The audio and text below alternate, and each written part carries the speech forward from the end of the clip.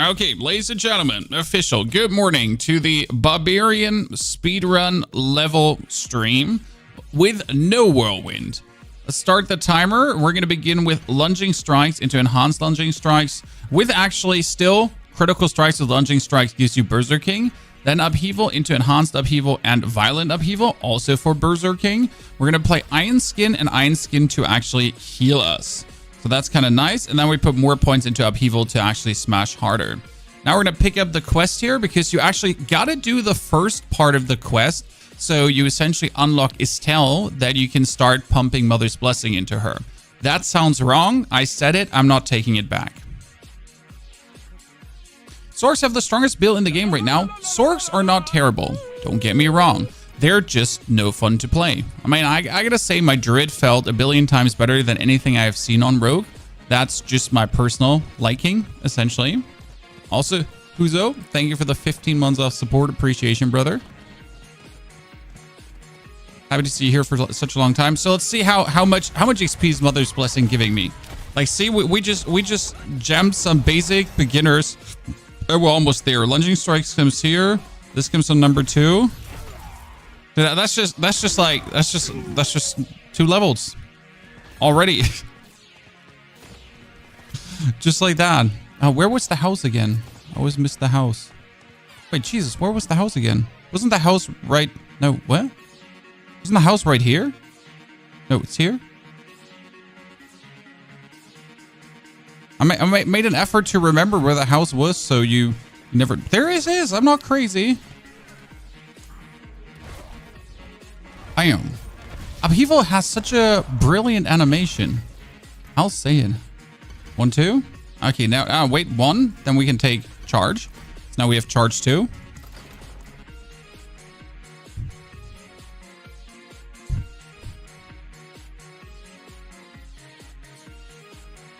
So right now it is the bonus XP from this season, the 35% bonus XP. We're going to drink a potion as well.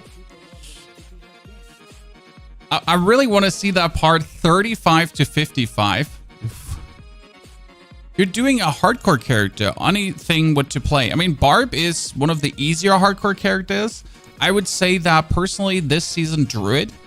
Because the way how I play Druid with a Lightning Storm Druid, I couldn't die.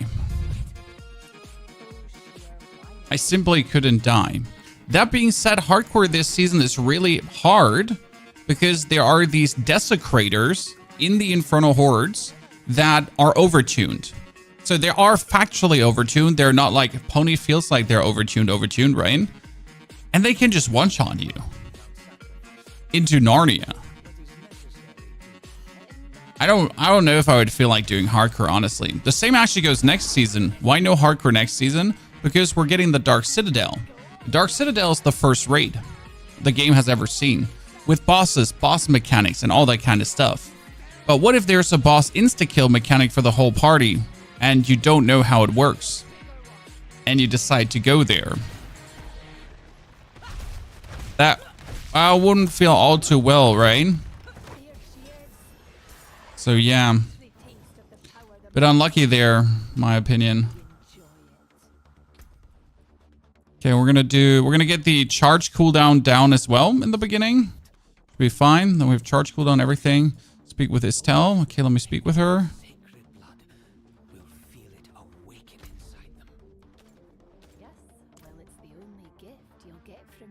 Come on. It's probably the only annoying part about making a new character that you just have to do the start here. Okay, but you do get like a 2-handed hammer in the beginning, so we're at least doing some more damage. Then Lockhart is sending us out to boom. That's level 5. Level 5 gives us the fully upgraded power charge, and now we need only 2 more points, and we get Deathblow, right? We have wait, you unlock weapon expertise this early? No, at level 15 you get it fully unlocked. Yeah, I was confusion. Okay, we got this for another 16 minutes only. No. Wait, 60 minutes should be enough for level 30, right? What do you want to do after level 25? Honestly, I'm going to level until 35 usually, and then I do the capstone dungeon. I don't feel like doing the capstone dungeon before, and there's a simple reason for this. Because if you do the capstone dungeon before 35, you'll end up in the next world tier without being able to put on the gear, and that's always shitty. Oh, that charge was just so useful because it just took out the whole goddamn pack of mobs. Damn, Upheaval is so much fun. Why did no one tell me this earlier, Chad? I feel like these things are being kept for me sometimes. People forget to tell me how much fun certain builds are, right? Never given Upheaval a try. Well, that changes now. Boom, boom. Charge it. Upheaval, heal me. What a very relaxing level build. Just smash things and then Upheaval the shit out of them. That is something. It's my vote of confidence for sure. Yeah.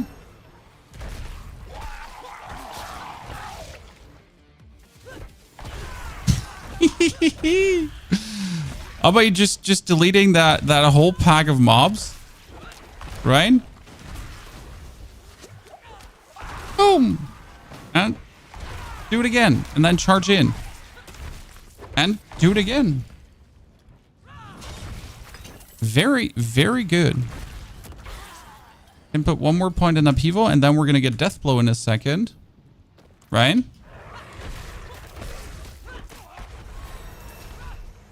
So zip, and there's Deathblow now. So how does Deathblow look? Okay, and if I one-hit someone, I get it instantly back. Cool. And it costs like only 15 Fury. So you can just go around Deathblowing everything? That's it? Hey, that's mean. You can do that? As long as you kill things? Damn. Talk about staying ahead of the curve. Right?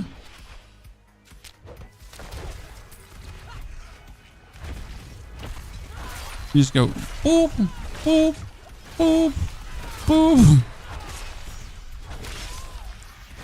Oh, that's not bad.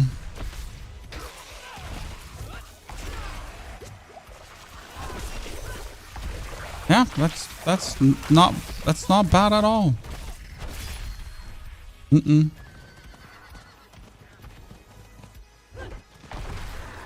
Look at me just discovering the joys of Barbarian once again, of making life silly easy, right?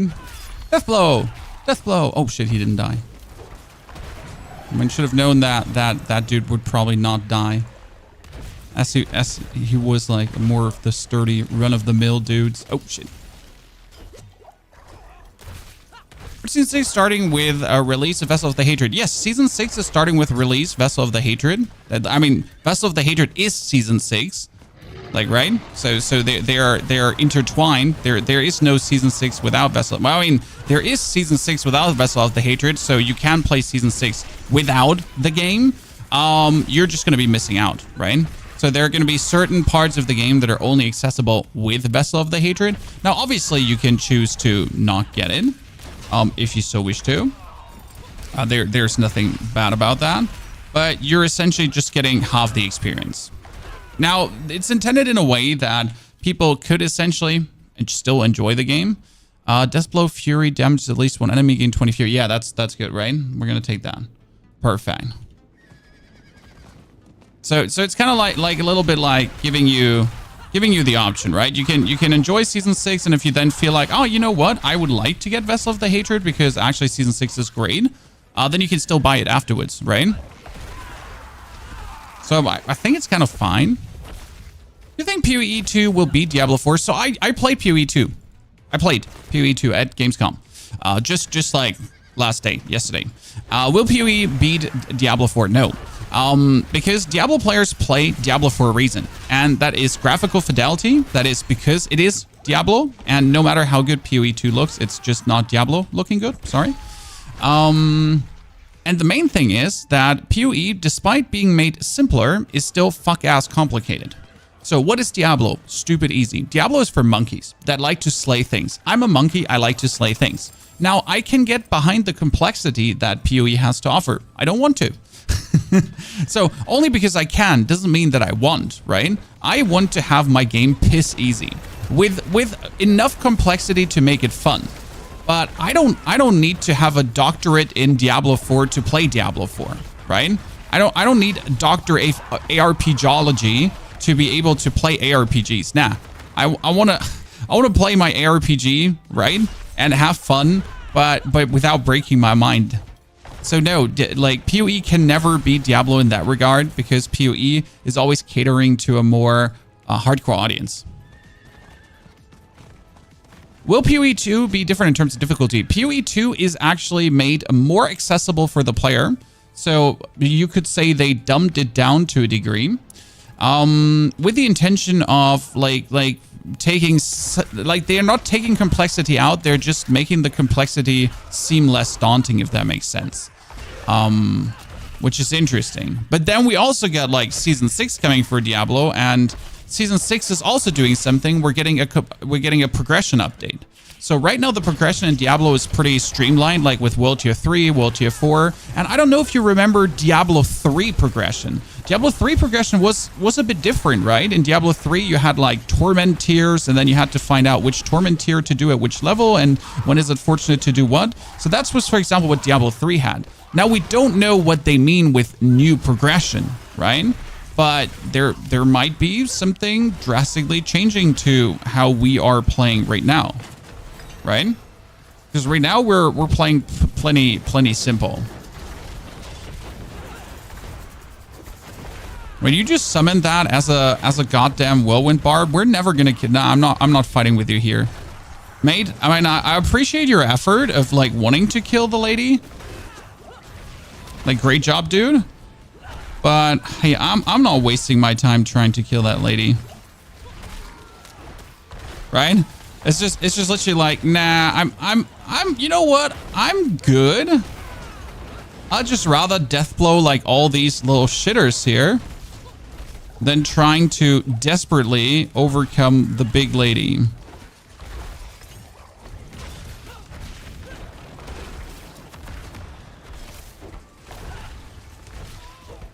Bam. This is way smoother than my double swing level journey already, due to Upheaval actually being like quite the skill, I gotta say.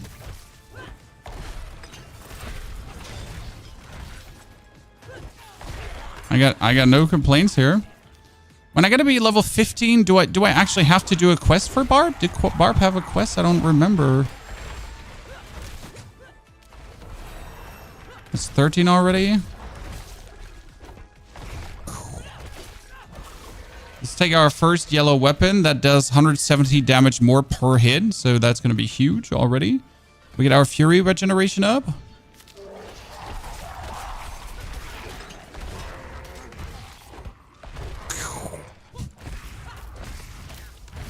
Yeah, that's what I was looking for. Just one hitting everything now with the Deathblow. It's a great way to actually produce Fury, which is interesting. That you can just like go Deathblow Fury production, right? We're also surprisingly getting a good amount of berserking going. I mean, what means surprisingly? I mean, obviously not surprisingly. But yeah, I just use Deathblow to essentially just make Fury.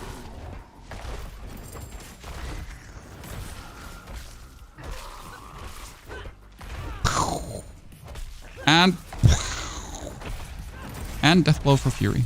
Hehe. Very much happiness. I'm not gonna lie. When should you do Uber bosses? You would probably mean tormented bosses, and that really depends down on your build. I mean, with my Druid, I waited for level 100, and then I just straight up did the Uber bosses. If you can do them earlier, more power to you. Technically, as soon as you have the materials done, so as soon as you have some Stygian stones and stuff, just ask someone to kill them for you. I mean, let's be real. I know this is not maybe the tip you're looking for. This is not the advice you want. But as soon as you have the mats, just go in all chat and be like, hey, I get the mats. Who wants to do Tormented Boss with me? Because let me tell you, there is tons of people who are just going to kill it quickly for you and you get insane loot. Now, that might not be the progression you're looking for. It might not be the answer you wanted. But that is technically the fastest and best way to do Uber bosses, right? Because you're just simply bypassing the issue of having to get strong enough to do it yourself. You just have someone else be strong enough to do it for you. You temper the weapon. No, I haven't tempered anything yet, and we're still just absolutely slaying our way through, which makes me a very happy potato. Let me tell you this much for free. So there was no need to temper the weapon yet. Tempering the weapon comes when I actually go back to the city, but right now I haven't just simply been back to the city, right? Because why would I go back when everything just dies with one hit? Right? And I'm just like in no need. Well, we will go to Estelle in a bit. But see, like, this is me just using Deathblow right now with the weapon I got. And I just have infinite fury with Deathblow. That's so much fun. I never thought that Deathblow could be so powerful. I mean, you could literally just yoink all of this, and then I can just run around with Deathblow and just refill my fury. Like, there's no tomorrow. I'm actually gonna have to put Call of the Ancients out now, so we got Call if I need to just do this now, correct? So like I'm deathblowing to get this back, then I'm just charging in, kill that. This is so good. I mean, I thought my last season build was already doing fine, right? But I was wrong. This is so much more convenient, especially like here, it hits multiple targets, right? I mean, sometimes you might not kill something, so boo-hoo. But then you just quickly wait for the cooldown to be back up again, and then you use it again. And if you ever lose some life, you're just... Right? If you ever lose some life, you're just using Iron Skin to heal. It's just... Deathblow, Deathblow, what you gonna do when the Deathblow comes for you? Brilliant. Druid, like, our build is brilliant because our build is not only an endgame build, our build is also a level build. So it's like a combination of both, which you might find very convenient because sometimes getting the best endgame build is nice, but if you're not in the endgame yet, it's quite useless. Right? I should stop doing this mistake of like trying to Deathblow like high health opponents. Because I catch myself like, you know, oh, Deathblow on something that is obviously meant to be like a very big dude. Doesn't go down that well. Like trying to, for example, Deathblow the Marauder there right now. Not smart. Right? Doesn't go down well.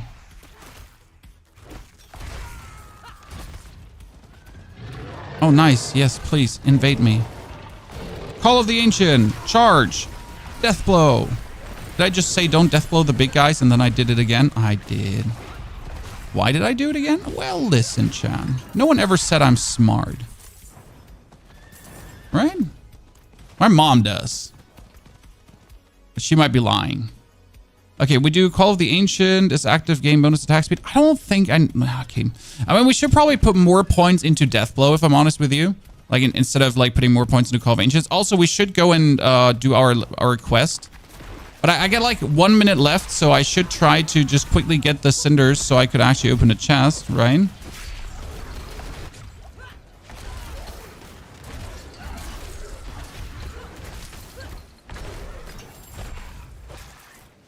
I don't think I'll get enough cinders. Shit.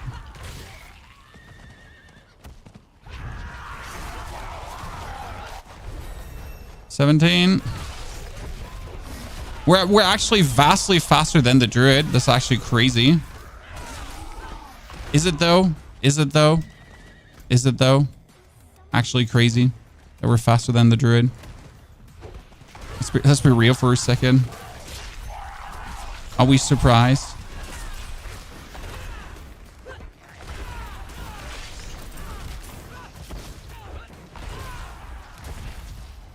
Come on. I got 20 seconds. I only need 8 cinders. You're going to tell me there's not 8 cinders waiting for me somewhere? Come on. Give it to me. No. 12 seconds. Call of the Ancients. Do it. There's 3 cinders. Out of my way. No. Robbery. Not amused. Not happy. In shambles.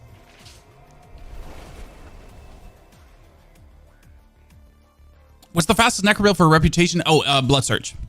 Blood Surge. We're faster because the Mother's Blessing XP boost. That's true. That's true.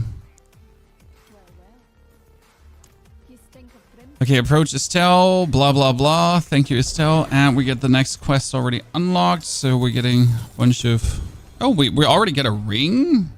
Don't mind if I do. That weapon is better than what I have. That weapon is better than what I have. Don't mind if I do. So technically, we should enchant Elemental Surge now on every piece of gear. Right? Technically. But you're like, you're so fast gonna go through items that it always feels like useless to do so. But hey, don't mind if I just 4 times enchant Elemental Surge. Because you can, right? When you could literally now just destroy everything. Okay, a Barbarian Master of Battles. Let's go there. What book are we gonna play? We're playing Upheaval, Deathblow Barb with Living Arsenal. Walking Arsenal, sorry. So that's the plan, which essentially is going to lead to our skills being like linked to the respective weapons. So like our lunging strikes is going to be two-handed weapon, dual wield. Our upheaval is going to be two-handed weapon, and then our death blow is going to be the other two-handed weapon. So that we're essentially going to be able to mix and match between them. Okay, and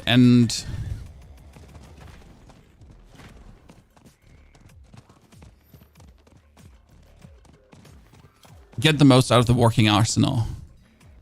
It's kind of like the question, the plan. Go to the hunting grounds. Do you have like a planner for lightning stork? No, I actually haven't engaged with stork this season, nor am I planning to. I'm sorry to disappoint you there a little bit, maybe. But wasn't my plan.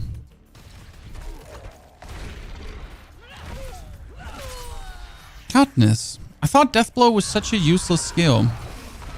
How can it be that Deathblow is actually useful?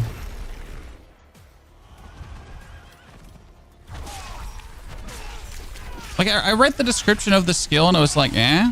But you know what? I underestimated how many one-hits you can actually do in the beginning of the game. That's what's holding my brain back. I mean, see, that dude didn't die to a one-hit. But I'll be damned if you're not, like, having the best here. What a beautiful skill. Oh, you're not bandits, actually. Okay, Katra, go to the cave entrance. This is my second time playing Barb now, and I have to say 200% level experience. I wish I was lying, but like it's a 200% better level experience. It's actually crazy to me. Is there a basic skill build for Necro? Nope. There is one, but you use Bone Storm to do Bone Splinters. You use Bone Spirit to do Bone Splinters. So it's not really a basic skill build. Okay, now we're going to level up Deathblow because that seems like so stupid OP in the beginning. Because if I now level up... Oh, wow. Okay, sorry, brother. I didn't mean to. I mean, seriously, what was that? Poor dude just got pooped on.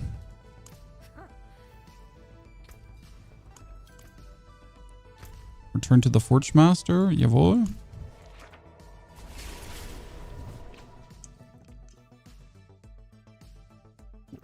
You were level 50 with Necro in less than an hour. Okay, I'm going to be interested to see what we put down today. Is Bloodsearch Necro good? Yes, but you will need the Doombringer in the end. A lot of builds need the Doombringer because Doombringer is absolutely oppressive OP this season. I mean, imagine like, so you get Doombringer, okay, chat, and Doombringer gives you 45% more life. Seems flunking good, doesn't it?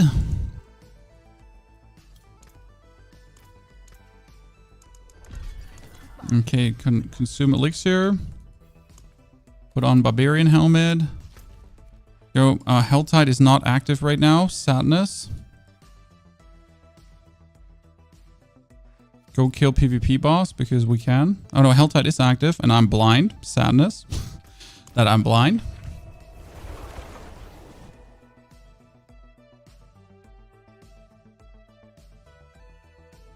Good morning, Zetabyte.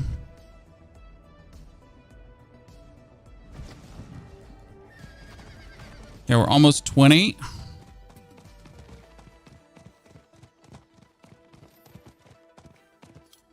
My rogue friend one-shotted a Tormented. Yes, Necro can one-shot Tormented as well. That is actually not impossible. Not every build though, so... Deathblow, what you gonna do when the Deathblow comes for you? Oh, I'm not sure if I can do this event because there's going to be a boss coming out of this. And it seems like... Oh, there's someone else with me? You know what? We're going to try. I mean, if someone else is with... Oh, 2 players are with me. Oh, level 6. Oh, 2 players are with me. Yeah, this is going to work. Level 6. No level discrimination here, chat, but... Yeah.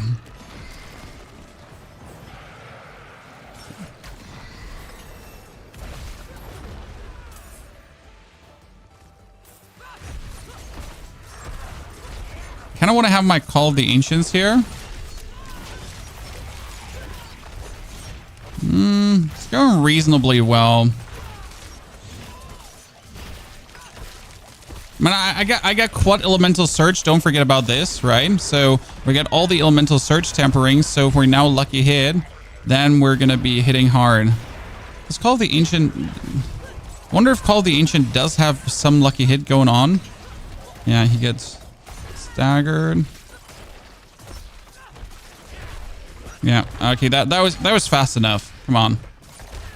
No time wasted here. Give me some stuff. Second ring.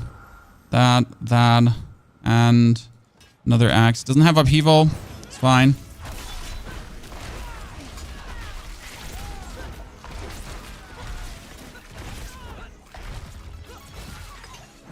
Okay, let's bring that level 20 through.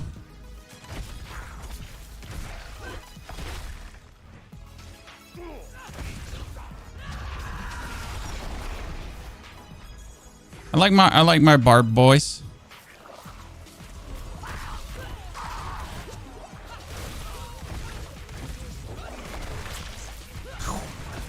Hee.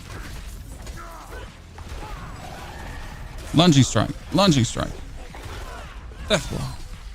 Deathblow gives you like full fury straight away. It's crazy. Like the one thing you struggle with Barb early is kind of like fury production, but the Deathblow fixes that. How did I never put that on my, like, right? So we upheaval, fury half empty, but then you're essentially going for a Deathblow, upheaval, and then Deathblow, upheaval, and Deathblow. Deathblow, full of fury again. Upheaval. Don't actually need a basic skill anymore, right? If you mix and match this properly, you're just good to go. Upheaval, Deathblow. Upheaval, Deathblow. Upheaval. Oh, Deathblow. Upheaval. Like it's such a just convenient way of playing this. Yeah, and we get Berserking, right? Like if you actually upheaval enough targets, then you get the Berserking on top. So you're just also making yourself stronger while you're actually doing this rotation. And in between, you can charge. such a convenient combo.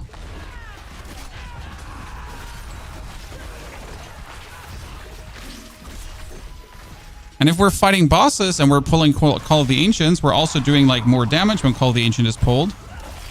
When I'm almost feel like doing the capstone dungeon with level 25, right?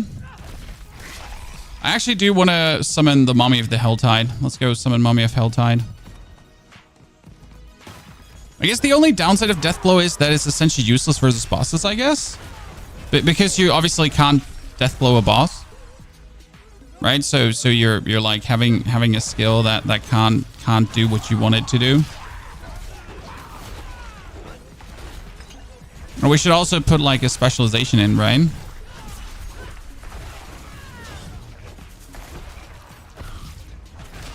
Right, expertise and two-handed axe expertise. Because that's bonus damage to his vulnerable enemies, I guess. Level 21. It's going way too fast. I was trying this build for leveling, but it's freaking boring. Well, I guess everyone has their own preferences, right? So what amuses me about this? I mean, first and foremost, being able to one-hit opponents with Deathblow, amusing. Then Upheaval being able to just flunk a whole board of minions into Narnia, right? But the main thing is I like the Infinite Fury. Because every single level build, no matter what level build you usually go for, apart from Necromancer at some point, you're going to be in struggles for your resource, right? It's always like a resource struggle, like an up and down of never having enough and always having to like fight to get more. But if you find a build like that literally from level 5 on has the resource problem solved, I mean, like, what? And the only thing you need to do is just one-hit opponents, right? Just go around and one-hit opponents, like, and your resource problem is solved. What could be better?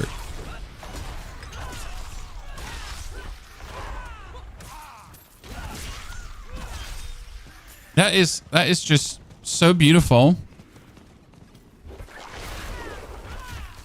See, but as always, everyone has their preferences, and not everyone will like the build. I'm sad that Hota sucks. Honestly, I have never played during the Hota times, so I've not played Barbarian while Hota was the rage, right? While everyone was going crazy on Hota. So I think I'm happy because I just literally missed out on it, you know? So I don't know what I'm missing out on by just simply never having experienced it. So sometimes that's the better wave, right? So I don't know what I'm missing.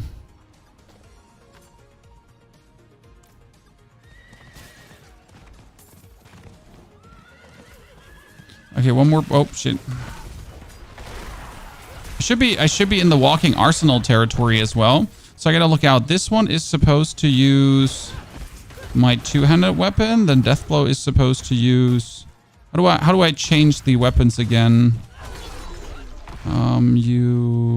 See, that is supposed to use the bludgeoning weapon, and that is supposed to use my dual wield.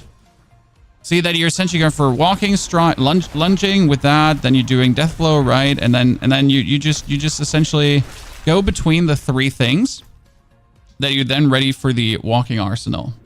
Now I could go for, what was this? This was increased maximum fury, and then yeah, when I swap weapons I get fury.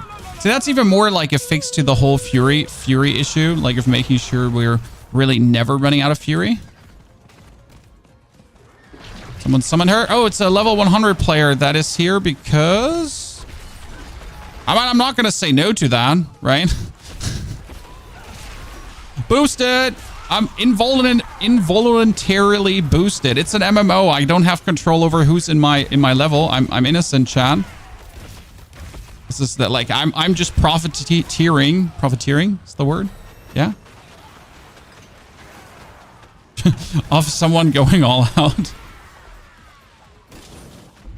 It's not me. You know, like, the game is the problem. But if I swap weapons, he auto swaps the weapon. Yeah, okay. So if I set it to the weapon he should use, he still uses that one. I'm wholly innocent.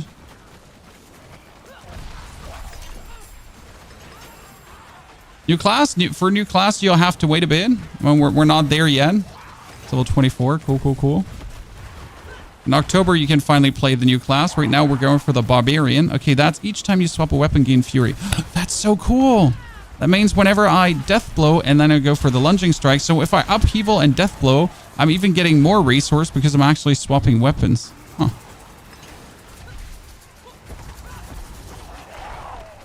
Okay, that's cool. But did they already kill her in between? Did I miss something? All right, level 25. Oh no, level 25 is finally the arsenal. So by now, oh, she just died. Okay, cool. Let me just pick up the loot. I mean, I just wanted to have this for the, what was it called again? I wanted to have this for the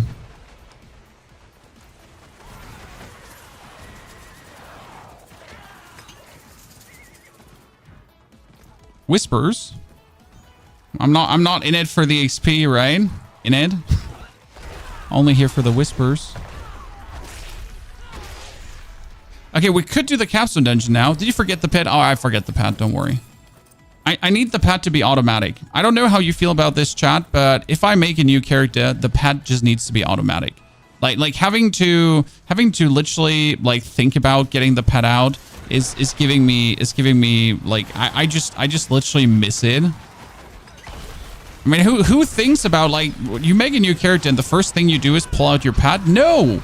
The first thing you do is you run out of town and start killing monsters. Is the hell tide up? Yes, the hell tide is up. Let's go. That's the first thing you do.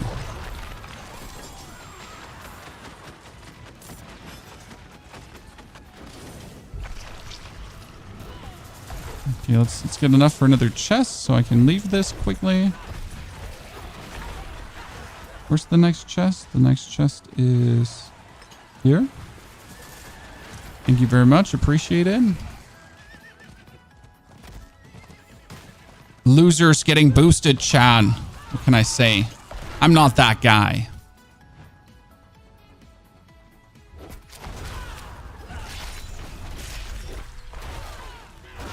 We're here to test how well the build works, not to have someone kill everything for us.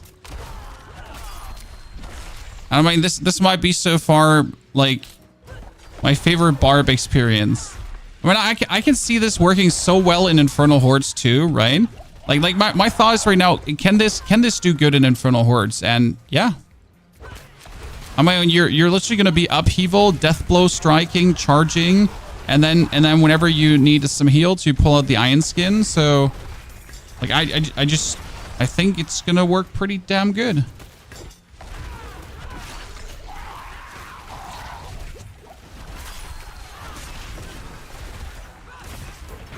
Oh, well, he just died from a one hit. Poor guy, probably get elemental surged. Well, we're gonna buy the caches in a second, so I'm aiming to open like 2 more chests. Then we should be level 30. Then we're doing capstone dungeon, I'd say. Like, I usually will wait for 35, but doing the capstone dungeon should actually level me up, so we should be fine.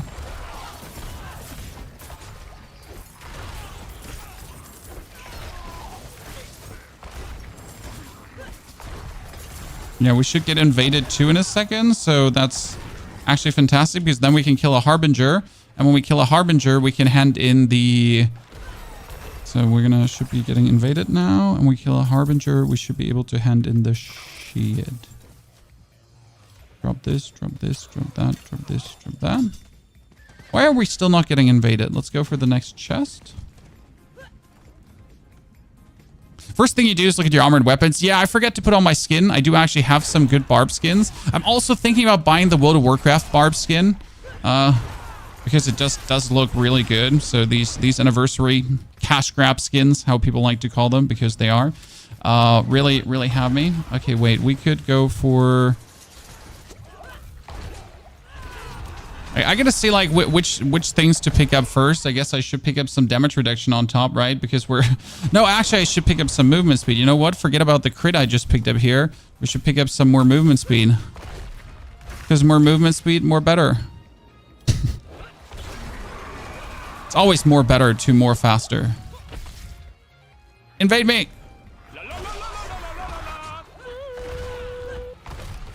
Oh, you're getting one hit. You didn't get one hit, Chan. I'm going to keep my Call of the Ancients for the boss fight. Upheaval! Upheaval! It's like you're throwing dirt in their face, right? Upheaval. Oh, you're here in the corner, you little shit. Yeah, get upheavaled.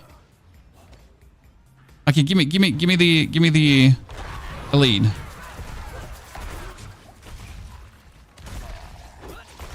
There's the Hellborn, Call of the Ancients.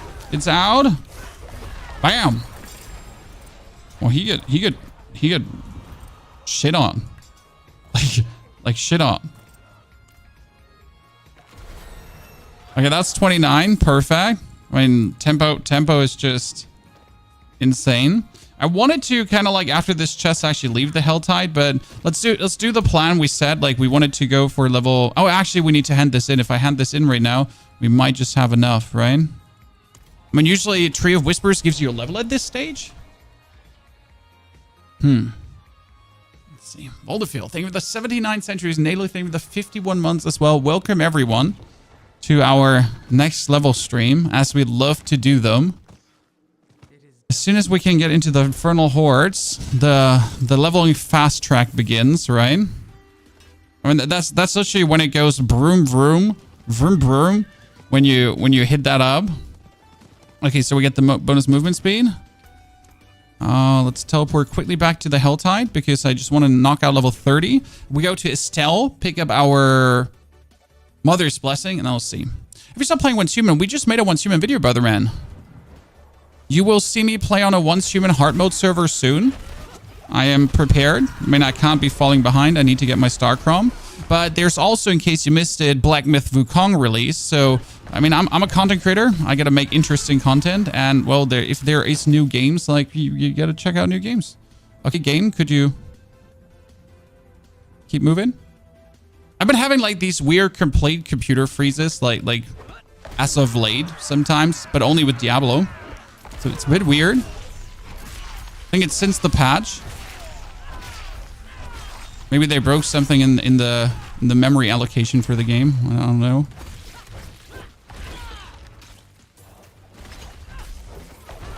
Heard some others actually complain about it as well. I felt like the patch broke something.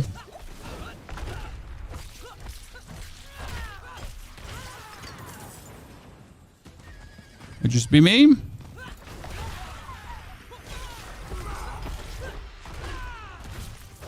It's funny, like, how you're barely doing any damage until...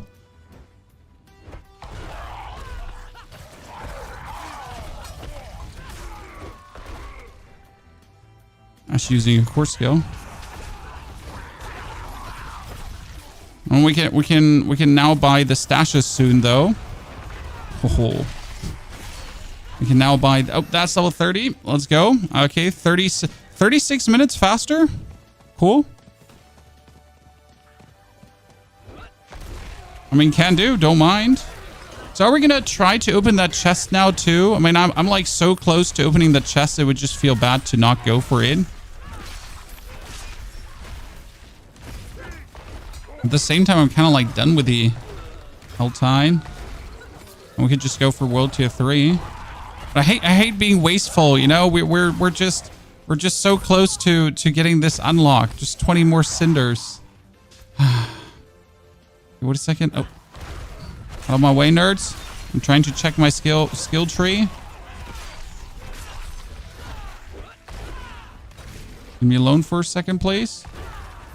We need... I mean, we could go for the max life boosting up here. Could also just go for increased damage to close enemies. And then we could go and injured enemies and dealing direct damage with weapon mastery skills. Yeah, that we could make things vulnerable. That's actually a good plan. Right? An easy and nice way to make things vulnerable.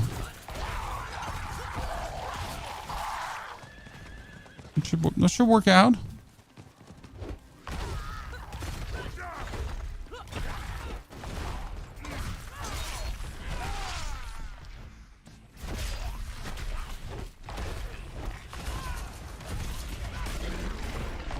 Oh, wrong direction.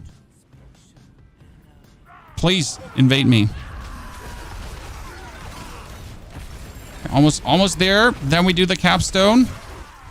But before we do the capstone, we're gonna buy ourselves still the caches, simply to just get the maximum amount of aspects, right? Because right now we have like 0 aspects for this class. So getting more aspects seems like a valid thing to do. Okay, we're literally short like 3 cinders. God Christ. Are you gonna make me like go all the way now to get like that 1 cinder? 1 cinder. You did not give me 1 cinder. Really? Really? Really?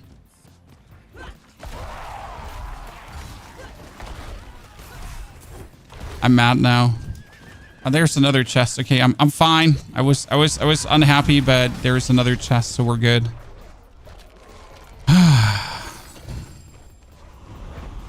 Good. Now we're teleporting back to Kivichan. We loot the chest and then we go crazy.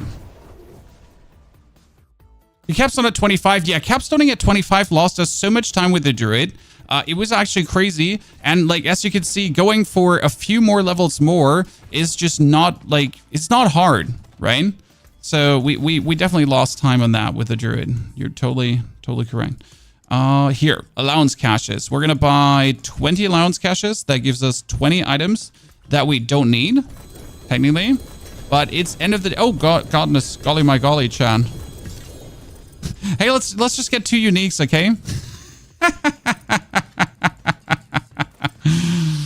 Okay, we get the Fists of Fate that we really don't need, and they're actually really bad here right now, so we're not going to take them. We get the Battletrons, which we also don't need, which is really bad right now, but we might as well put them on. Pants, helmet, let's assort them. Chest, weapon. One-handed weapon, one-handed weapon. Fists of Fate not really better than what we have right now. Okay. Let's check what aspects we're having. So throw this all out. Then temper this with Elemental Surge. Elemental Surge. It's crazy because we're just tempering this to essentially throw it out of the window in a second again, right?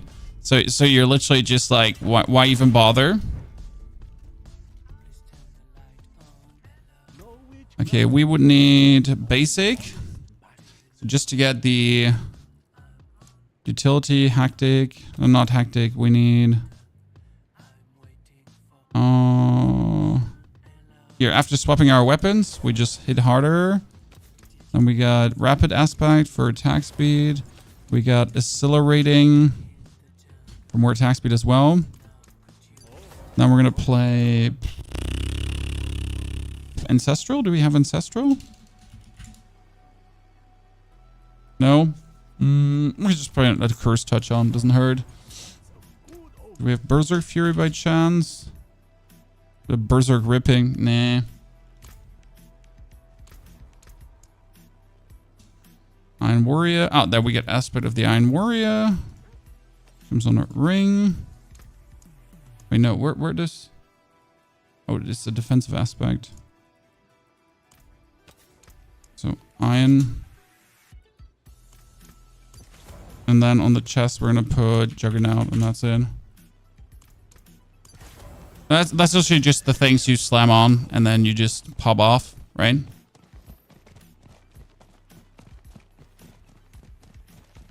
How do you open all the boxes? Am I just spam right-click them?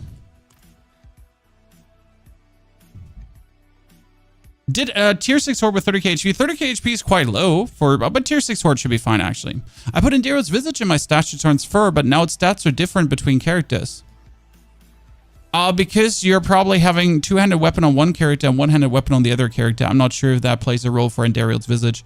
I've literally not played Enderiel's Visage, so I can actually not tell you if that is pertinent for the Visage. Jesus, am I attacking fast? That's bullshit. Goodness Christ.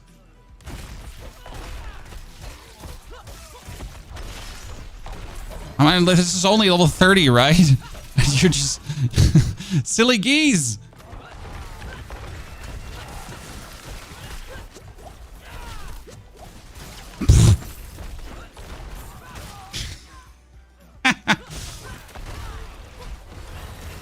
Zero effort, Barb!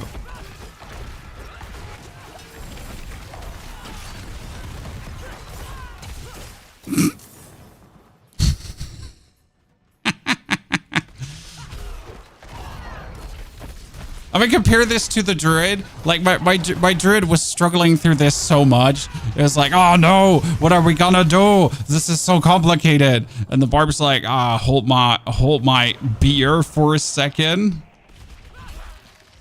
Wait, does this weapon just do 315 damage more?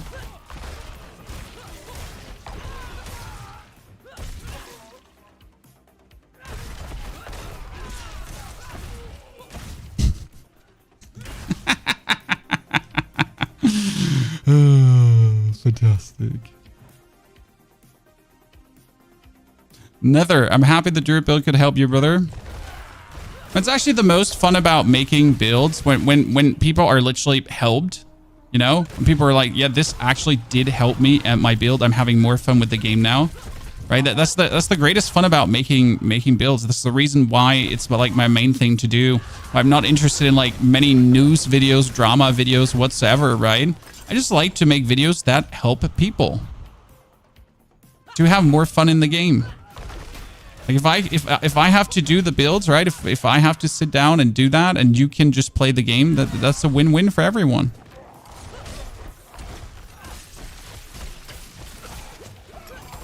Damn, this is so powerful. Illegal.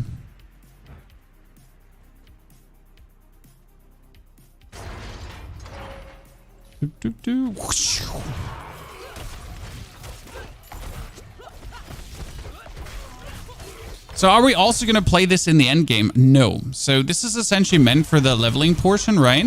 So to just make quick use of leveling. But for the end game, we're planning to play a Rend Rupture Barb. Because Rend and Rupture is just really fun for the Infernal Hordes. But for the Rend Rupture, we are in need of certain unique items, and that's why I don't want to level with it. Because if I can essentially effortlessly level without any uniques, right, to enable my build, then I guess that makes more sense than trying to force something.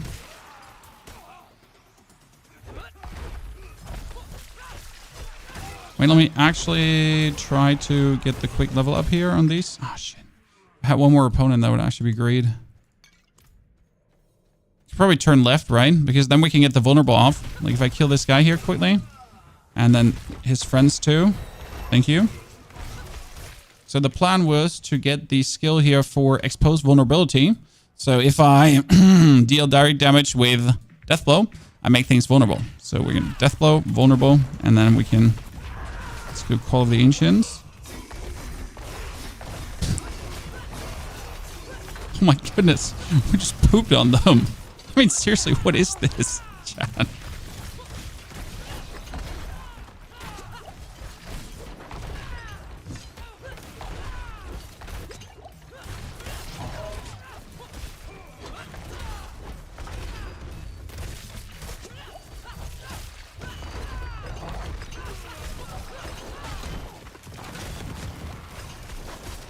Basic attack spam. Basic attack spam.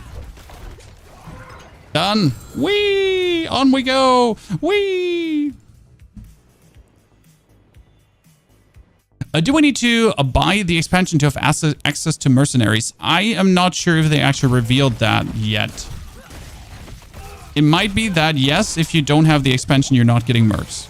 Because the mercs are in Nahantu, and without the expansion, you don't have access to Nahantu. So, yeah, you need to buy the expansion for mercs. They're Nahantu exclusive.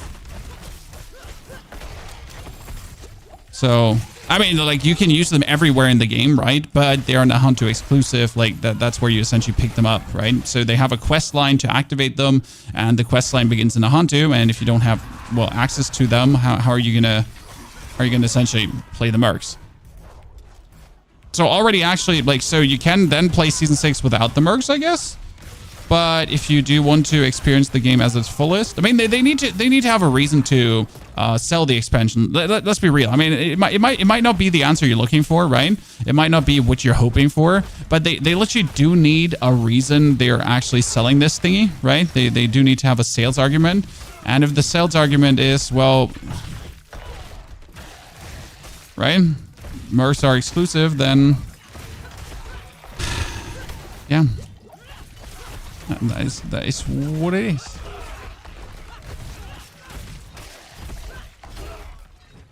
I know this might not be the answer you're looking for or hoping for.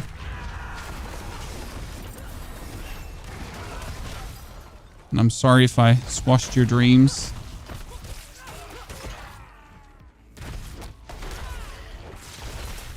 But it does make sense, doesn't it? I mean, you're end of the day, you're paying $40 for the expansion, so I guess better get some value out of it.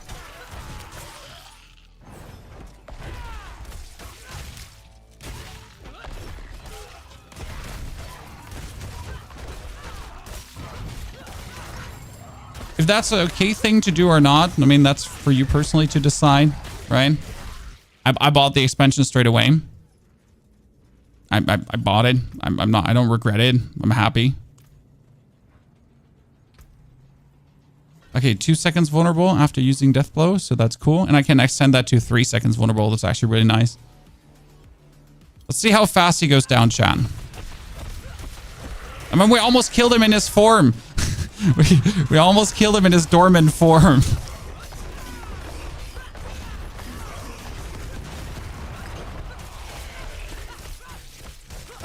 Oh, no, not fair.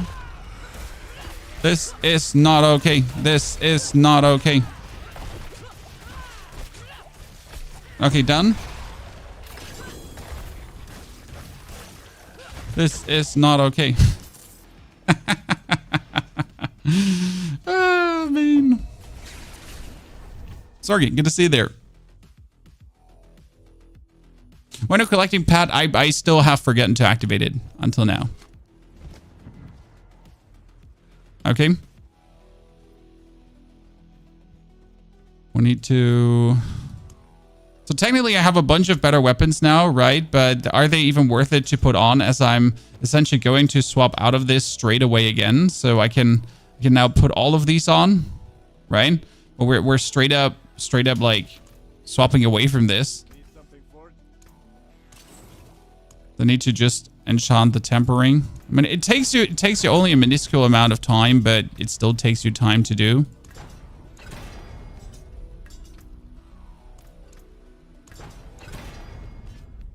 I guess the biggest time sink that Barb has to offer at this point.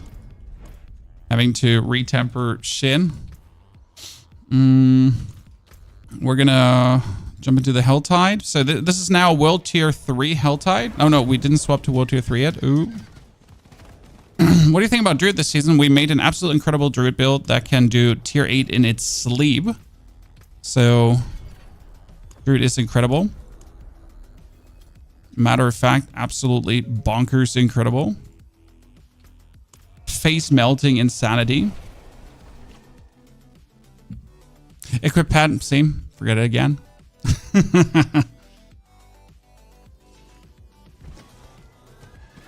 But hey, good thing is we get our wardrobe here.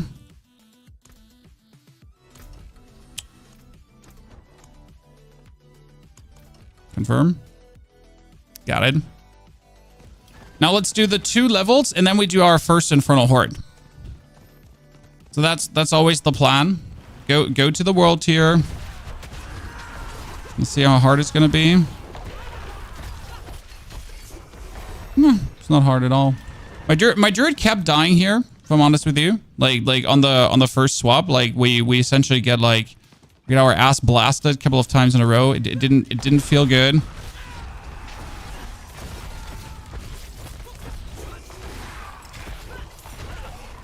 Barbarian certainly has it easier.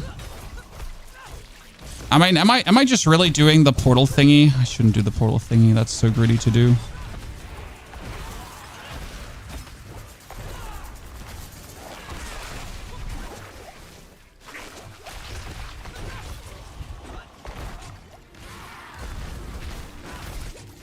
Almost died. Luckily we get the iron skin to keep us alive there. Right? Nah, I shouldn't do the portal thingy. It's useless. Waste of time.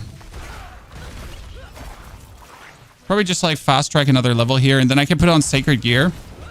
Because after this, I can buy allowance caches again, but they're gonna be like high level allowance caches, so that's where the fun begins. Yeah, let's pump this through until we die, or until we die. Yeah, good.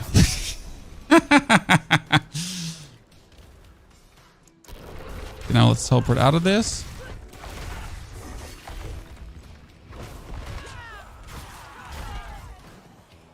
Oh, back to Kirichan. Okay, I'm trying to leave this area. Please let me leave this area. Because now you can essentially pick up the allowance cache gear, right? And we can get a weapon that has like 700 item power plus. And we're straight up going for Infernal Hordes. And now with a bonus 35% XP, it's going to be insane. The cooldown reduction from Cataclysm, oh dear, is you get that from your...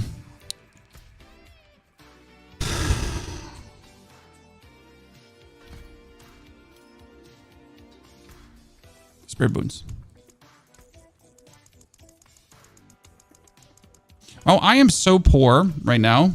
I'm literally too poor to actually level a character, as it seems. Hey, chat, I picked up sacred boots. Why wouldn't I pick up another set of unique boots? So that's 600 item power, right? 600 item power. The weapons are only 600 item power, which is a bit of a bummer because technically you don't want 600 item power, right? What is this? This is Penitent Greaves. I mean, I would leave behind a Frost Trail.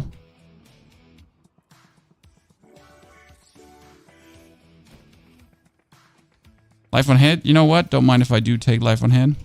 And now you're going to go to the gamble vendor, and we're essentially going to get ourselves a...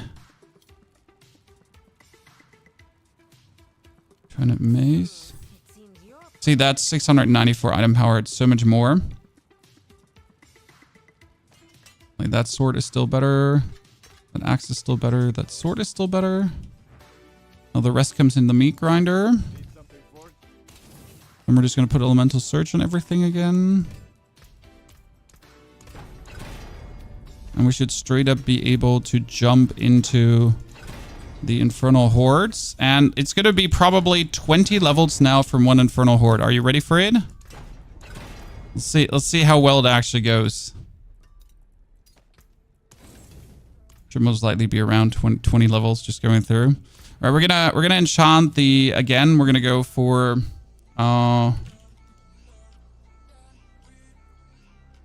First Striker, yeah, 8 times. And we're going to go for basic attack speed, so that's rapid. We're going to go for Moonrise because it just doesn't hurt to have. It's actually like, it doesn't hurt to have. Why would you not go for Moonrise, right? We go for Accelerating to have even more attack speed. Then we got Juggernaut. That was Iron Skin. We got Juggernaut. Okay, now let's make an Infernal Horde Compass, and that's only level 1. I make 3, but I probably only need 1. Swibbity swabbity. Spidey, thank you for the 4 months. Regiza, thank you for the 37 centuries of support. Welcome back to everyone. Sorry if I do miss your questions, guys. Not using Ubers? No. Ubers is an unrealistic level experience. I mean, imagine I give you a video about the level experience, and then I'm using Ubers. And you're like, well, if I... Oh, wow, Jesus Christ. If I had Ubers, I could do that too. And the answer is, yeah, if you had Ubers, you could do that too, but you don't. So what are you going to do if you don't have Ubers? Right? We just need to kill the Desecrator because that thing is just overpowered, right? So that's the thing. Well, it's great if you could do that too if you had Ubers. Well, but what if you don't?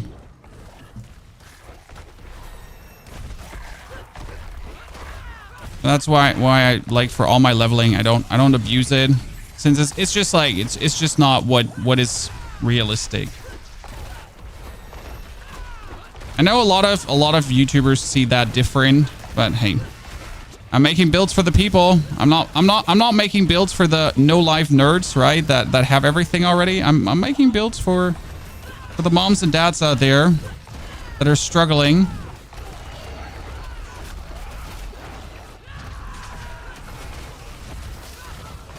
Why are we not focusing on the ether objectives? We're only here for XP.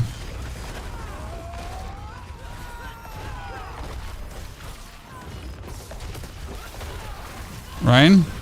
Oh wow, that was a lot of poison explosions in a row there. Okay, see that is already level 40, boob.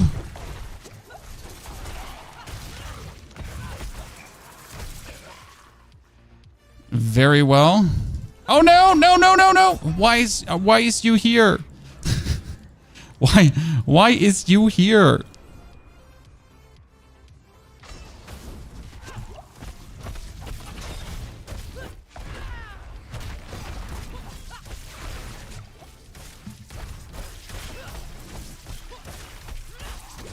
Yeah. So I can beat him, but I just can't have him like hit me first. Wait, you have 6 revives in a tier 1? Huh, 8 revives in total. Wow. It's a lot. Should put my skill points in between. You know what we should do? We should put the skill points into, and one comes in here. Yes, we'll do it while we're fighting Chan. We're an experienced fighter. We can do this. And what could possibly go wrong? So 1, 2, 3. So now I just have more life, right?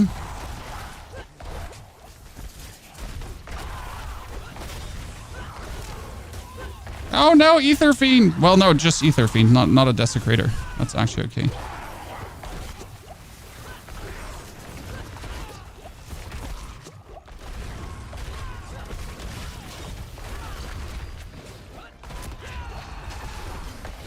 That Call of Ancients is such a lifesaver in between.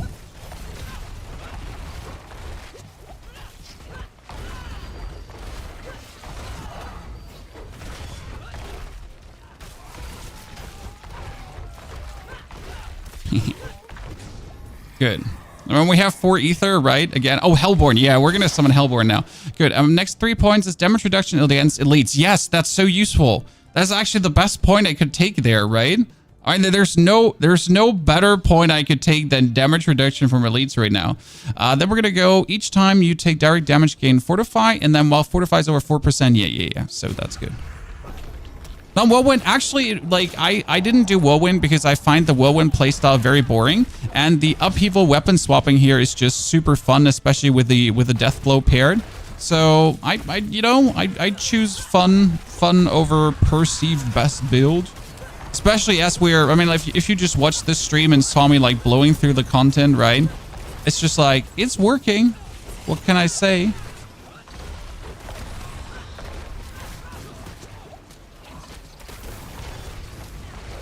Okay, we gotta kill this Ether Fiend, right? Because it's just consistently freezing me, and we can't have that.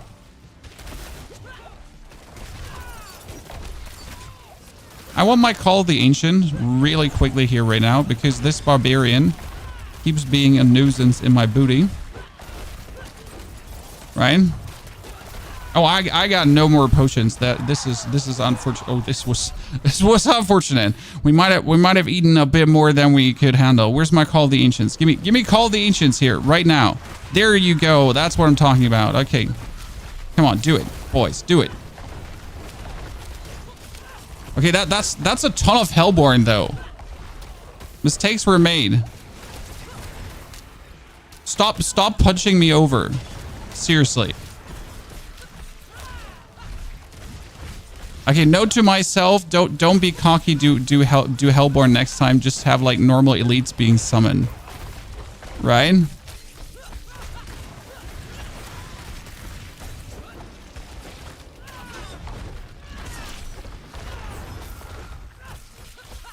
Note to myself, don't be cocky. But hey, it's 38 ether. I like it. Bursting Fiends. Yes, we're going to have Ether Fiends explode. Wait. 2 more points. Here, fortify. So we're going to have Ether Fiends explode. That's going to be good.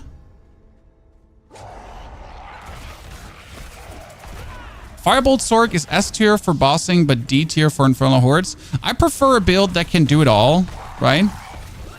Like, if I'm already going for a build, I want to be able to do it all without having to compromise.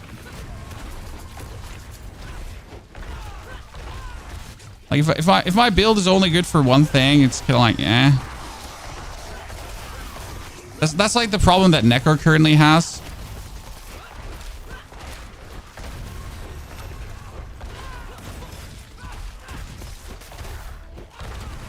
Among all the other problems that Necro currently has.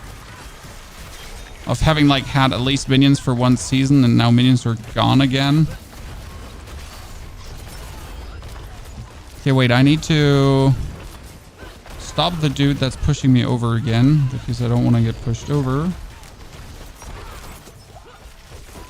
And I need to wait, there's another one. There's one that interrupts your casting. Is it the Sorcerer Hellborn?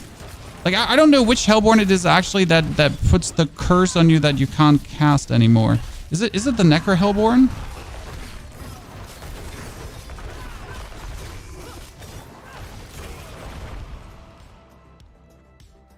I think it might be, right? Okay, more Hellborn? No, invigorating. So if I kill a Hellborn, I get healed. Okay, so we're almost at level 50. So almost at level 50. You're ready for the capstone dungeon. I told you like one horde is just gonna be insane for us, right? The problem is you're not getting loot, so that's definitely an issue. Like, right, that you're not getting anything out of it yet until you have finished it. But I think it's still like the activity to do because, well, I mean, you just see what we're fast tracking here in experience, right?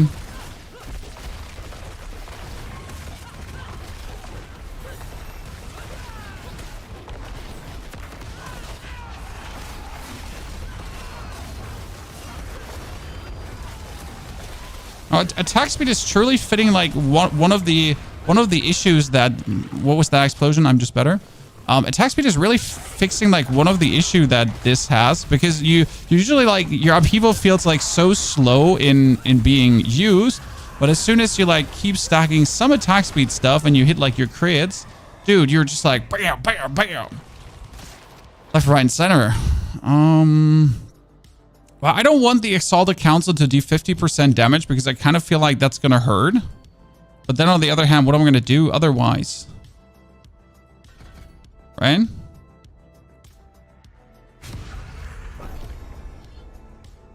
Wait, everyone seems to open Barb. I mean, I start Barb always at the end of the season because Barb is literally broken OP. I mean, Spiritborn is going to be the new broken OP thing, so that's that.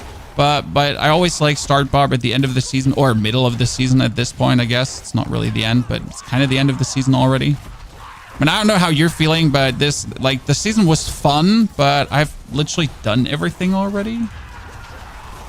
Like, I'm close to just having done everything.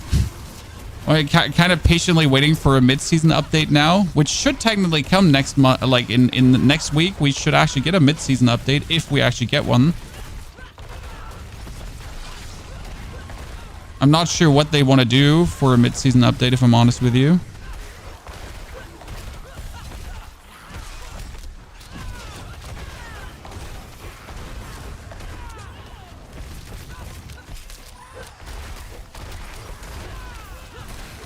Right?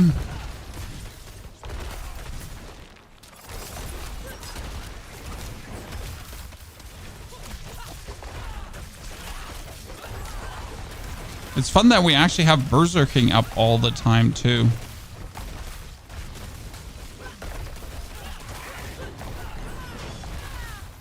Ta-da! Okay, almost level 50, chat. So one goddamn Infernal Horde, like, fast-tracked us so nicely.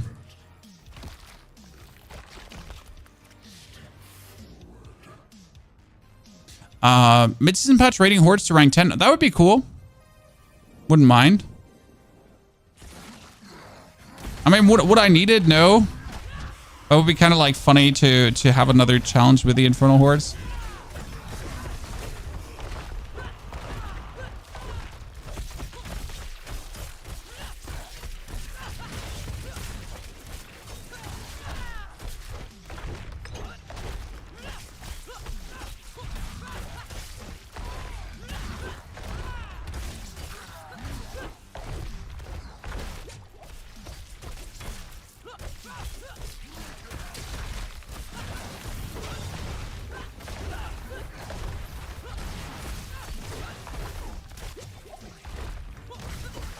Yeah, I need a weapon swap more to get more overpowers out of this.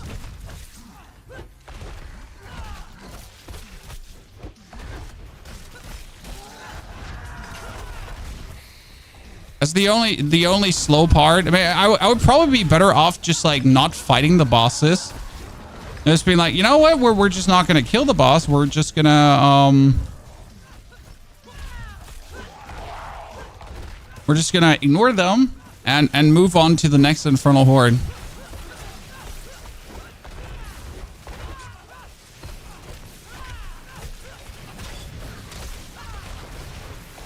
I have a fear that when I kill this guy and I have to face the one dude alone, that's gonna be like slightly problematic.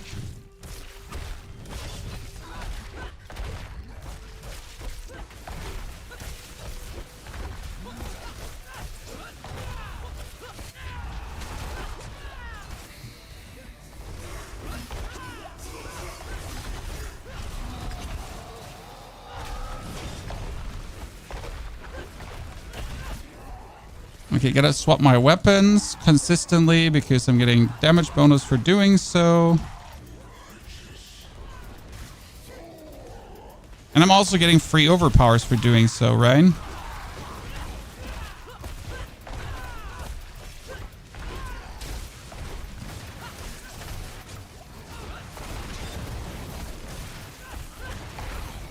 There's like so many effects going on. I'm just like, but what if there's just a little bit too many effects going on?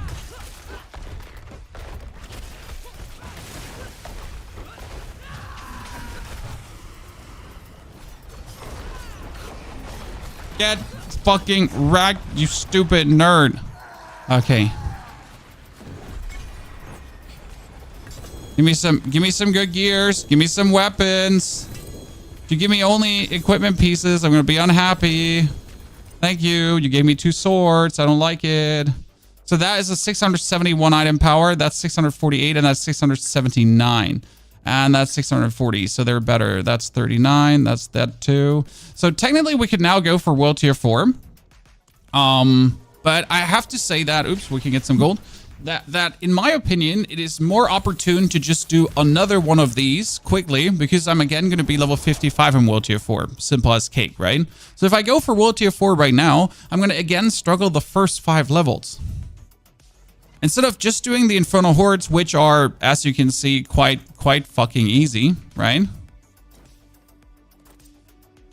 And again, just skip content. We just swapped some weapons, so we need to do elemental tempering again. This one had surge. This one does not have surge. I mean, we're 1 hour 18 in. We're almost level 50, right?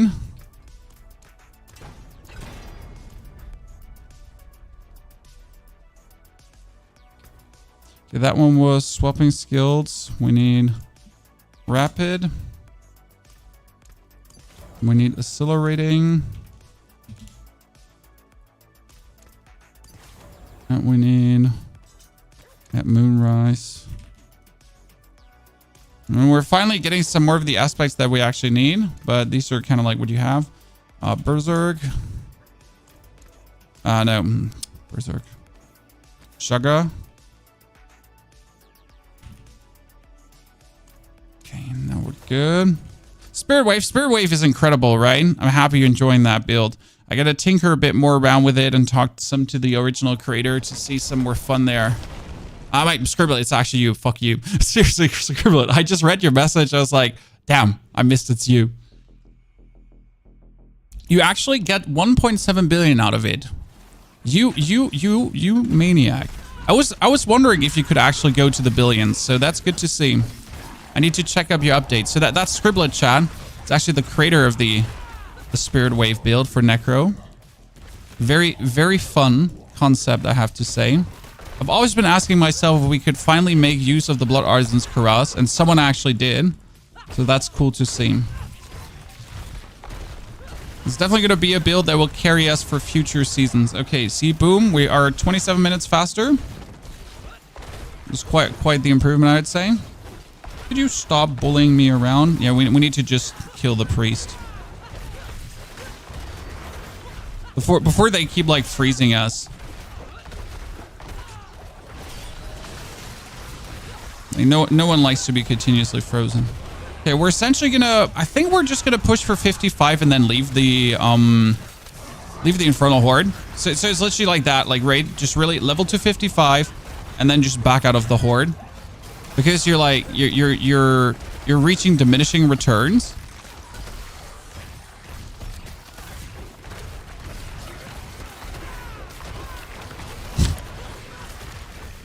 Get shit on.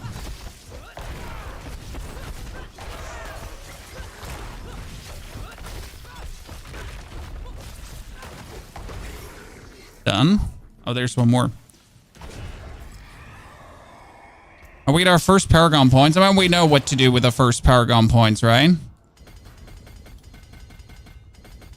The standard, like, I don't care what you actually need, but you just pick up this. Done. Ether Rush. Yeah, here, more masses. Yeah, so like obviously you can go World Tier 4 sooner. So there's like don't let me hold you back, chat. You can go World Tier 4 with level 45. It's just currently with the XP that really the Infernal Hordes grant you, it's just silly to do it. Because I will go World Tier 4. I'll essentially do one single Hell Tide to get like some basic things together, do like maybe 1-2 Obol Gambles, right? And then we're already ready for just starting with Tier 2 Infernal Hordes, and the plan is obviously get your armor, get your resistances going. Because as soon as you have your armor and resistances going, you're just good to go for...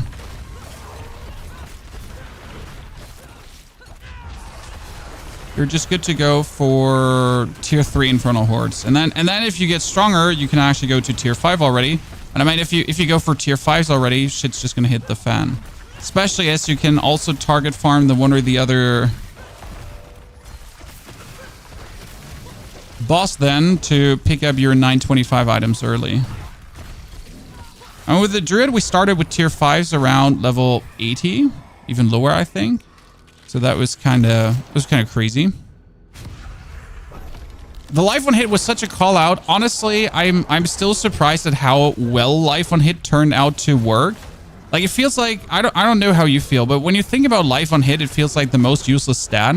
It's like such a gimmicky thing. But if you're literally hitting with 4,000 hits per second, you're like, okay, you know what? Maybe life on hit can actually be good. Especially if you have like 4,000 skills really happening at the same time. Oh, no. Stuck. Stepfather, mom, dad, everyone step something.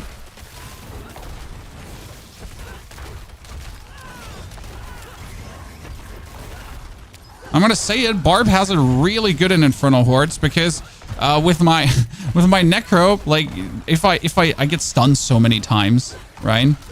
Like I have 2 instances of Unstoppable currently, so whatever happens, like at some point I'll just be safe.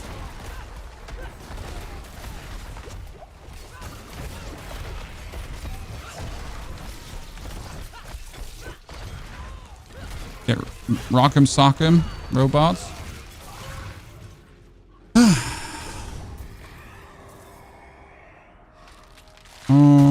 Killing events does them faster. LOH works incredible with Andariel's Barrage Rogue life on hit. I was like, you said LOH, and I was like, why are we making short form now? No, you didn't have to short form life on hit. You just confused me more than anything else. What does he want from me?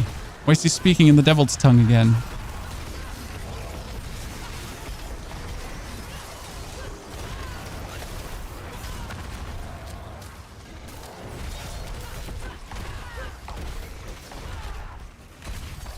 Hunt them all out of your way, Chad.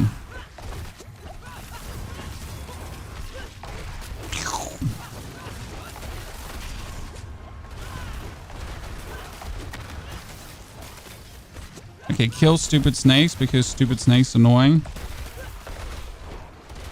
Damn, that was a 100k hit. Let's go. Barbarian OP. We're just hitting for 100k like at level 50. It was like, why?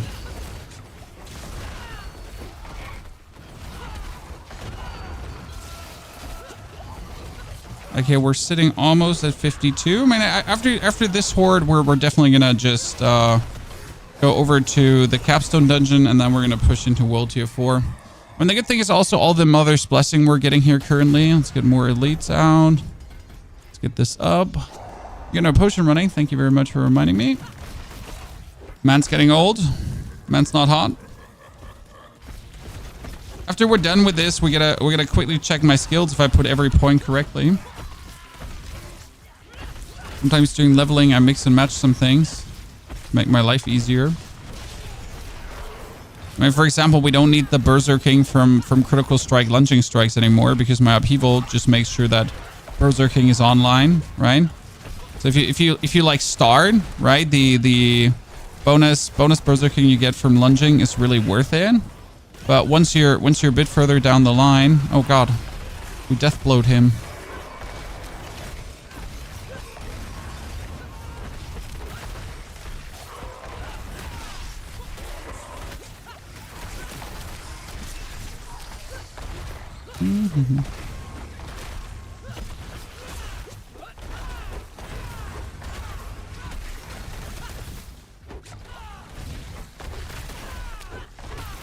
Wrong direction, sir.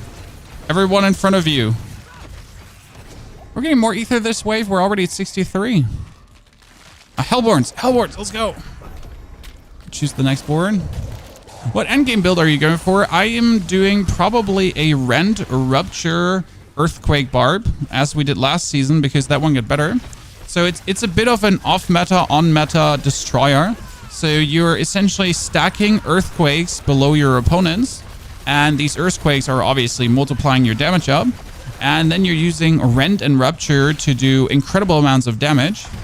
And it has worked really well for the pit, as you're essentially doing a massive AoE Rupture that then overwhelms everyone around you. And it should actually, the way how I imagine it, work really well for the Infernal Hordes. Especially since they buffed the Ring of the Ravenous. So the build might actually work even better than I imagine it to. Because I can now apply Rend actually without doing Rend, which is even more interesting. So I'm literally not sure, like, if the build works as I intended to. I mean, it should, but how efficient it will be. So that's something to essentially find out. But you can't level with it. So that's the thing. It's like not a good leveling build, as has some prerequisites in the... Oh, that was a 140k hit. Let's go. Prerequisites in the sacred department, unique department, to kind of make it work, right? This self-found, or do you have access to gear from your bank? No, we didn't take anything from the bank. Where is Paragon? Let's check. I need the Blood Rage board first.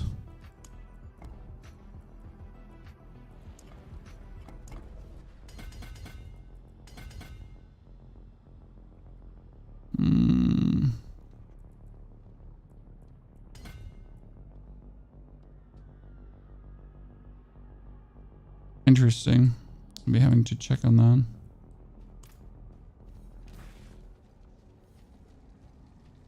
How did tier 7 go on the Druid? I mean, we just absolutely obliterated tier 8 with the Druid. Like the Druid is an undying concept, so the way how I set up the build, it's meant to be undying. Which is, like, my favorite builds are always the undying builds, because it's kind of like, why would I bother with a build that can actually, where you can die?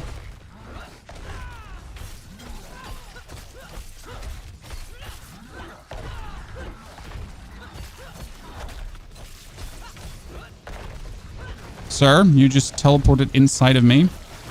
I'm not sure what to make out of that. Okay, this was our last one we're doing here.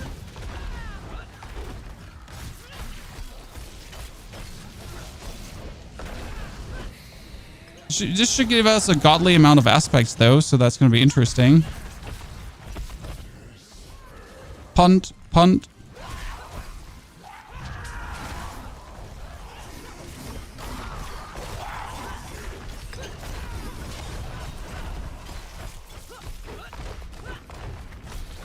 Weapon swap, weapon swap.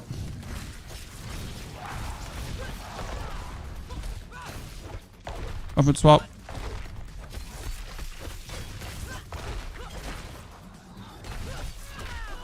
How much I loathe anything that stops me from just going places.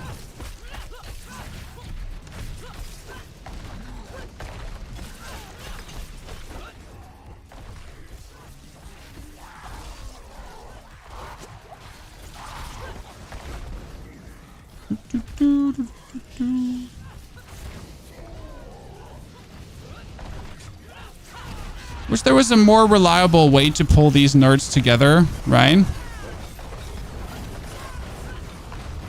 Probably the most annoying part about fighting Timothy, Dave, and Francis that you can't actually, like, some of their mutations you can pull together, but most of the time you're just have them like jumping all over the place, like some really annoying nerds.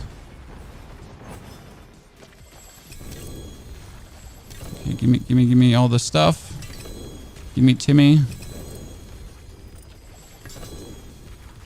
I'm gonna use that one to get gold out. I was leveling Barb. I mean, we're 131 in, and we're doing very well.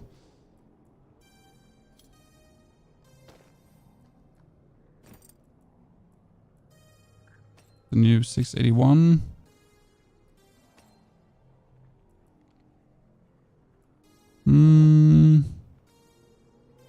Movement speed and life. That's good. Good to curve shot. Trash everything. And then we should just be able to, like, I don't think we have to do anything for the Fallen Temple. We should just be able to go through. The 35% chance to get lightning on the druid is missing. It feels weird. No, it's constant, sir.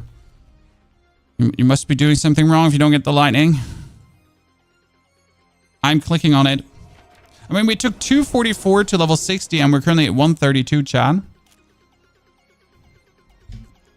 How fast do you think we're going to be? I mean, last time it was 4 hours to level 18. I feel like we can top that simply by being Barb.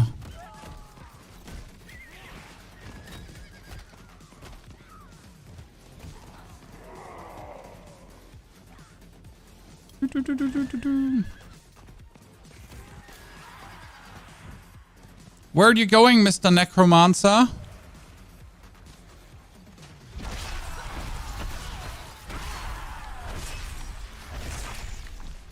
Let me quickly kill the minions that you're leaving behind.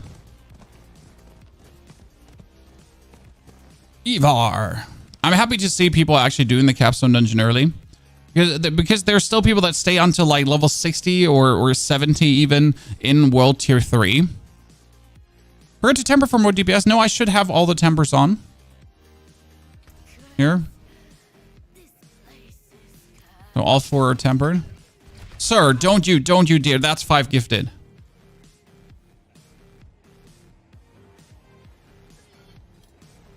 That's a box of chocolate. You owe me now.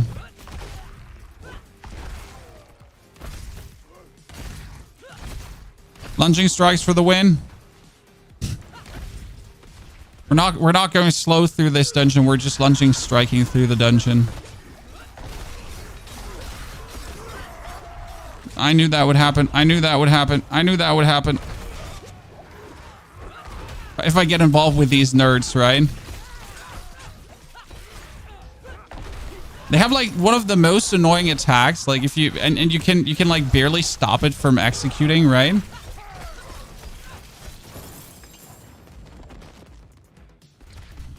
And how can I not resist killing a bunch of elites? Whee!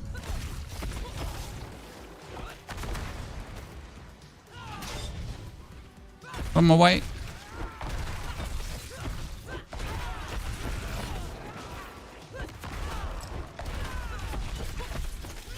You shall not pass.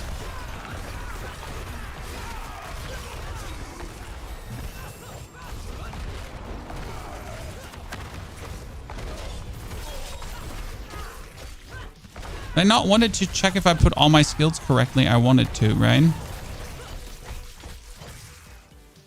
I forget that part.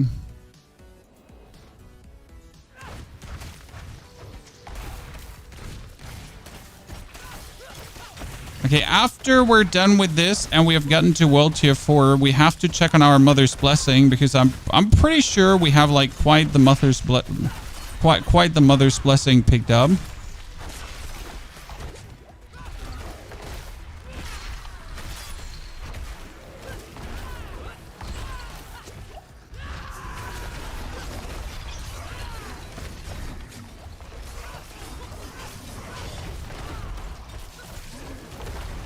Oh, there's always a time thingy? I thought this was like a kill thingy.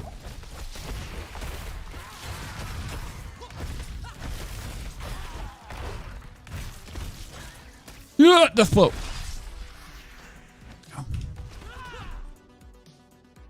Is Mother's Blessing up live now skews the leveling? No, it doesn't skew the leveling. It just makes us faster. I mean, sure, this is going to be faster due to Mother's Blessings than the Druid, but it doesn't change the fact that we can see how much faster it is, right? I mean, imagine Mother's Blessing is active and I would level slower. Do we have to talk then? Right? Do we then have to have a chat?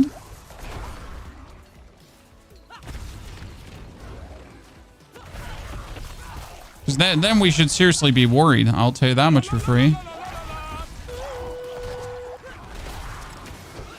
I'm certainly doing something wrong.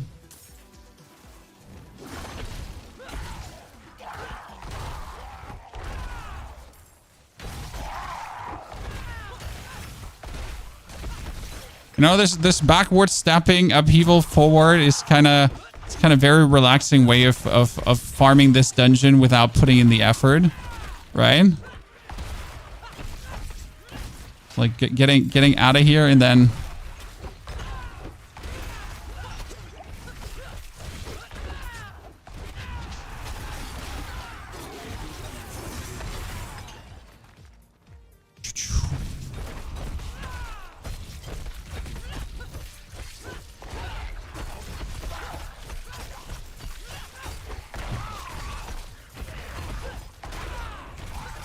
Is this like the only thing that can kill me here, right? When these stupid thingies just come at you.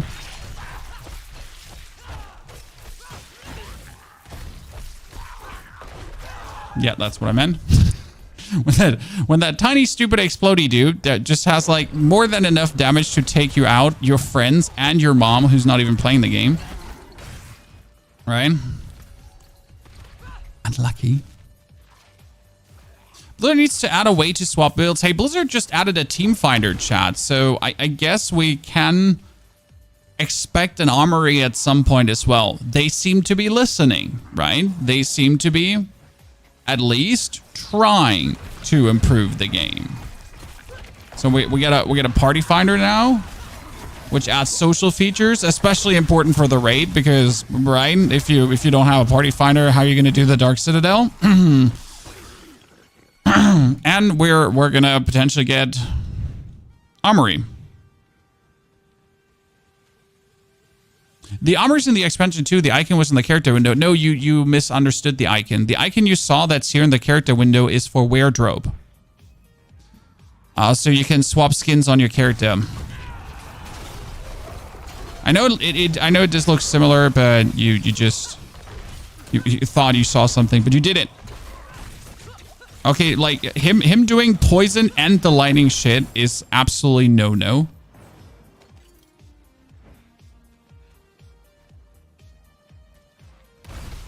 I mean, being able to change your skins on your character is also a nice thing because having really to run to the wardrobe every single time, it's not something that's important, right? But it's still something that is nice to have. Oh shit. At least that's how I feel about that feature.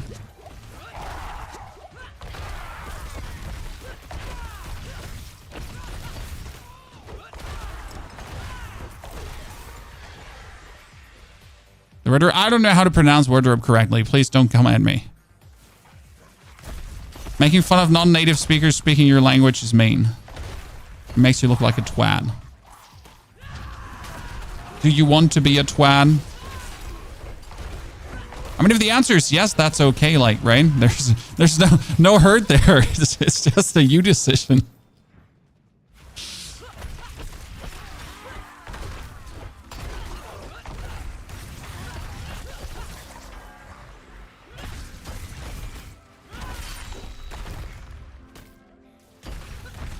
Yeah, I don't know. Is wardrobe pronounced wardrobe? Wardrobe? Is it wardrobe like war? And that was something else? No, I meant that thing where you change your skins. Your drawer is full of clothing. No! Ah, I hate the explodey duties, especially for a melee character. Is it wardrobe? Like literally like war?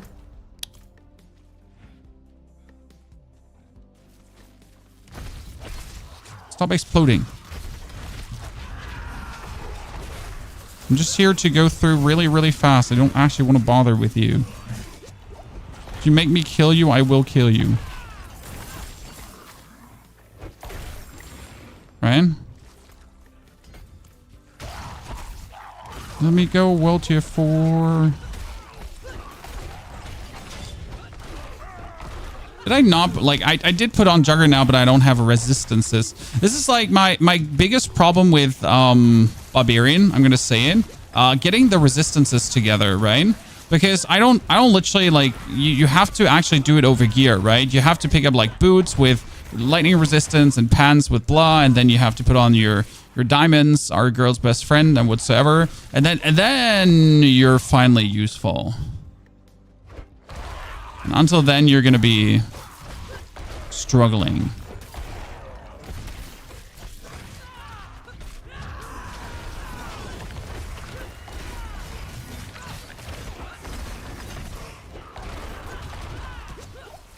No, before they, like, let's kill the Succubi before they throw like a curveball that actually kills me, because that has happened before. No, I don't want to get frozen by him. Okay, you're dead. Great. Let's find the last one.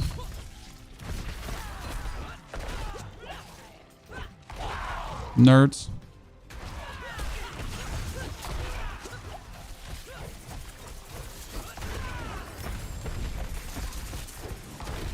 Kind of don't want to like bother with killing these dudes, but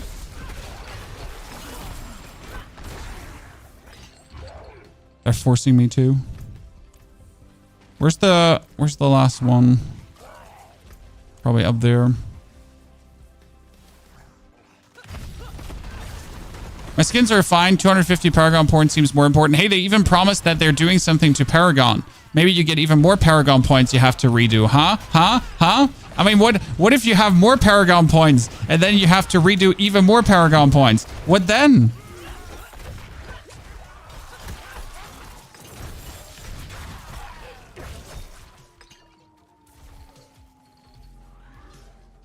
Well, we're definitely going to get more Paragon points because new region, right? Every region gives you 5 Paragon points currently? 4. So every region gives you 4 Paragon points. That means potentially 4 more Paragon points, I guess?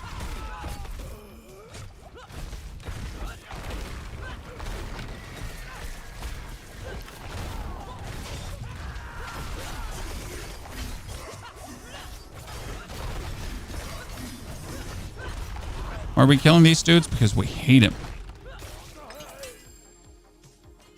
Please, no more statues of Lilith. Yes. I hope they learn from that. I mean, like, again, I wouldn't necessarily mind doing statues of Lilith one single time again. But would I want to? No.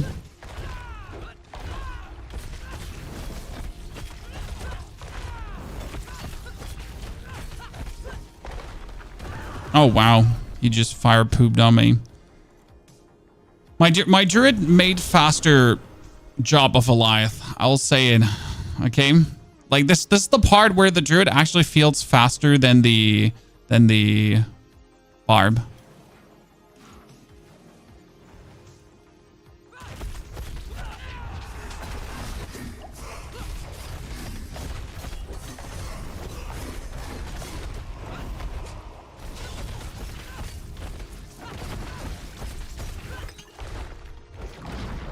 Ah!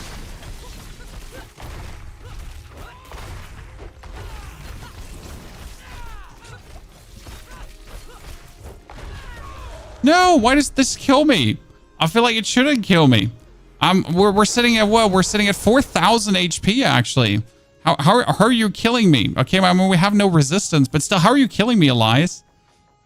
Don't make me put on fire resistance. I will.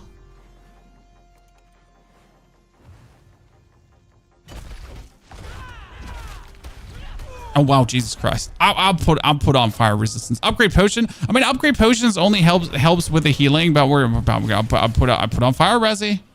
Did you make me do it? I hate it.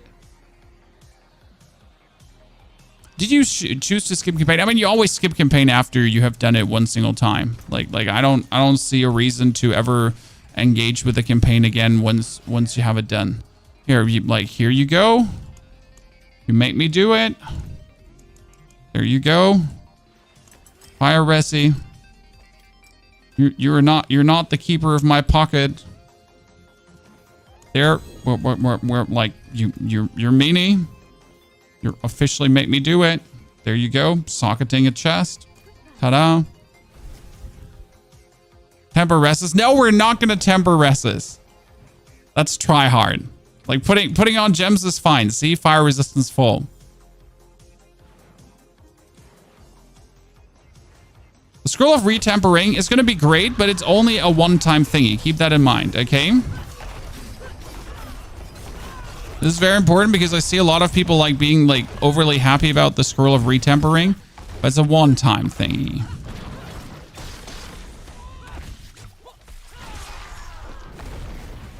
So don't be like too happy or too surprised if you're not getting out of it what you thought you were getting out of it, right?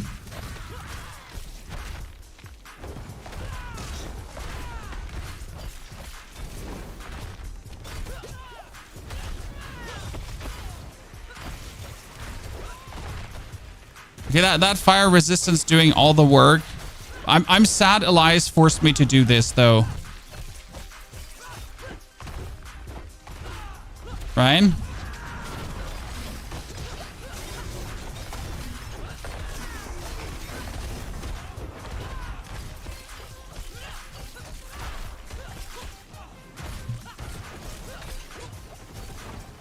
But it was the easiest solution, honestly.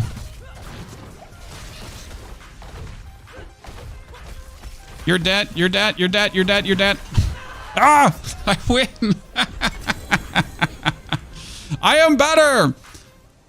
I'm also stuck because I can't resurrect currently.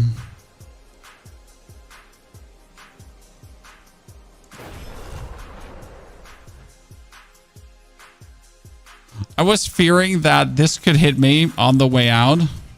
We're good though. That is, wow, that's a 731 chest. Don't mind if I do. Okay, now let's see how World Tier 4 is going to be doing for the Barb in the beginning, because without any resis, it's always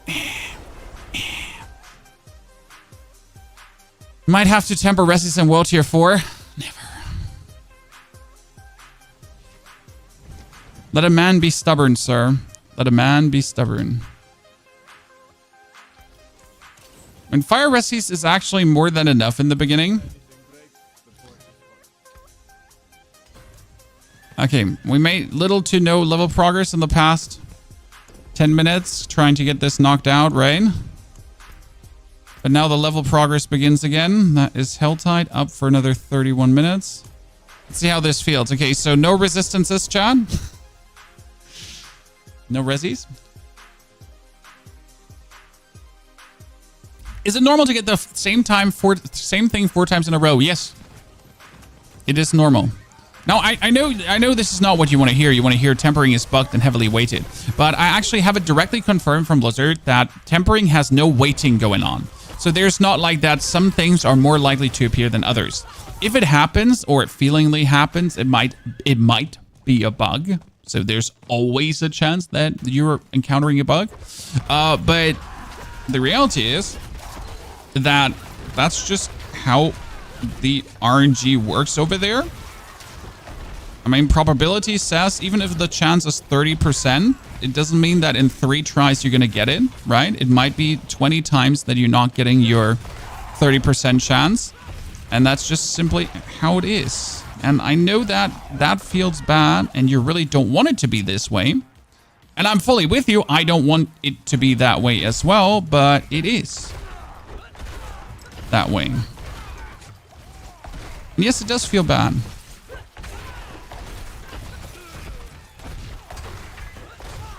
But it's good that the chances are still like now made to be 1 out of 3. So I do hope that for season 5, they reworked even more of the temper recipes to make sure that truly like maximum 1 out of 4, maximum. Even like 1 out of 4, I'm actually not okay with, right? Because 1 out of 4 is like so punishing, right? 1 out of 4 is like, holy Christ, why do I even bother? So I do hope for a maximum 1 out of 3 on all the temper rolls. That would be huge. Okay, the Barb is doing way better than I anticipated this to go as a melee character. I was actually expecting to like see my ass being handed to me left, right, and center.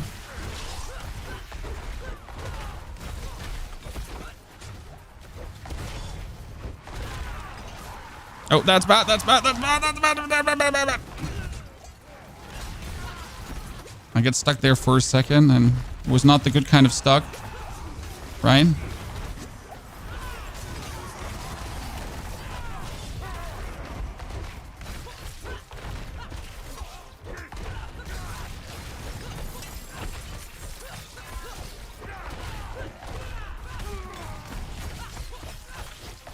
Clobber him to death. Do it. Oh no. Just upheaval them all. Okay, well, we only need 1 more level and the game can begin for real, right? I mean, right now we're fighting with underpowered ancestral weapons. Wait, is someone summoning? Someone is summoning the lady, right? Yeah, let's go. I'm going to die. So the problem with the lady is that I am not allowed to actually participate in the fight, right? I'm just allowed to go in the direction and then just weasel around.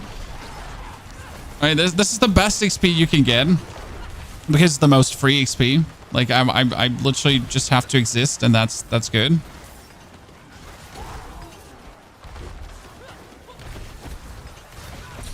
Is the scroll of tempering 1-time PR a given item, so double tempers on a given item? Yes, essentially that.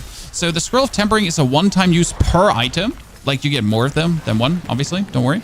But it's a 1-time use per item. That means 1 time you can reset the temper durability of an item, which is actually enough because, I mean, if you have a 3 GA item, the amount of temper durability, the amount of I mean, you have like 8 temper durability on this. I mean, obviously you could then still fail every single temper and kind of be like absolutely upset about it, rightfully though. But I mean, you at least double the chances to get what you're looking for. Right? I mean, it could be worse because you could also get nothing. So that's like my whole point. You could also get nothing. Okay, that's a greater affix gauntlet with life on hit. Yes, I love that. Actually, life on hit, I'm going to take that. And there's an 888 sword. Yeah, that's something. Okay, we're going to kill her like 2-3 times to get some basic equipment together. And then we're going to be... I would say go into the Infernal Hordes and just fast track the levels. I mean, we're looking very good on the time.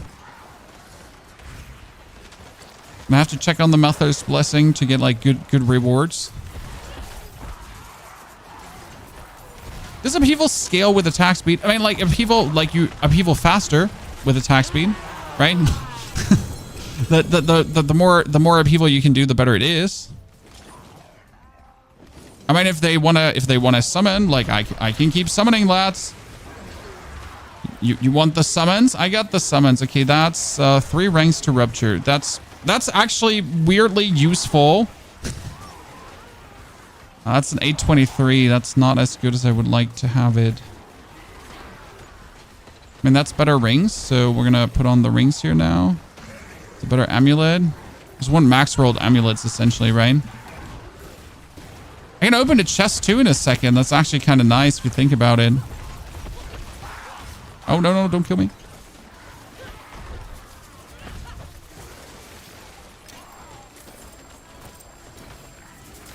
I guess it would be nice if I had like a freaking mine cage already to higher the level to get a bit more higher powered loot. But I guess I'm going to be fine. I mean, this is an 888 weapon, 823. If I can get the swords need to be also 800 item power plus, and then we can go Infernal Hordes. I mean, this is right now the easiest grind though. Like if you already have a bunch of people in the world tier, like just take it, right? Why would we be so silly to say no to this here? Okay, let me put one more in, and then we're ready to depart the area. That's an 848. We essentially just need maximum item power items to get like the maximum amount of resistance that we can get. 838 too. We got a chest with 848. Fantastic.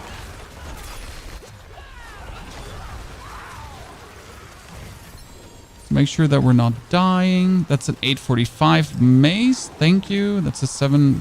They're not better yet.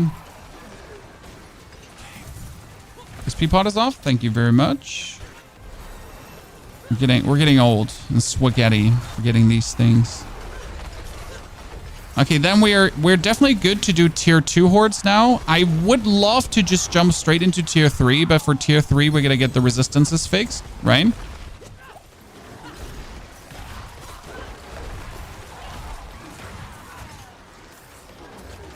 Problem is the Paragon board for Barbarian does not seem to hold many resis for me.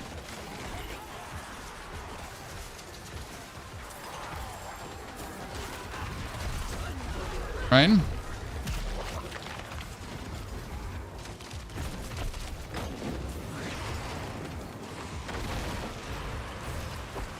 Kill those guys. Get all the mother's blessing in the world. Get mommy dead. Someone's getting invaded. Jeez, that's too many items. Throw this out. Kind of want to stay, but kind of want to also hand in like my 400.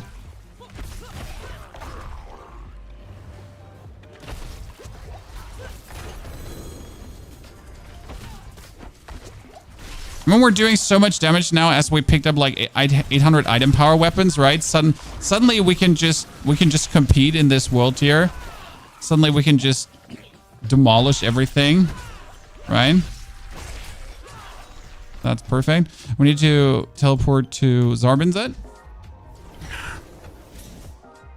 Haven't done Druid yet. You should. You should. Whirlwind was fun for leveling. Honestly, I didn't like Whirlwind for leveling because I just dislike Whirlwind. I think like Whirlwind is probably one of the most uninspired skills I've ever seen. Like, right, I do understand some people enjoy playing Whirlwind, but it's kind of like, please just don't, right? Just don't ask me to play Whirlwind. Oh wow, that's a very good one-handed weapons. Cool.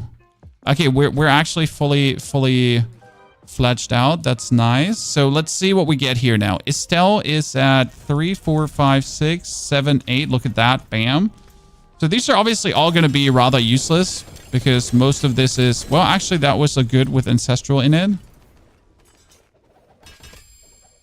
Okay, wait. Oh, I get the Fields of Crimson. No, Fields of Crimson. I don't need you. I mean, I do need you, but not in so weak.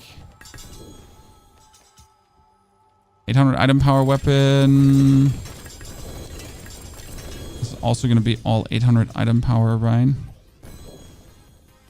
600 item power, actually. Which boost did we get? 1,000 steps. When activating or refreshing the full walking arsenal key passive effect, you automatically cast Ground Stomp and gain Fury. Can only cure every 10 seconds. You know what? I still want to use I kind of really want to use these boots.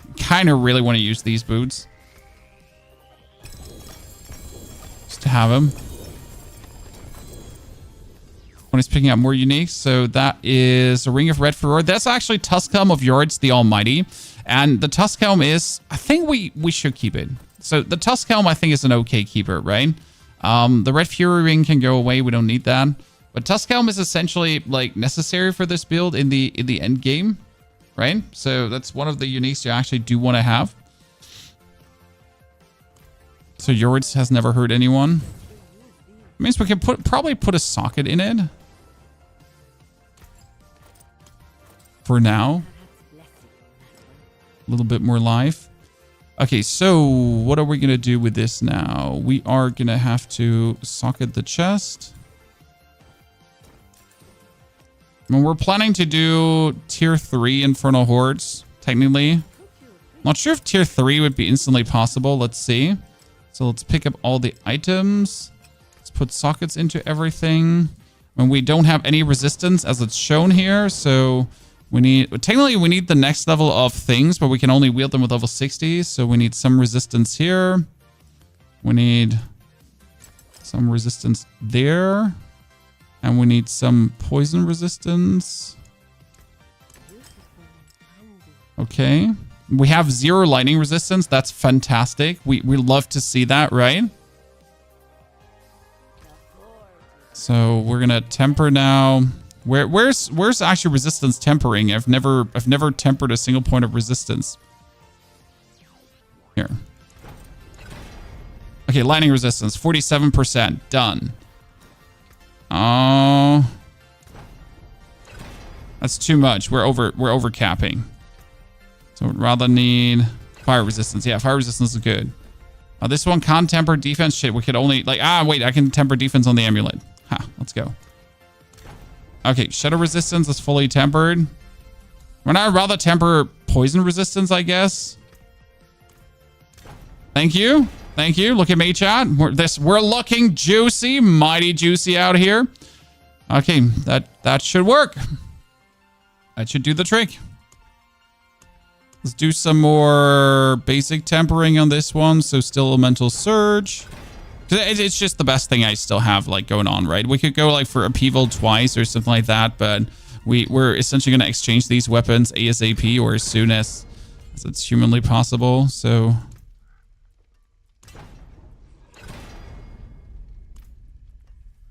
okay, now let's see the aspects that we have. Where's my dude? We need Iron Warrior. Iron Warrior gives us our unstoppable and damage reduction, so that's good. Then we need technically the aspect of might for the bonus damage reduction. We want, I mean, Juggernaut doesn't go on this. Actually, we need Juggernaut on here. That's a bit bad because we need to make the armor goal, right? So we need to get our 12,000 armor going. We want to have Ancestral Charge. I don't know if we have it by now. Yeah, we get aspect of Ancestral Charge, so that's good. We want Ghost Walker for the unstoppable and walking through things, so that's good. We're gonna get the Thundering Ground. That would be next Upheaval is Overpower. Then we're gonna get Earth Striker for the free ground stomp. Yeah, we can do that actually, together with the aspect of Limitless Rage. For, yeah, more Fury core skill damage. We had core skill Overpower. Could actually use that for the time being. Yep. Then we're going to go for Voracious Rage. For more core skill refunding. And that should work for now. Well, we do have one aspect free, which could be the accelerating aspect. So we're going to go for accelerating on this one. Doesn't hurt to have. Yeah. And you know what? I should actually rather put... Do I have Undying? Undying is defensive, right? Oh, shit. I'd like to have Undying on this. It's going to be fine. So let's see how that works out for now. Okay, what do you think? A tier 3 or a tier 2, Chad? Let's jump into a tier 2 and just see how that goes. Screw it, tier 3. Or bust. Because tier 3 is 925 gear straight away.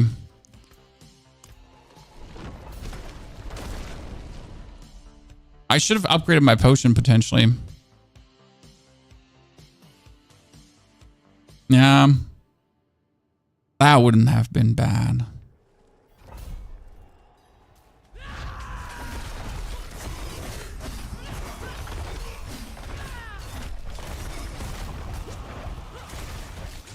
I'm alive.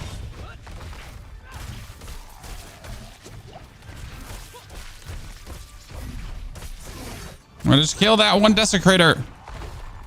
Okay. I guess I gotta push to 60 with like...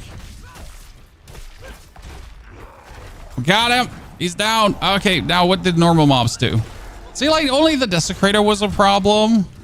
Normal mobs we could kill. See, there we go.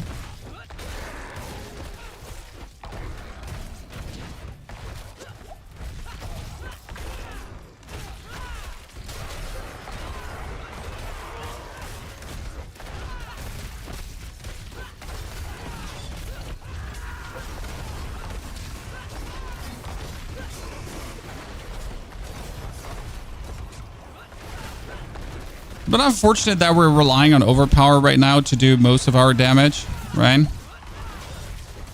Oh, jeez. Bunch of nerds.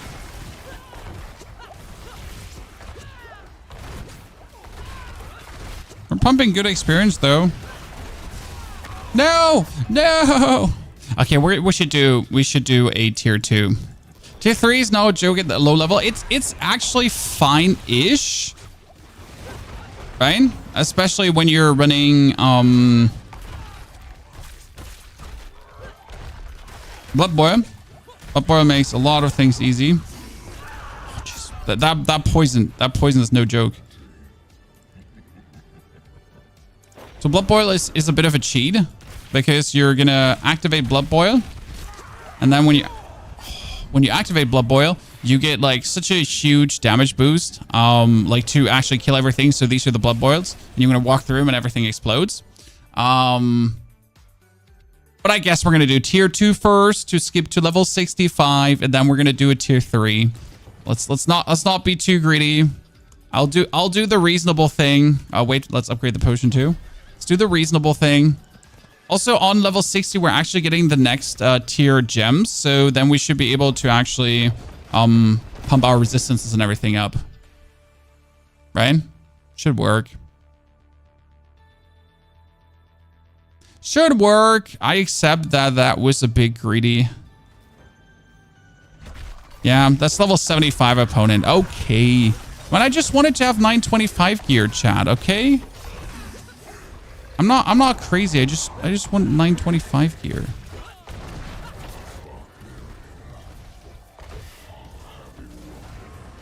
Don't blame me for wanting to have cool stuff. I'm not sure when the druid could do tier 3. Definitely early enough.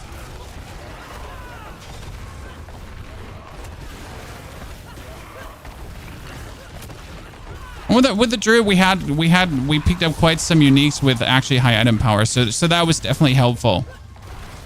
You know what I need? I need a tacit. See like these things, these orbs that I spawned, I just walk through them and everything dies. It's kind of like cute. See these orbs here? Everything dead. It's actually why that's why that skill is kind of broken.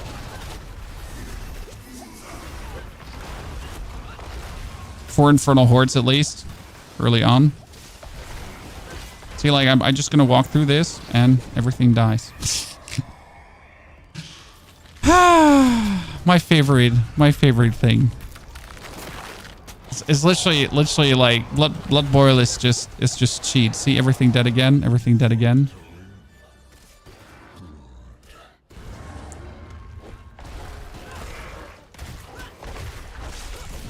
Especially with Upheaval, which just has like this humongous range of hitting everything at the same time, right?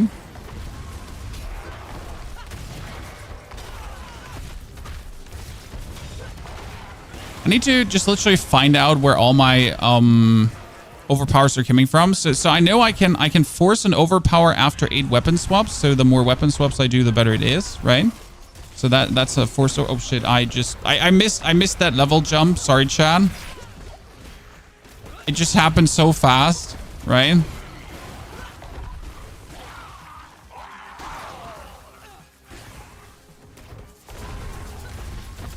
You know, find out like when we get the free overpower every X, and then we get the forced overpower that we can essentially make. Well, leave those blood boils. Don't touch them. Hellborn. Can't connect to Battle.net now, sir. You're being robbed. Summon him here into the. Oh, see that's like, look at this. Boop, boop, boop. Ah, beautiful. Honestly, absolute robbery, chat, right?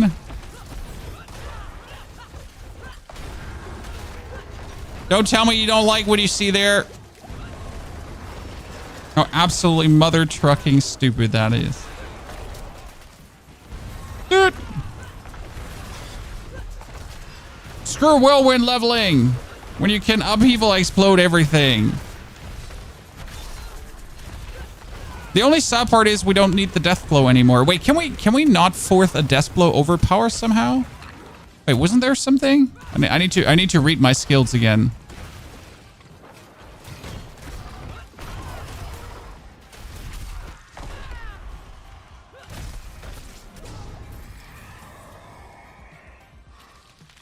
How did I not know you were alive? How dare you, Velo? How dare you? My heart is wounded. I should fix my Paragon board in between. By the way, we just did a 300k hit. That feels not okay. I mean, I'm a level like 61 character with absolute billow gear. I feel like I shouldn't be doing a 300k hit. Right? Anyone else? Just me?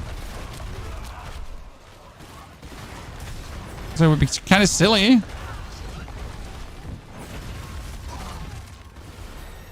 I know 300k is not a lot. It's more like a lot for that level. God, we're just blasting through that tier 2 HUD. See, like after I'm done with this tier 2, I'm pretty sure we can like straight up go like for tier 3 and pick up 925 gear, right? So what one tier 2 knocked out, and then just rock 'em sock 'em in tier 3s. Bam. Beautiful. Okay, teaming more Hellborn. Let's go. And what will Lightning Spear Sorks exist? Nah, like I don't think this is ever the way how you should look at it, right? In a world where some other class exists, I think you always have to look at it contained at the own class, right? Because if you start like comparing to others, there's just unhappiness in that direction. Because I mean, look at season 2, and we had what was it? Season 2 had Charge Barb and Hota Overpower Barb, right? If you actually ever compared yourself and Barb in season 2, like that road was just so filled with sadness, right? I mean, there's like only sadness in that direction. There was nothing but sadness. Like, oh no, Barb exists, does like 8 billion damage by clicking one button, and I'm like a necromancer. Great. Why do I even play this game, right? That's like you never do that, right? Like don't make yourself less happy than you should be. By looking at any comparison there.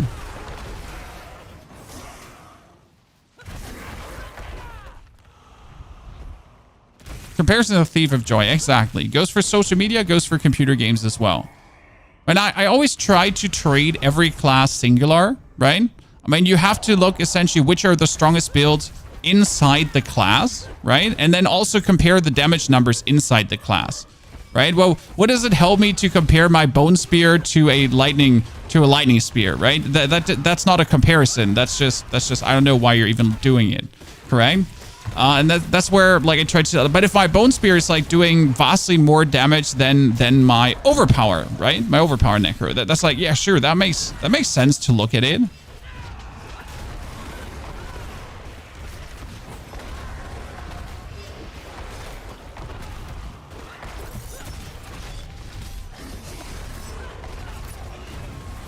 Hee hee. Don't even have to fight anymore. Oh no! I was cocky and I died for it. Wait. Everyone dies because I just walked through red orbs of death. More red orbs of death. I mean, look at that. We have almost like a 300 ether run in this world tier. Like with a fresh character. Oh, feels good, I'm not gonna lie. Okay, so how do I like I know every 8th is an overpower. Like right in my skill tree, like I have every 8th upheaval, like every 20 seconds your next upheaval is guaranteed to overpower, right? Upheaval critical strikes against elites reduce this timer by 1 second, sure. Then we get the core skills, then we have the forced overpower. Oh no, we are missing every 8th weapon swap. Wait, we gotta add that too. If I add every 8th weapon swap to this, then I get that as well.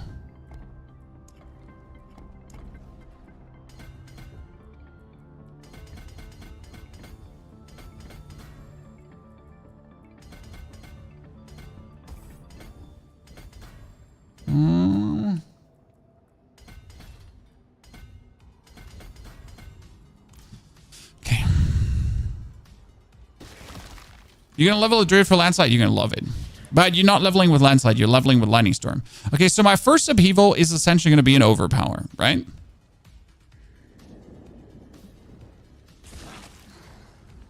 So we're gonna upheaval, and then we walk through the orbs, and look at that, halfway down.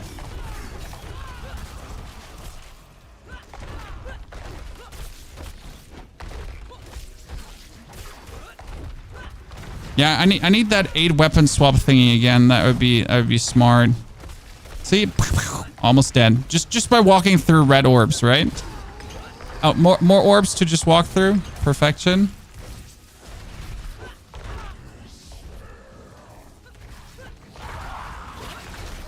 Another orb to walk through. Oh yeah, yes.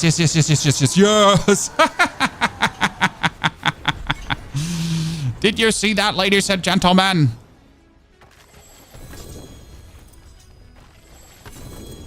Poor lads just get their world rocked.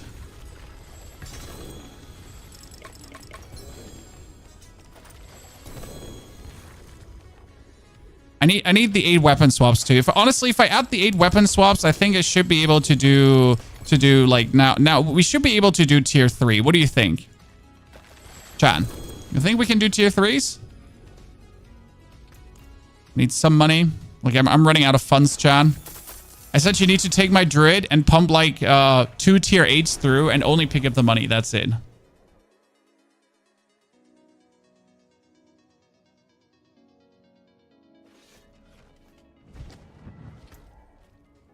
Okay, what do we have here? That is 868 item power. I mean, that's obviously better than Yorid's the Almighty. There's no question about that.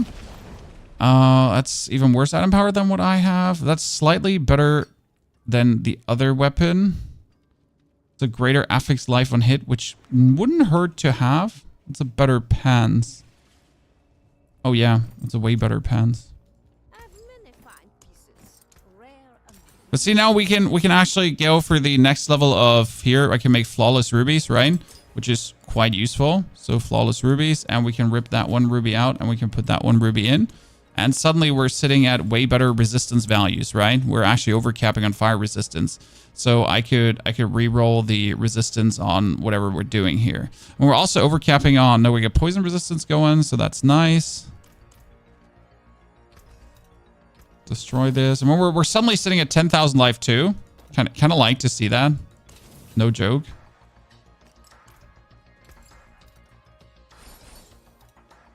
So we can rip out these gems here. Because they're obviously inferior gems. And then we're just slamming in better emeralds. And better amethysts. Actually get my resties up. Why is my lightning resistance non-existent now? Oh, I destroyed the item that had the lightning resistance temper on it. Makes sense. That was the wrong. I did put thorns on it though. Cold resistance. I mean, sure, but I kind of need lightning resistance. Right? Well, like, I mean, yeah, but I do kind of need lightning resistance now. Bit unlucky.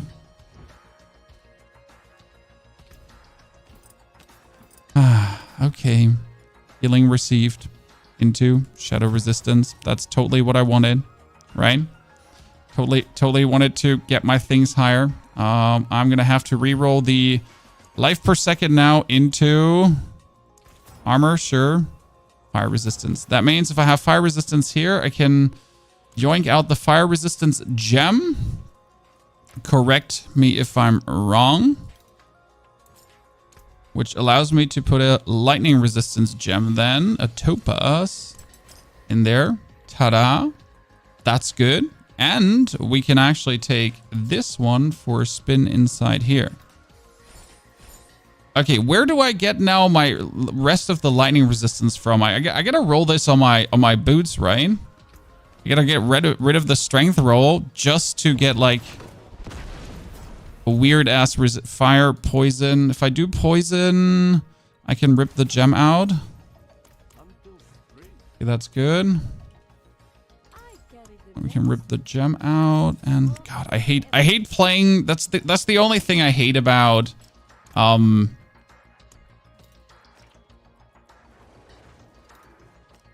playing Berserker, playing Barbarian, to really like mix and match this to a point that it fits. Always such a Okay, we can make advanced elixirs. So I'm gonna make a well 8%. Okay, now let's craft tier 3s. And I'm saying we can do a tier 3 for 925 gear. Okay, chat? Everyone rejoice. I'm gonna have to temper for elemental surge to this one quickly. And I wanted to change an aspect from this to the overpower.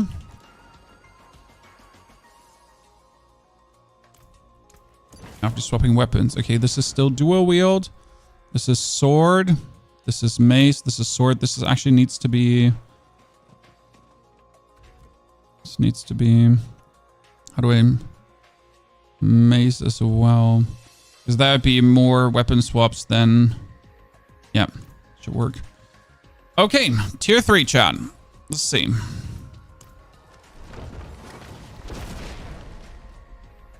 You could really drop one human. No, I just made a one human video, sir. Did you not see? Okay, charge him. Pull the boys out. I forgot to pull the boys out. I mean, you're still an absolute nuisance to kill, that's for sure.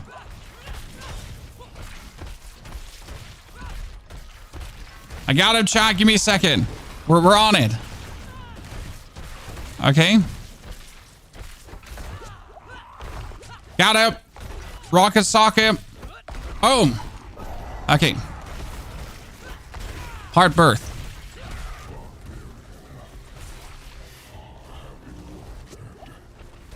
There's my explodies.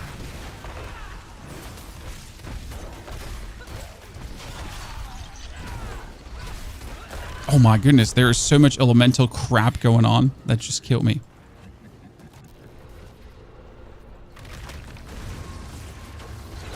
Oh, Jesus. Jesus, stunned instantly. Okay, I might have to do another tier 2. Sorry. I just want to do the tier 3s, really. You know, as early as humanly possible.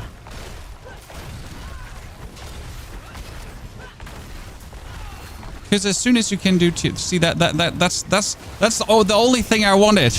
Just kill you all with overpowers. Well, I'm just gonna be alive long enough to trigger that overpower, and then I'm just walking through the orbs and you all die. See, that's the plan. It's a good plan.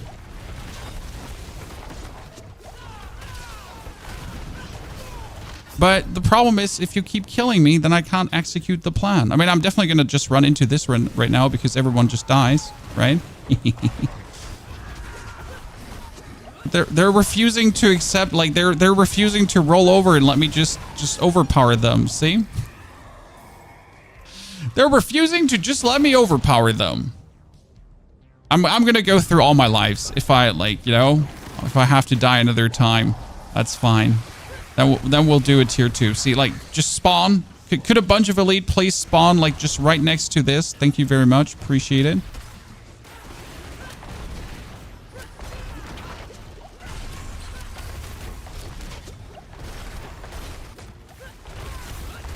Oh, Jesus. Why are you doing so obnoxious high amounts of damage? Ha, everything died again.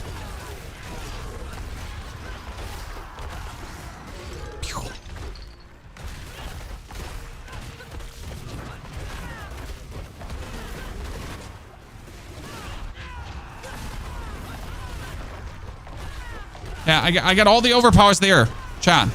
All the overpowers. This is free. This is the freest experience you've ever seen. Okay. Oh no. Not enough overpowers to take him out straight away. Mistakes were made. Run. No, we got it. We got it.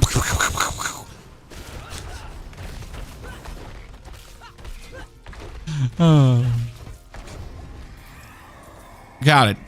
Better. Okay. Next one. I had no clue mythics could drop on normal bosses. Mythics could drop from level 35 on. So as soon as you're fighting level 35 opponents, you don't have to be level 35. Your opponents have to be level 35. As soon as that is the case, you are actually able to drop mythics.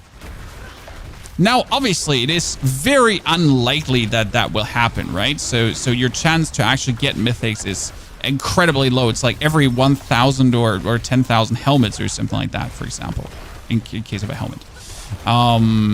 But the chance ain't zero, right? So it might be a low chance, but the chance is never zero.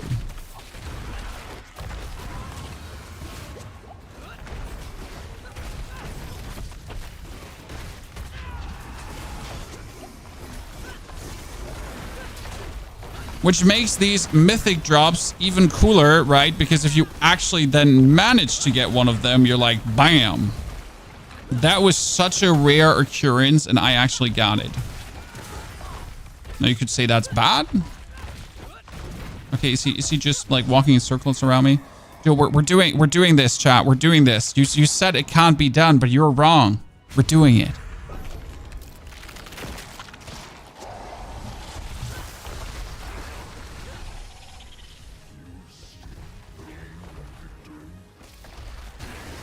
Funnel him in here.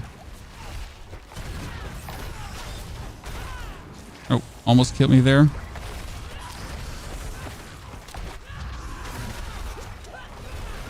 Don't die, pony. Focus up. Oh, she's freezing. We don't like that. Yeah, you gotta die. Sorry, lady. No, no! Robbery. We're doing really good there, right? We're just flying through it. Okay. Teleport back to repair. So should we do a one more tier 2, chat? One more tier 2, but it's only level 75 opponents. It's so few XP for doing it. I don't like it.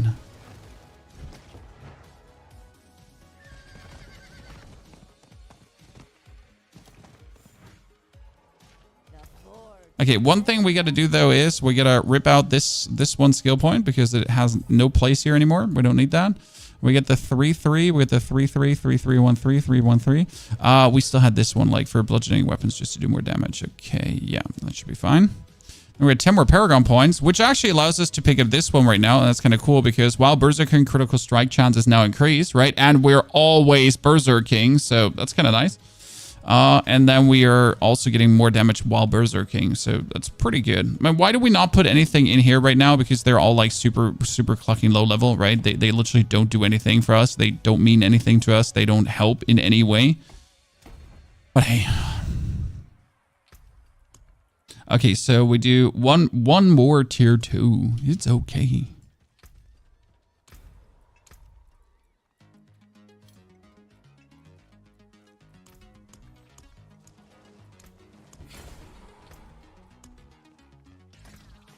I'm just stubborn, right? I feel like I'm so close to actually being able to do it, right? So close. Could you explain this Desecrator in Hordes? Is it an Ether Lord, a Fiend, or an event? It is an Ether Fiend. Like, so like, this Desecrator is just an Ether Fiend, but he can appear as an event. And obviously the Desecrator is broken. Now, the thing about the Desecrator is I'm not sure if he's intentionally this broken or if it's actually a bug, right? Because we all know that the damage he does is overtuned. He does seem to be ignoring resistances, which is really weird. But again, we're not sure. Is this intended? Did they want this to be this way? Maybe it is.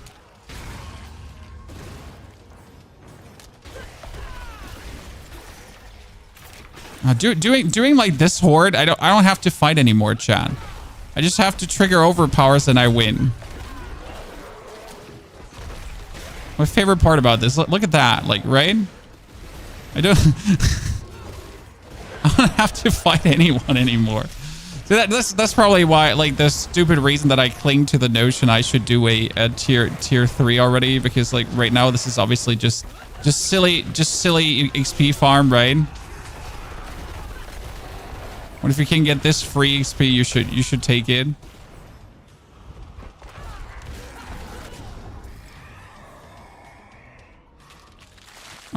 Ether Fiends grant more ether. Thank you. They actually buffed this because it was Ether Fiends grant more ether is +1. Now it's +2, which is actually kind of nice.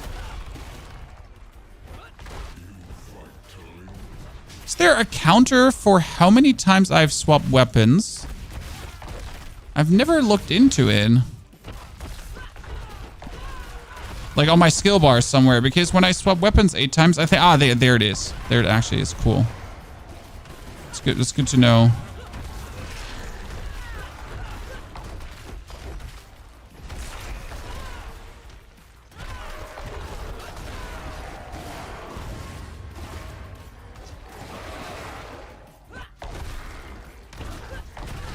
I need to make some more orbs in this direction here.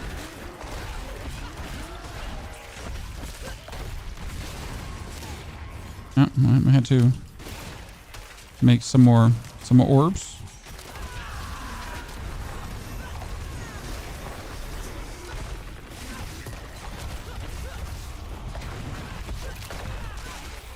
Thank you very much. Good. I mean, that's level 70, by the way. Boop. Summon Hellborn now. That's going to be great.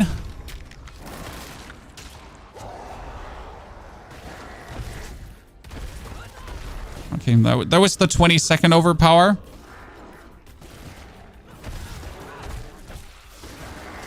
Gotta be careful, like, which overpowers we're like, using up, essentially, right?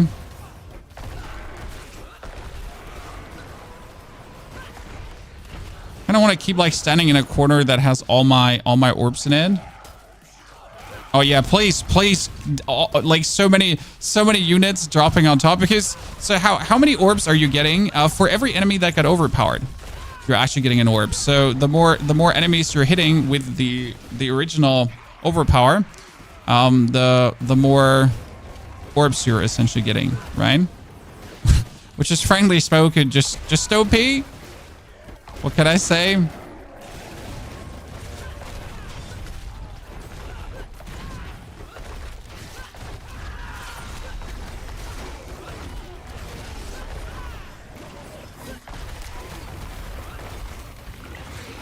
Vastly OP.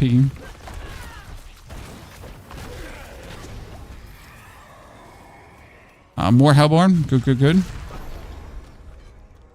The gold chest in Horde is broken. I think 500 ether are meant to be 50 million. If I'm not mistaken.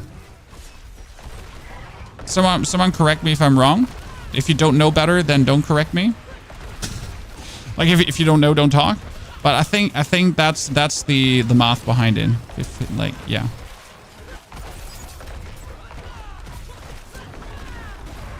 See, this field's now already too easy, right? Now that we have reached level 70, this is just too easy.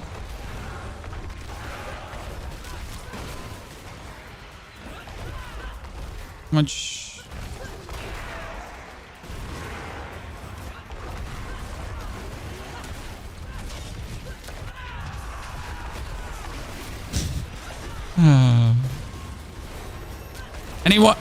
Anyone in for effortless leveling, Chad? Anyone in?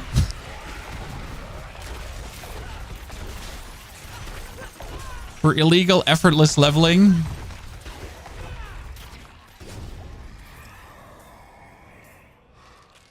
We're cool? We're cool? More? More? You want more?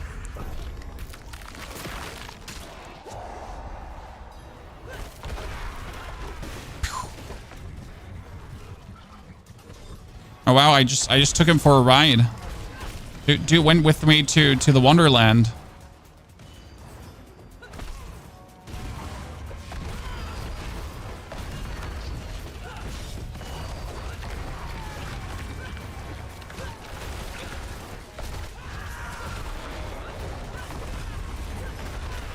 Oh, Hellborn spawning on Hellborn. Well, I just put some explodey orbs down. Don't mind if I do.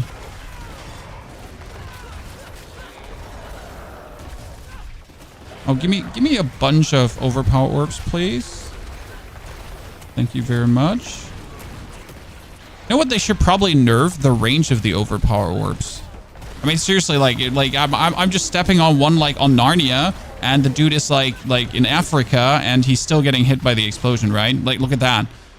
I'm like, how does that explosion hit him? He wasn't even remotely close to it, right? Not even like 2% close. He was still Mars.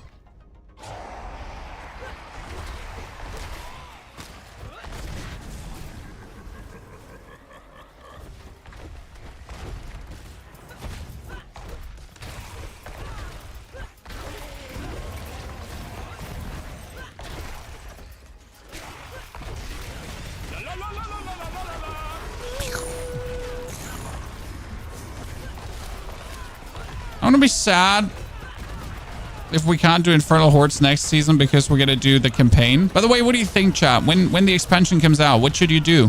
Should you skip the campaign to level 50, or should you level with the new campaign? Like how's it gonna be? I mean, there's gonna be like the new Nahantu portion. Or should you just make a level 100 character and engage with the campaign later on for story purposes?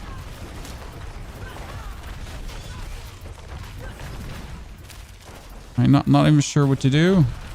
I mean, people will want to have their builds, but people will also want to play the campaign, but people that don't buy the expansion don't care. When using an Eternal character, could be an option.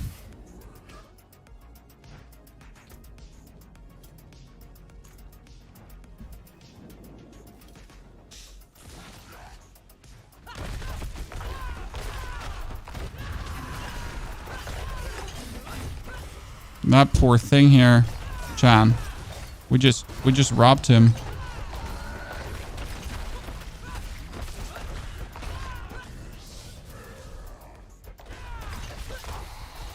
Oh no, oh no. You just get had.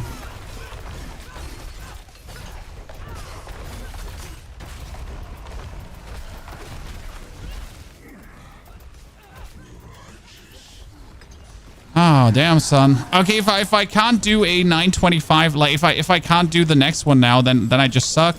Sorry, chat. It's out. I said it. I'm not taking it back.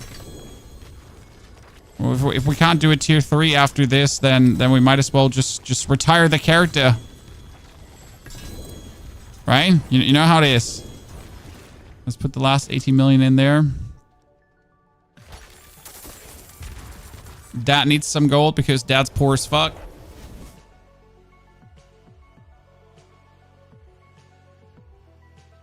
Yeah, I'm probably gonna do the campaign first too. But it's a harsh decision as a creator. It sounds stupid, right? But you gotta really decide, like, do I genuinely want to play the game for fun? Or do I just have to level up my character to max level as fast as possible to be able to exist?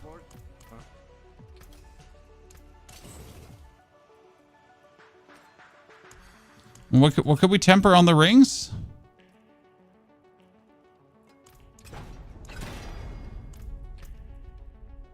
Weapon mastery, cooldown reduction.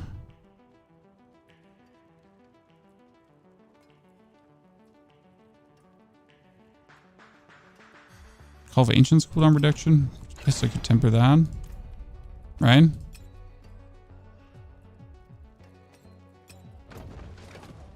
Just getting Call of Ancients cooldown reduction, yeah.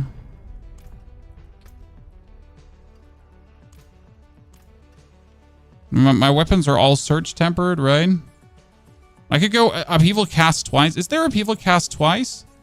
Tempering? Double swing? Upheaval size. You know what? I want one of those. Give me Upheaval size.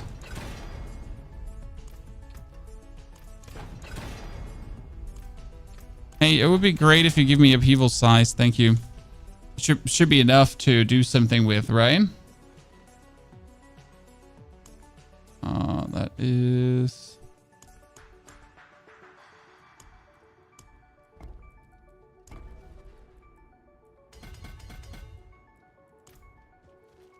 Potion. If you do the base campaign again, no, I think you can probably skip the base campaign to jump into the expansion campaign. Hopefully. Just got Burning Butcher 2 times. Oh, wait. Yep, thank you. There's a whoop boss coming that gives you 925 weapon.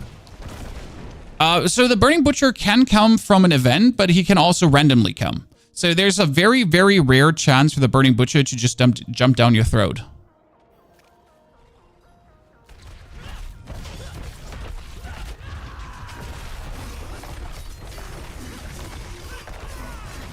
All right, see, like, we're destroying him, Chad. We're destroying him like he's never been destroyed before. Yeah. I mean, kinda. Dude is having his world rocked.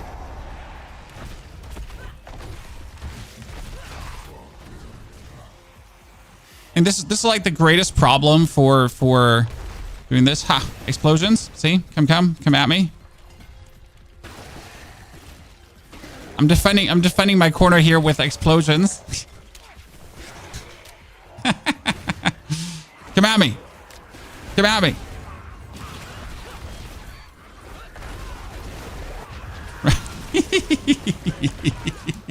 I'm doing it.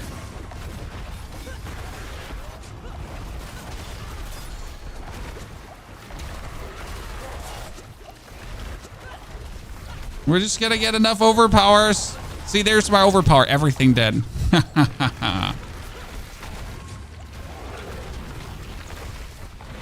It's literally a game of get the overpower, and I'm cheesing this. Oh, please come here. Please come closer. Come closer. Come closer. Oh shit, that didn't work. I mean, how much life does he have in comparison to the others? Holy. I mean, everything just died with like 1 or 2 orbs exploding, and he's just like, nah. Nah. Like, I'm good, right? At least, oh god, this is gonna go so bad. Let's do it. What could possibly go wrong? Everything. And what could not go wrong?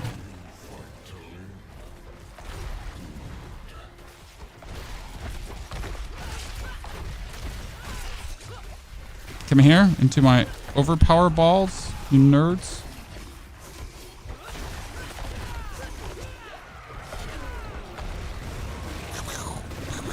Okay, done.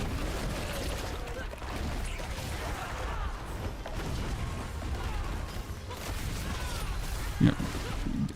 Bait him in here. Get another overpower running. I mean, 20 seconds up, overpower time. So every 20 seconds, I can essentially wipe the board. Oh, no, no, no.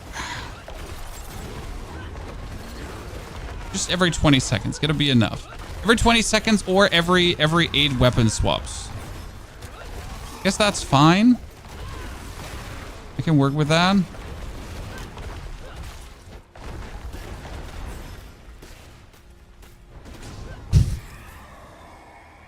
But can I kill the bosses? Can I kill the bosses? It's a more interesting question.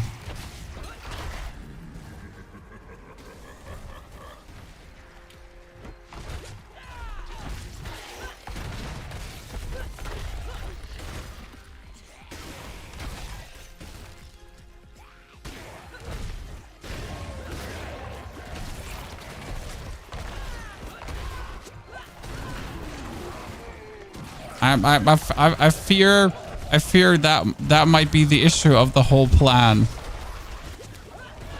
I mean, these guys here, getting them destroyed, cakewalk.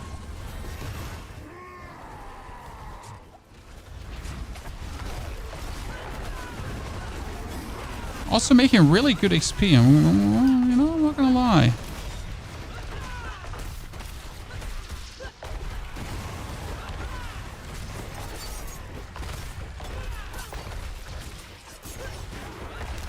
We should after this one, we should go check how much ether we made, how much Mother's Blessing we made. Because I have the feeling we could probably pick up a unique easily.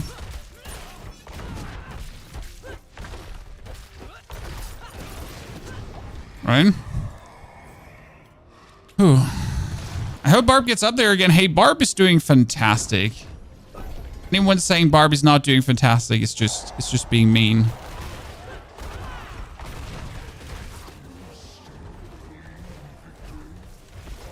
And that other classes have their time to shine is obviously beautiful, because that's how it should be.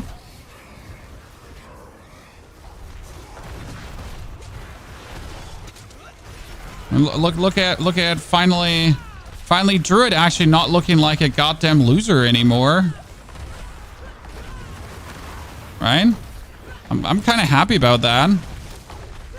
I like Druid, but I don't like Druid. Just looks so weak 90% of the time.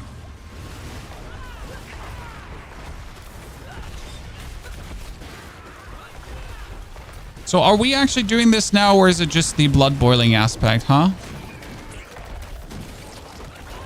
Well, we could probably farm tier 2s without the blood boiling because we would do the damage, but tier 3s without the blood boiling would currently just be inefficient as fuck. I mean, with obviously being very good. I mean, even though we're only making 100 ether, but the thing is, like, even if we only make 100 ether,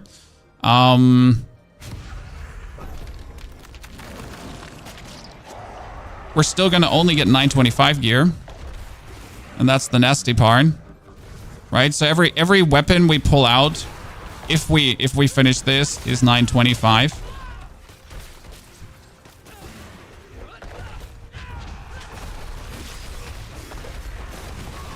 No, what, where, when, why, how, where, what, why, no.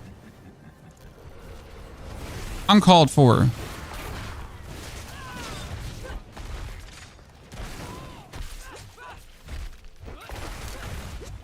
Oh, it's these stupid suckers, honestly.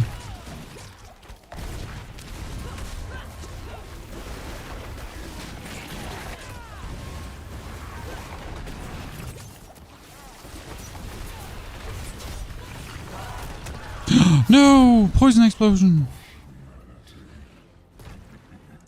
At least the wave is over, so we just need to pick the rest of the things up here right now. Gonna get these here overwhelmed. Just give me one overpower and we're good to go.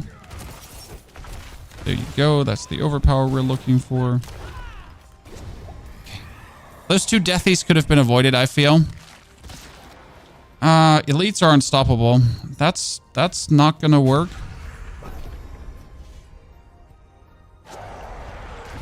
You think the Barb nerfs were a bit harsh, but you're a bit Barb main. I mean, you're aware that Barb should be nerfed another 400% from where he is right now, like right? I'm just saying, like, we're like from a reasonable standpoint, from let's stop talking smack and just like talk reality. You're aware of that, right? The Barb should essentially get another 400% nerf to somehow put him aligned with other classes. Like, you want to feel like a Necker once in a while? Yeah. How about that? No, you wouldn't like that? Surprise. Who would have guessed that feeling like a Necker is not a good feeling right now?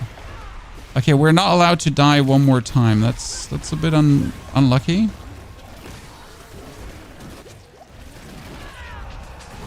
Because dying comes quite cheap and easy nowadays.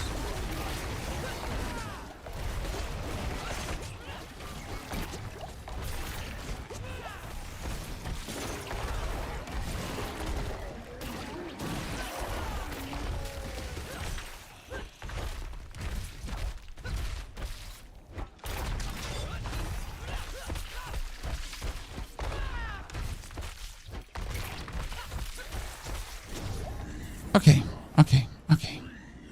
Now let's hope we can actually kill the council. I should make elixirs of fortitude. Barb is fantastic. I got Blood Moon Breaches with J of +6 to curses. Is that decent? No.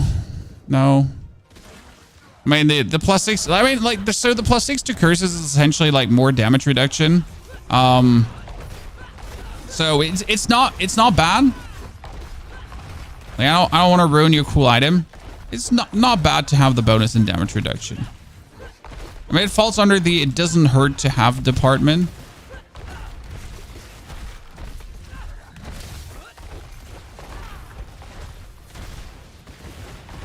Oh, they're not taking any damage.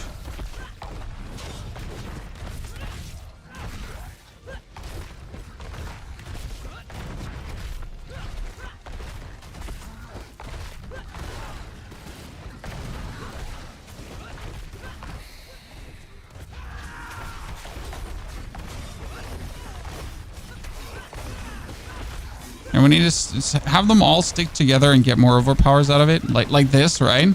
So that's the whole secret. That's how we're gonna do it.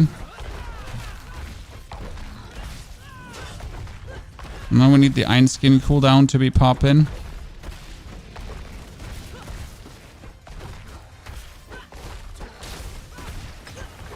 Oh, that was some good explosions. Love that.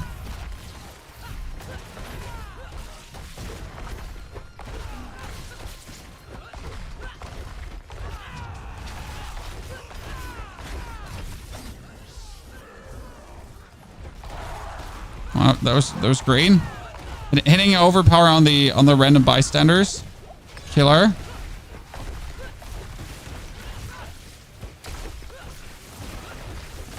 Oh, another one. Let's go. He's starting to believe, Chad. Cue the he's starting to believe meme.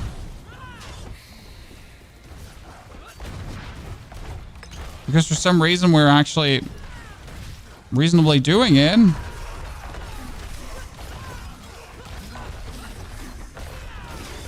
I mean, the Iron Skin helps tremendously, I'd say. Like that's really what's providing us here with the best outcome currently. Damn. Oh my goodness. I was so happy. I was not looking at my life and almost just met my maker there.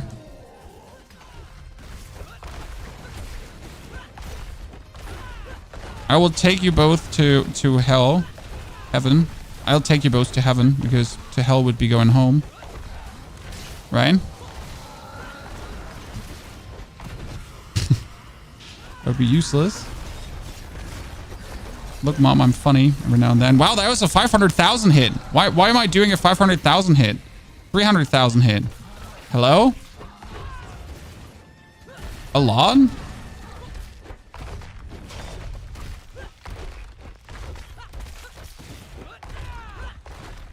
Gotta activate the orbs before he teleports away because he's a notorious away teleporter.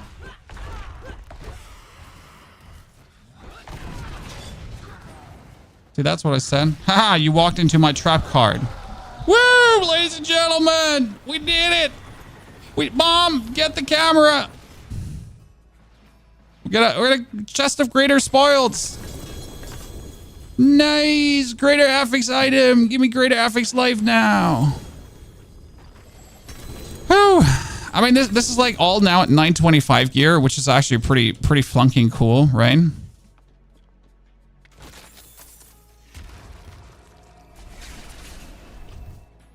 Any way to see how many Mother's Blessings you get? Yeah, you go to the lady. Okay.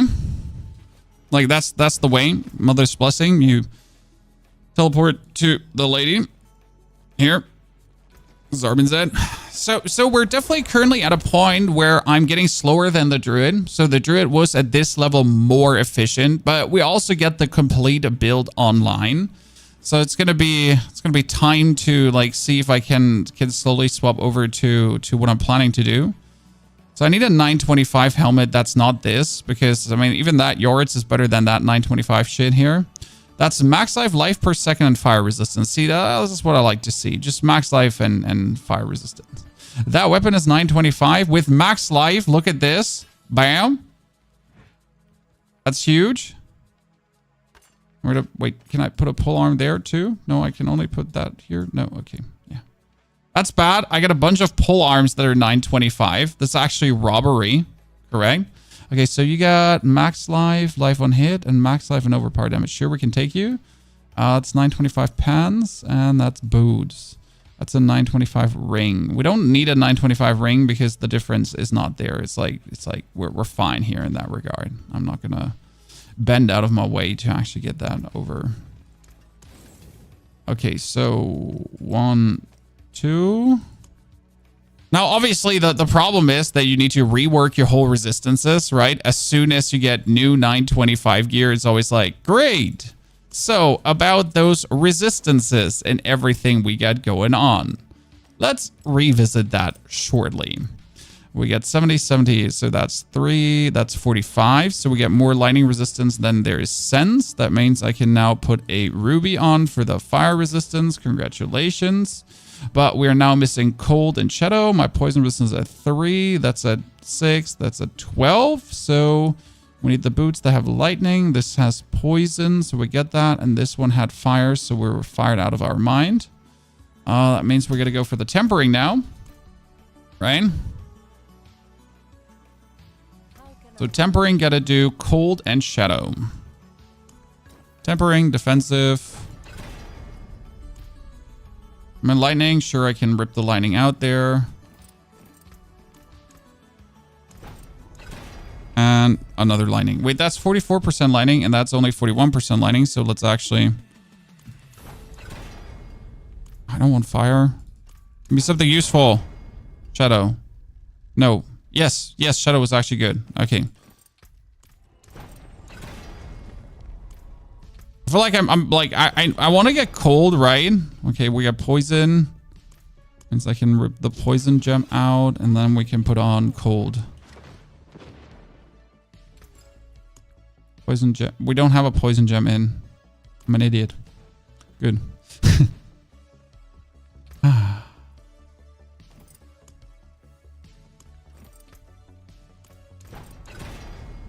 Shadow. No, we didn't want a shadow. Yikes. If we actually do have shadow, we're sitting at shadow at maximum, so we can rip the shadow gem out. Yes. Yes. Shadow gem out. Sapphire in. Break things down. Okay. Ta-da. Ta-da! Look at me, Mom. I did it. Now we're going to take this weapon, and we're going to temper. And now let me see what we actually are looking for. We're looking to temper... upheaval size. Yeah. So we want to temper that upheaval size because we all love upheavals. Thank you very much. And we're going to have damage while zerking probably because we're berserking all the time. Okay, so now we can at least take the basic masterwork materials, right? And just have a good weapon. There you go. Ta-da.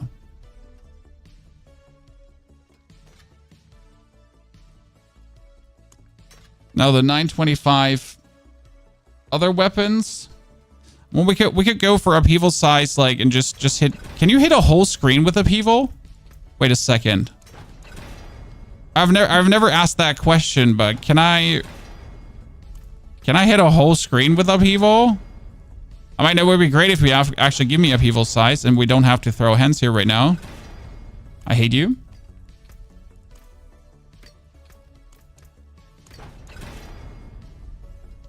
Crash cleave, great. Totally not mad. I mean, I don't want this anyways. Like, see, it's a 1 out of 3 chance. Someone was asking, is this normal to not get what you're looking for? Yeah, it is. And I'm only looking for upheaval size, right? By the way, I masterworked the wrong thing. It's good to know. Flash cleave. Thank you, upheaval size. So we masterworked the wrong thing. Okay, now let's see with that upheaval size. Let's go. Why Barb? Very simple. I have a druid, I have a rogue, I have a necro already, so I have technically everything done, apart from Sork, but I really don't want to play Sork, so we're going for Barb. Also, I know there's a lot of Barb players out there that would like to have good guides that are not Whirlwind. Because let's be fair, most of the Barb creators are going to give you Whirlwind, and then they're going to give you Whirlwind. Oh, and have you heard about that Whirlwind build? Yeah. How about a Whirlwind build? Whirlwind? No? Anyone Whirlwind? Whirlwind? Any takers? Yeah. So, you know, there are people that actually like to play not Whirlwind. Right? Reasonable, maybe? Or unreasonable? I don't know.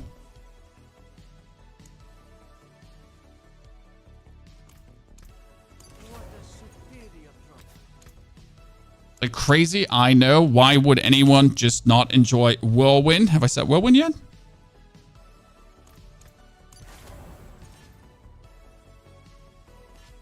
So no, it seems like Whirlwind is like really... where is Blood Boiling? So we get the Called Force, we get the... We're 27... Oh, wait. For some reason I put the same aspect on. I'm a Bond.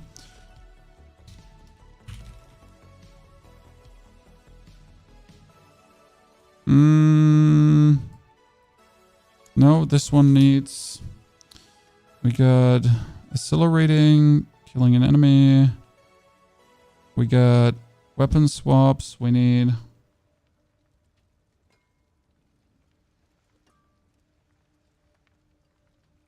Oh, limitless.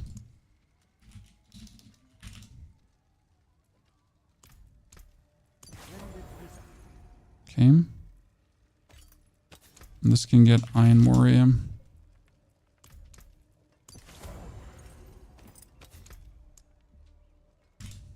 Actually, I don't need Juggernaut. I can go for Disobedience.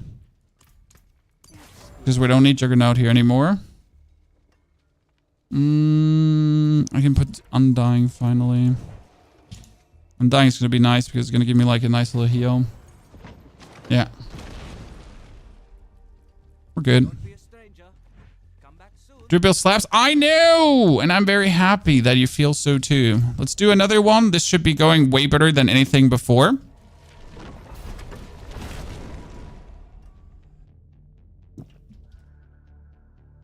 And technically for this build, we would be looking for Hellhammer, guys. To go for Upheaval, Ground Pound, Fire damage, right?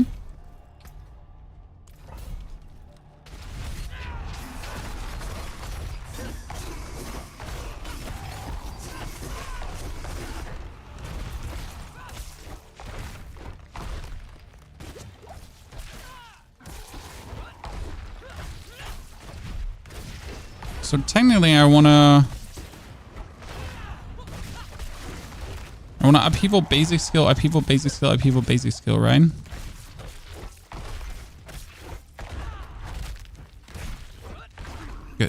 dead. Okay, Upheaval truly hits the whole screen now. That's actually great. I mean, that's great, especially for the, for making the bonus blood orbs, right? That we're looking for here. So I now hit the whole screen with one Upheaval. All right, I get more orbs than ever. The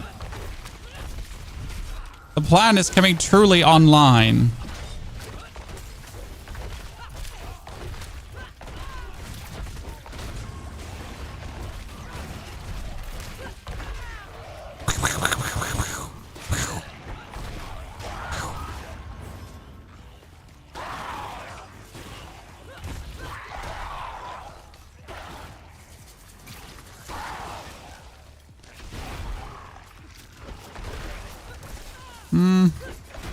Yeah, I knew I'm gonna put a bunch of overpowers in a corner where I don't want them.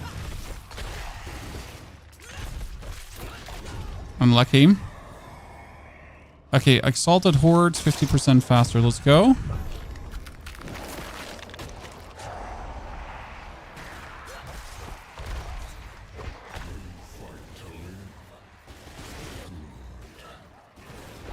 I feel very cheesy, guys, but in a good way, right? Yeah, I don't feel bad about doing this. Of essentially just winning with Blood Boil.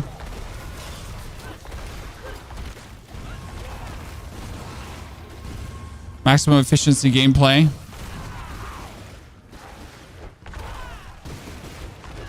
Somewhat mean though for everyone involved. I mean, for the enemies.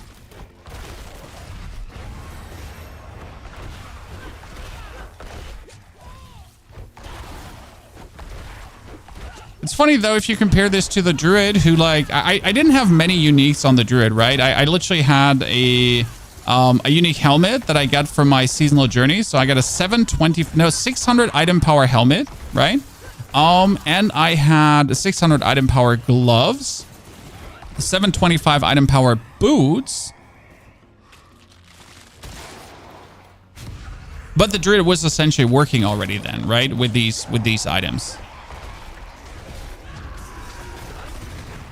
So it was already going nicely there.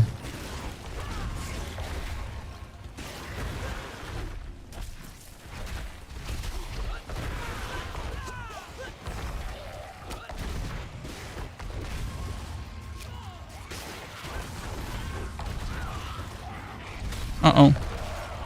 Don't get hit by these nerds. Ow.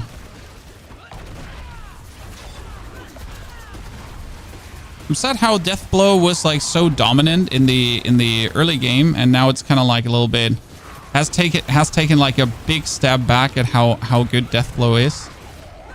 Can we just stop getting these Ether Fiends out of there? Like it's not like they're really enjoyable to find. Yeah, the size of that Upheaval is just disgusting. Oh, let's make him explode. No, Ether Fiend's more ether. Sorry, Bubba. Whirlwind would have had 2 ether by now. Well, congratulations to Whirlwind, but you would have had played Whirlwind. So, sorry, but that's no consequential comment. But we do appreciate though you chipping in. Thank you very much. If you get anything meaningful to chip in, then feel free to next time. Love to have you there, though. I mean, these Ether Fiends, like, could be good. Could be almost better than going for Hellborn. I mean, usually, like, stacking Ether Fiends has been useless, but with what we're getting here right now, I almost feel like it could be good to slowly start putting that into the things that are worth to take. I gotta test this on the Druid for tomorrow. Like if it's worth to essentially stack Ether Fiends now.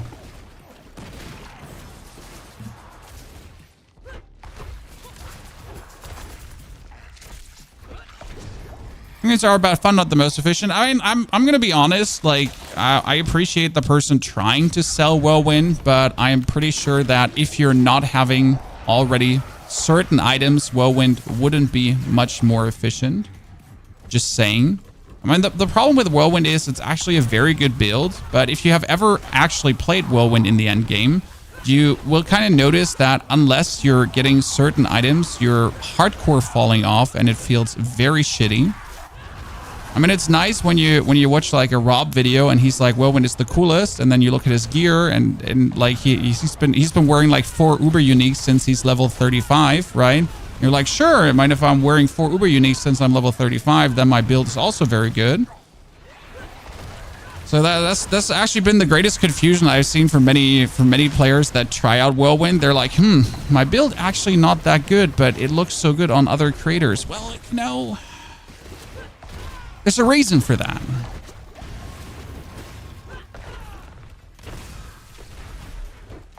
And that's because you're being sold a golden goose.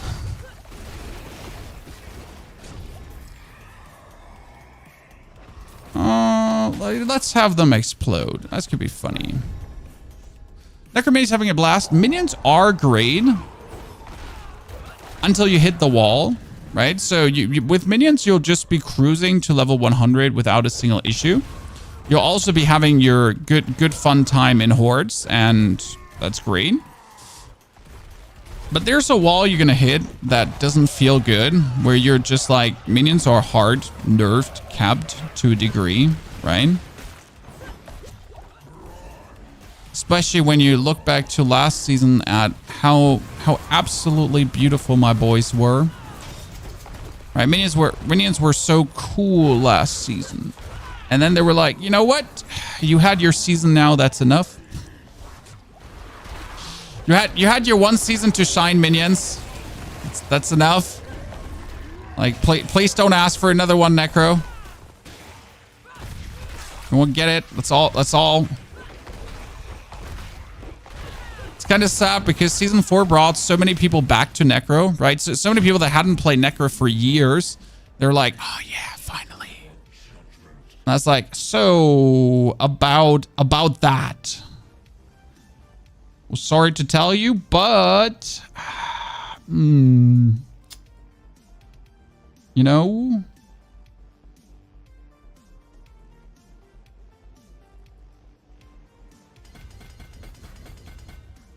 from now on, fun is over.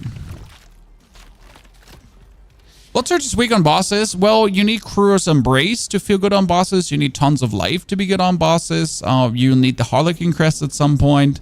So Blood Surge is great, but that's also the wall we're talking about. You will hit that point where you're like, so, and then you're actually hitting that point very soon that if you're not picking up very specific items. So I tried Blood Surge minions, for example, and they were great.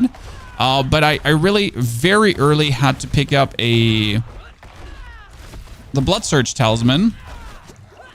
Where you're literally at the point where, oh yeah, this feels so cool, but it just does feel weaker every further level. It just keeps feeling weaker, right? Unless you pick up the Death Speaker's Pendant to really feel stronger. Then things are actually looking up. Okay, this is going faster now with the 925 weapons, that's for sure. But it's not the boost we were hoping for, right? Oh, that was a 1.5 million upheaval. I like to see it. I actually do like to see it. Jesus. It does feel a bit silly. I'm asking myself if I had glyphs already, right? Like all my glyphs are level 1, just in case you wonder. So if we had glyphs leveled up already, if we would be doing some nasty damage. But I usually keep all my glyphs level 1 until I'm level, like,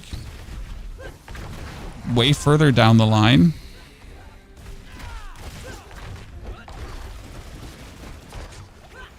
Okay, you're gonna die now? That's bad, actually.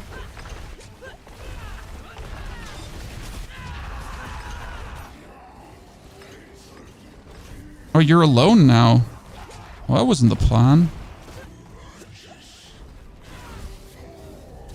Oh, shit. So could you all just walk on him and then we just overpower everyone and their mom? Can we do that? Should be possible, right?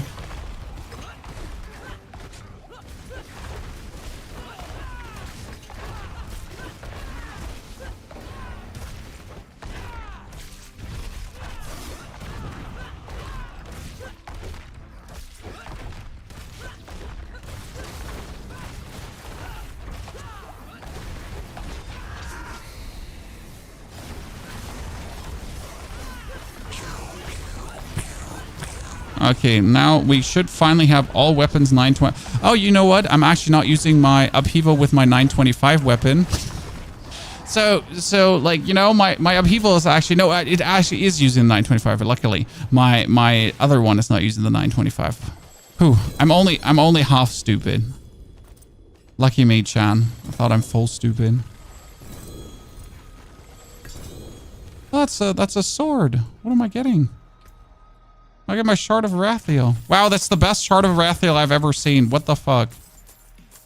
I've been looking for a 200% Shard of Rathiel now for such a long time.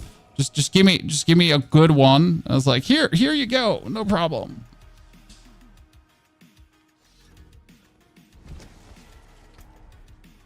I need that for the Necro build. Thank you very much. Okay, that's maximum life and resource cost reduction. Don't mind if I do. I mean, just getting a huge chunk of max life is always good. Right? And the only thing we lose here is poison resistance. So again, my resistance being cooked. Great. Then we're getting a ring that has damage over time. Okay, we really don't need that. It's exceptionally useless, if I'm honest with you. Okay, we get a new mace, though. So that is maximum life and fury on kill. Thank you very much. Appreciated. That's 925, 925. So they're all 925. That is overpower. We're going to be putting on Juggernaut again now at this point. That's also damage. No, that's still damage over time. I want to say that's also damage over time. No, that's still damage over time. So it's the same. Okay, the rest can actually stay as it is. So let's just throw this all in the trash. Then we had to retemper this to the upheaval size again. Upheaval size to hit like the whole screen with upheaval.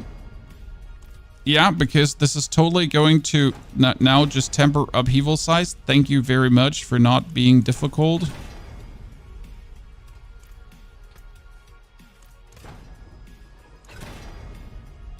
Oh, I feel like I'm being like very greedy with my tempers here. Damage while berserking. Damage while war cries active. Damage while war cries active. We don't have the amount of things to actually temper it that way. Yeah, just random overpower damage. Love it. Okay, so my resistances are full, huh? When did that happen? When did that happen? Okay, next tier 3. I gotta push the efficiency up here on the clears, that's for sure. You need Tyrells so bad you'll never have a resistance problem. Yeah, but that's not the point.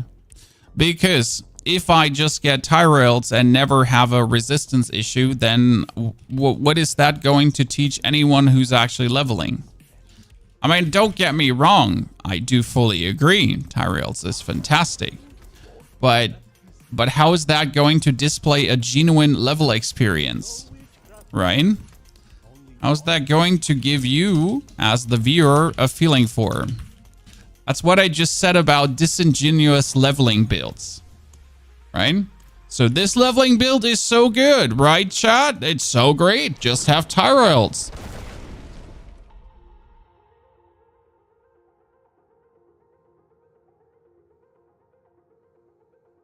So that's the important part there.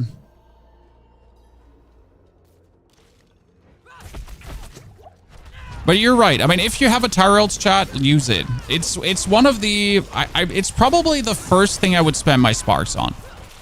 Like, if you would think about, like, what should you do with your first set of sparks? I mean, obviously, if you're not planning to level up other characters, just spend it on the thingy you need, right? Like whatever mythic it is you really need for your build.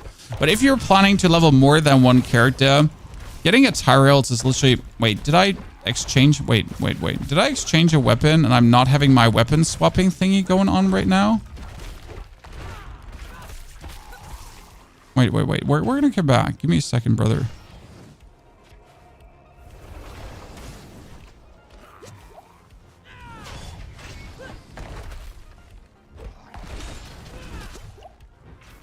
I need to get out of here. I want to get my aspect. Oh, Jesus. It's gonna make me so much slower not having this aspect here right now. It's okay. It's the same. I could just slap on a Banished Lord's Talisman currently that I have in my stash, right? And that Banished Lord's Talisman would actually make the build vastly better because it's just on Fury spend, right? I would get more overpowers. So I would have another source of overpower, but it's kind of like... Gotta have one first to make that work, right? Like currently we're missing one source of overpower. It's a stinker.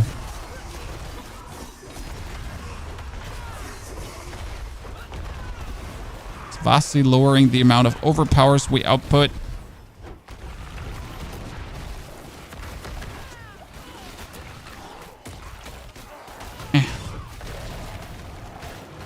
Okay, like getting frozen and like, okay, two ghouls freezing me. Not cool, bro. Not cool. Ow. But which item did we swap out that we lost that? Oh, ring. No, ring? Amulet? Huh? Which item did we swap out? What does Tyrells do for leveling? Well, Tyrells is damage reduction, resistances, and you're shooting out lasers, essentially. I swapped the gloves.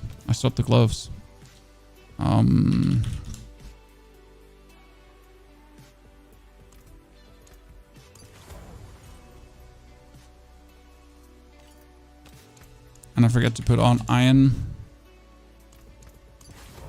for you. So it's like resistance is up, damage reduction up, you're shooting out lasers. It's just the most defensive item. And you can essentially wear it from level 35 on. And well, that's kind of cool, right?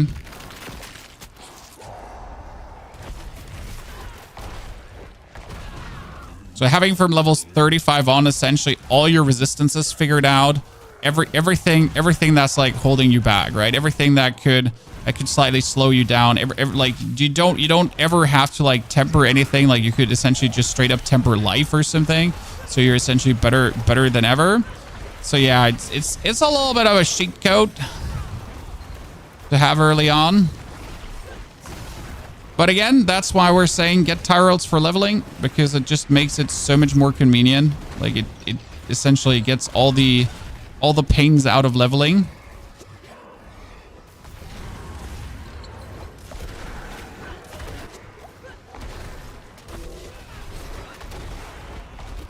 That's why you want it. And the same is kind of with the Ring of Starless Skies. So the Ring of Starless Skies makes you never struggle for essence, even while leveling. So that's why the Ring of Starless Skies is also good. The Harlequin Crest is arguably nice because you just get raw damage and cooldown reduction boost. But I do have to say, like, in comparison to Tyrell's Might, the Harlequin Crest is actually weak. Which is quite interesting to say for leveling.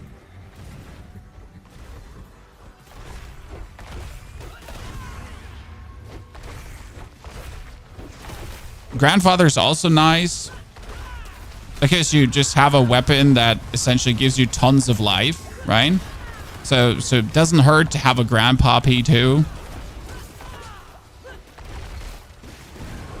Also, Grandfather's a 925 weapon, which is actually the biggest scam. So the thing about Grandfather is that's a 925 weapon, essentially from like early levels on. That's the big scam there. Like, hey, do you want a 925 weapon from like level 35 on for the rest of the game? Sure. Why wouldn't you want that? Right, at least turrets is just a chess piece. Not a goddamn weapon.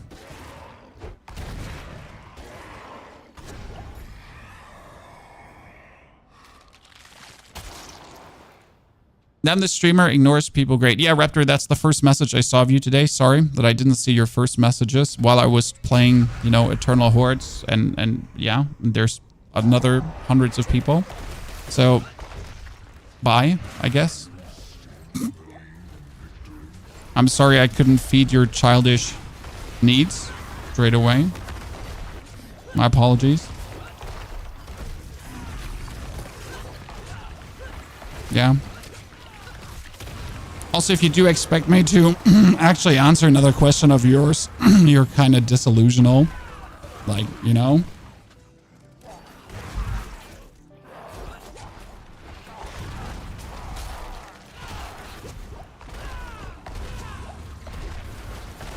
Good. Now, let's go on and get these destroyed. I need to consider how to get the other part of the build online now, because so at this point, like, the Upheaval build would probably carry us to 100, but I feel like as much as this could carry us to 100, it's not as efficient as I would like it to be. Oh wow, I'm pressing the wrong button. That was pretty useless. So it's not as efficient as I think it could be. That's never good. Oh, that's bad. Wow. They're like the Ether Fiend paired together with all these elemental dudes. Ow.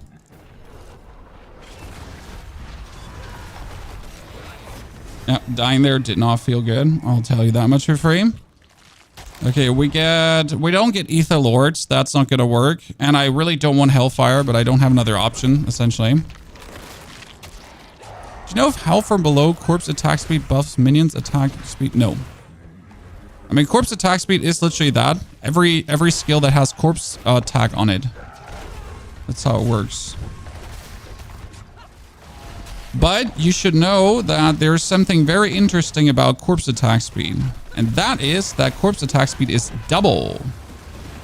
Yes. So every skill that has the corpse skill does get double the benefit from attack speed. Why, you ask? Because it's just the way it is.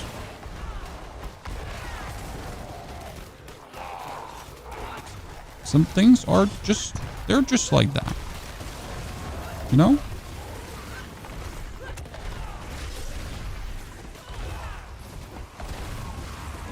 It's actually a nice thing, because if you're then, you know, trying to do any corpse interaction shenanigans, it works. I mean, like, technically your race skeleton skill should profit from it. So your race skeleton skill should raise skeletons faster than ever. That's like, that's one thing, I think.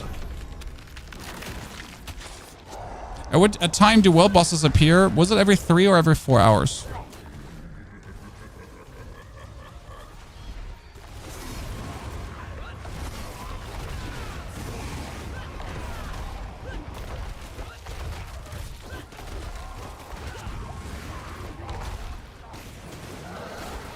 On a global timer. If you miss him, it's unlucky. I mean, I just missed a world boss, if I'm not mistaken. I tend to always miss them because I'm too lazy to wait for the few seconds that it takes for them to appear. Because I'm somewhere stuck in a dungeon and I'm like, you know, I can't. Oh, shit. Bad.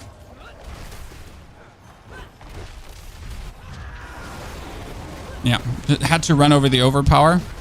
It feels like we're not overpowering, like we're just not feeling strong enough for this right now.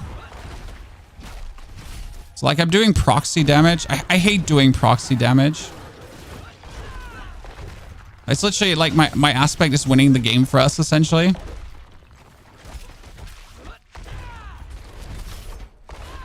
I mean, we do some cool overpowers at times, but it's mostly my aspect that's winning for us at this point. What do you think Pulverize could do? I'm not sure, because Pulverize, like, the thing about Pulverize Druid is it's not an overpower build, right? Yeah, surprise, right? Pulverize Druid is a critical strike build that also overpowers every now and then. I don't know if you've ever played Pulverized Druid, but like as soon as you have, you notice what I'm saying there. It's like, you know, it's a crit build that occasionally tends to overpower.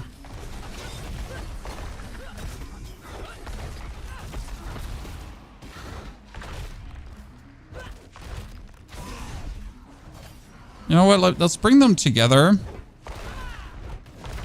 It's going to turn better for us if we have two of them, at least in the middle.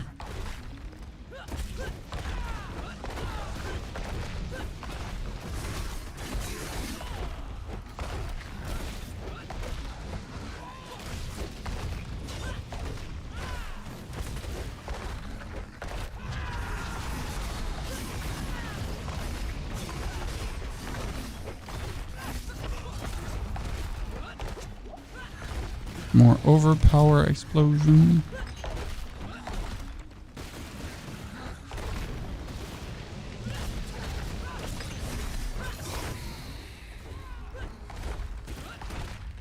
Hee. I wonder if I'm hitting the other dude on Mars too. Actually, I am. Cool. Surprising, but a good surprise.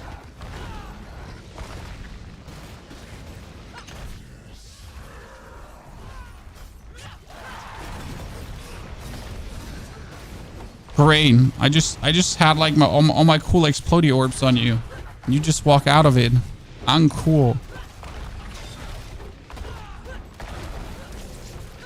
Oh, if I could overpower this whole bone prison. No, let me overpower this bone prison. No. You know how many orbs we would have gotten from this? An illegal amount of orbs would have been gotten from that.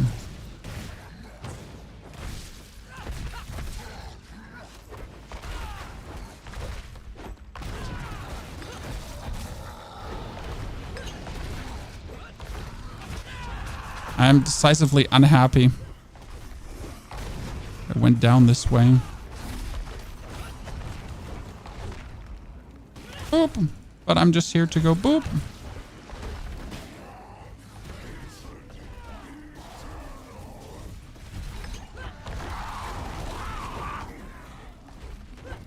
I mean, at least we've reached the point where the bosses can't do anything versus me.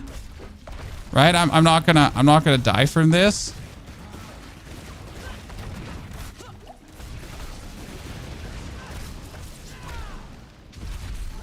That's nice.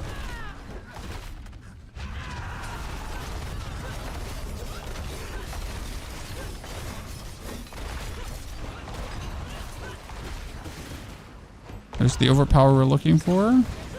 Ignore him.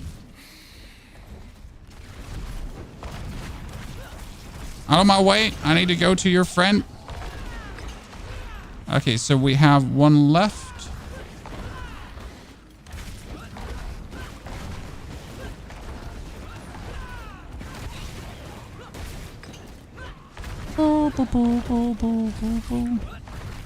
Well, we might not have the highest damage output here, given. But hey, we can't die as well. I was happy to this point with the build, but right now I'm getting less happy.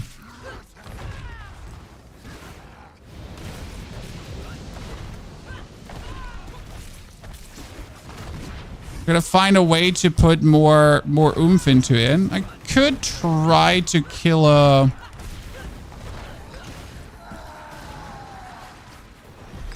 Could potentially try to kill a boss for something. Oh god, that's another sword.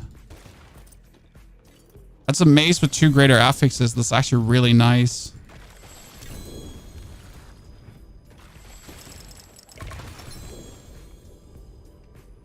Good. I hate that the last one keeps running away. Well, he doesn't always. It depends on which one it is, right? Not all of them keep running away. Some actually do stay there.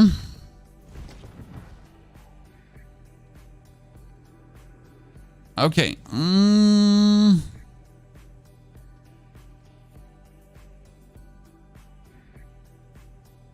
Huh.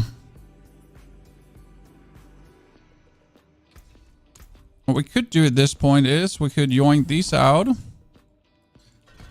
actually do brute force, right? The overpowers do more damage. It could be kind of nice to do at times.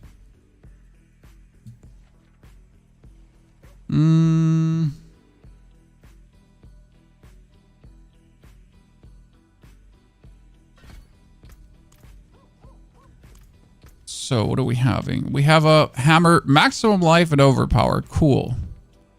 Take that. That's poison resistance. I don't know. I feel like I get scammed on that ring. I do feel like I get, that's heavy-handed. Wait, isn't heavy-handed like actually good to get? Well, which one was heavy-handed? Heavy-handed was this one, right? Yeah. It's like wasn't that actually good to get? Only that the life on hit is useless. This one gotta be kept just in case I want to use it, right? Okay, all of this is not what I'm looking for. I mean, fury per second is nice. Like I do like me some fury per second, generally speaking. Yeah, I don't want to have a ring with poison resistance on it. That feels like I get scammed out of my money. Okay, we're almost up to level 80, chat. So we're going to take the elixir of advantage. And we should stop dying. That would be probably helpful in things too. We're going to make it to level 80 now. So let's pump out level 80. And then the problem is that my druid on level 80 could do tier 5. So that's the difference. Okay.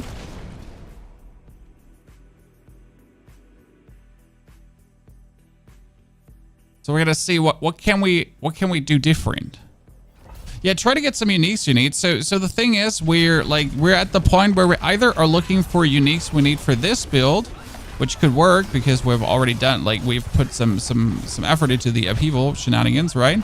Or you would have to like now start transitioning into the actual build we're trying to do.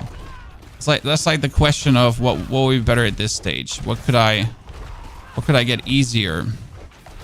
I mean, the issue is that you obviously don't have boss materials until you actually have done enough, because that's like the thing, right? I don't have any boss materials due to the way you have been leveling with the. Did I forget my aspect again? I forget my weapon swapping aspect again, huh? Why do I do this, chat? Why do I do this?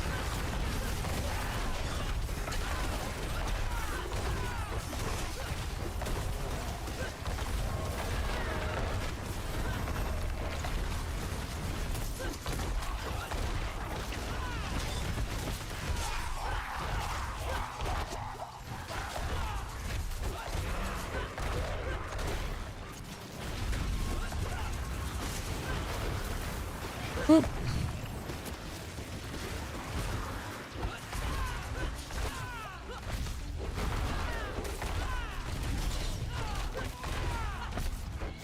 No, I didn't actually lose. No, I lost one aspect. I don't know which one it is, though.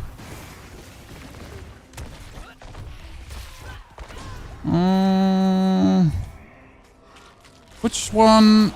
Which one did we swap out?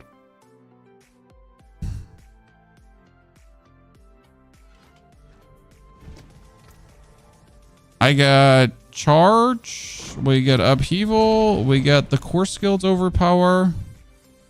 We still got accelerating.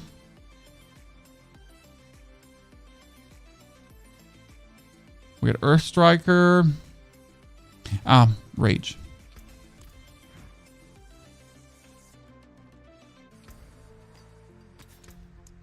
Limitless Rage. It's a nice one, right? It's like each point of fury you generate while at maximum fury grounds your next core skill within 5 seconds. Increase damage stacking up to 15 times. Doesn't hurt, as we're making quite some fury in between. Okay, Burning Rain, Gathering Ether. Wow, Burning Rain being the best one has me always in shambles when you actually get to that point. Doesn't feel like that's how it should be, huh?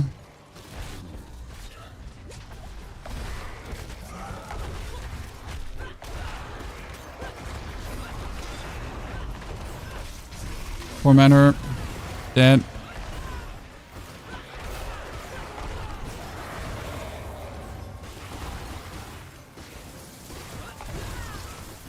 Oh, why am I even summoning him? This feels like the mistakes were made.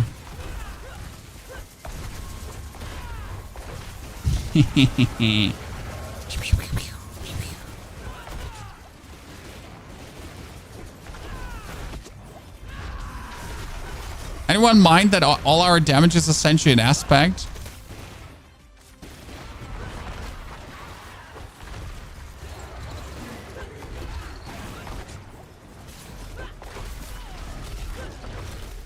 It's funny how like the Upheaval held up until point X, but now it just doesn't hold up anymore as a main damage skill.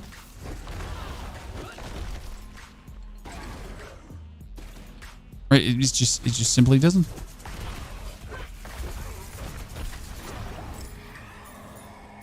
Hellborns? Hellborn? Yeah, Hellborns. If I download the game on Steam, needs to have an account of Blizzard, or can I play Steam? Anyone knows? I mean, you still need to have a Battle.net account, right? I haven't done it on Steam yet, but you still need to have a, Battle.net account, because that's where all your things are. That's where your crossplay is, right? You can have the game on Steam, but you still need to log into the Battle.net servers, right? You're not on Steam servers.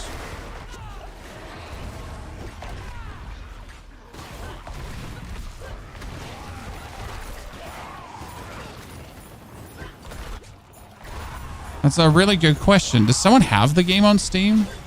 I'm always surprised when people have the game on Steam, because like, doesn't everyone have it on Battle.net?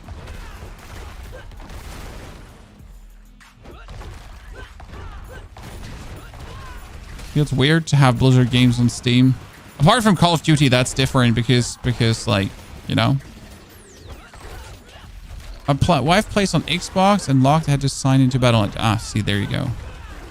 I've just literally never played it on a different platform, because why would I end up doing that?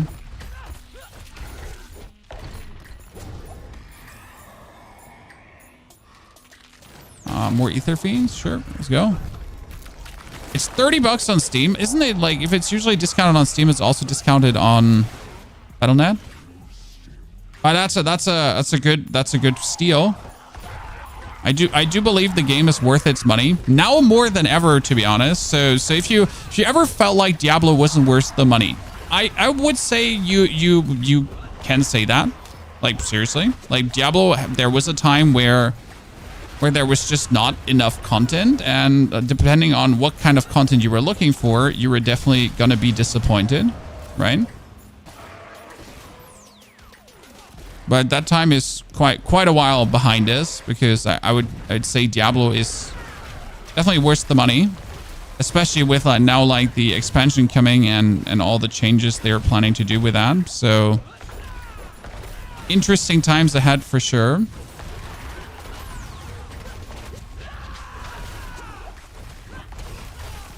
Also, how much the game has changed in the course of a year. I mean, if you essentially bought Diablo and after buying Diablo have never played again, and you're now coming back, right, for the expansion. Let's say you bought Diablo and you played through the story, and now you're like, oh, I should probably check out the game again. It's been a while, and you're gonna be like, what the fuck, right? Game's significantly different to what you actually used to. Which is great, because, well, that means you get a brand new experience. That's a cool thing. That's not a bad thing.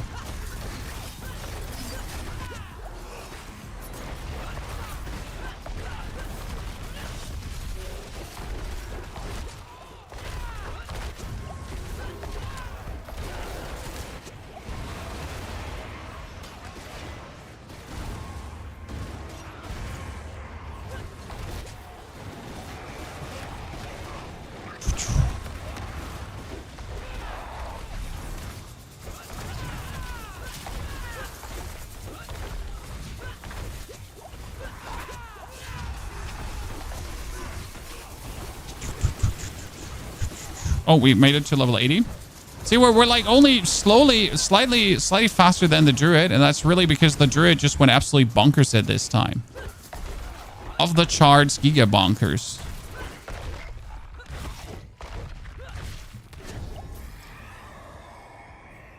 What level do you usually hit world tier 4? Latest with 55.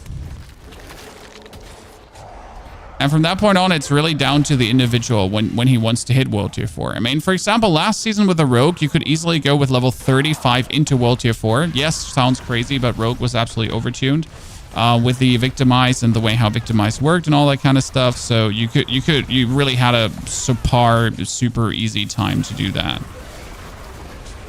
Now with rogue, I wouldn't do that necessarily. The build is still good, but not that level of OP anymore. So yeah, that's something to keep in mind.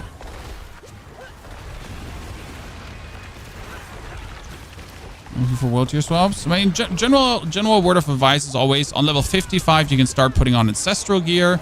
So that means that if you're going earlier than 55, you're essentially not going to be able to pick up a single piece of gear. And that can feel vastly limiting depending on like how good you are as a player as well. Like, can you handle this, the equipment discrepancy, like, right? And you get to understand obviously how you need to boost your resistances straight away. So that you like check out the temper, because like without tempering, for example, I wouldn't be able to hit my resistance goals and then be able to actually do this content like this early.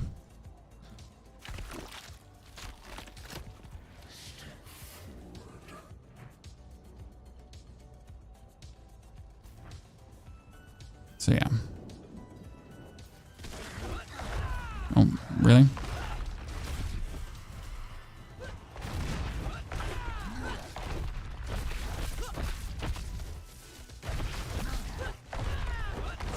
Great. The one that teleports away. At least we get the one that charges. So there's like always the one that's rather... Oh, that was a 1.5 million hit, and I love to see it. I want more of these. Come on, give me more big banger hits. It's so deceiving to actually spam Upheaval, but you don't want to spam Upheaval. You want to rotate through your skills so you can actually get more overpowers, right?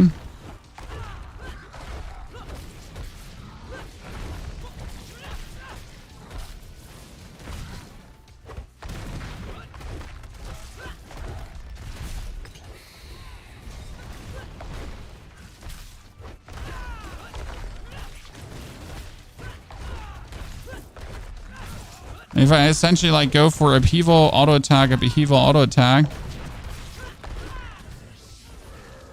and get more overpowers in total.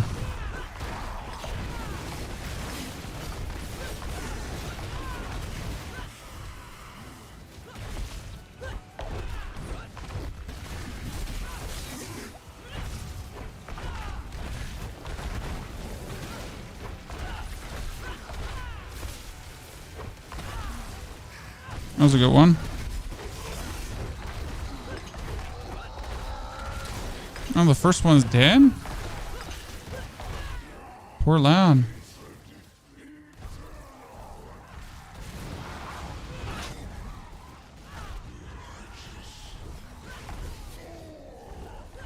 I can kill the dude in the background. For sure.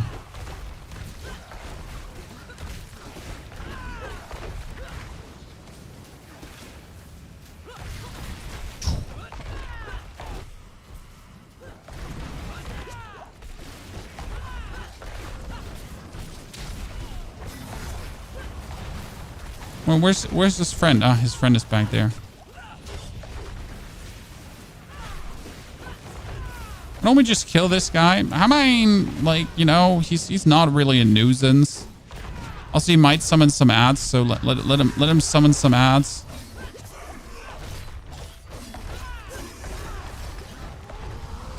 We wouldn't mind.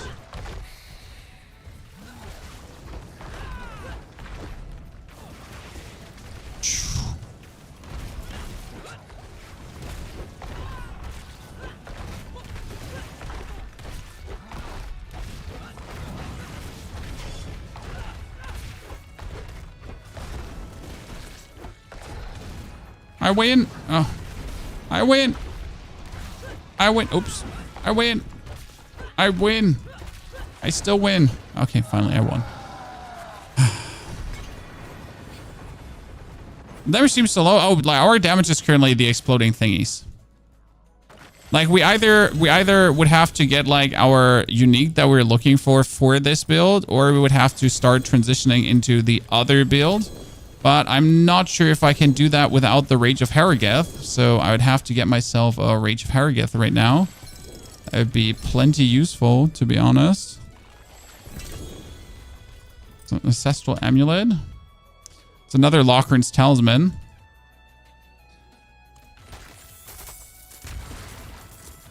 Lochran's probably kind of cute for Barbarian early on, but also not needed.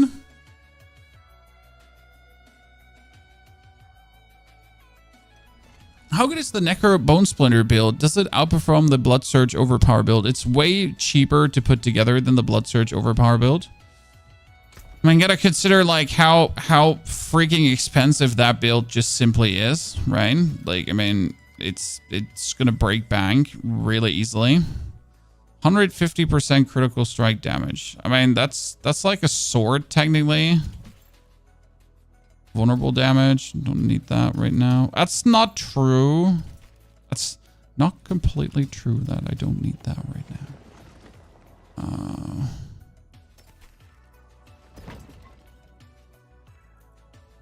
These are very low powered rings. I wish to exchange them, but then I have to like take care of resistances again.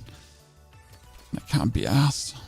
It always comes down to we can't be asked to like care too much. Saw Blood Surge in action last night. It's great, but the problem is like to have a really good build. So you think 30,000 life is enough. So if you have 100,000 life, then you're good on Blood Surge. No space. Oh yeah, my stashes are full. Like this is disgusting, right? We could probably just discard a bunch of these here because I mean you have like a gazillion. You get like a gazillion high powered like freaking abyssal scrolls here, so that's not a problem. I say like I have no boss materials, so the only way how to get boss materials or things would be going to Zarbinzet and just checking like my mother's blessings to see how far we've gotten there, right?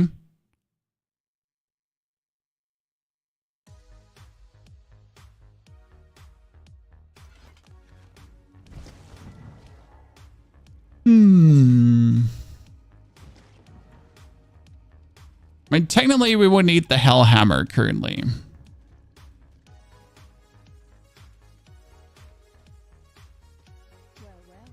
So there you go. That's 2 more stashies. I mean, optimally, it would be to hit this one because that gives you actually powerful unique for your build.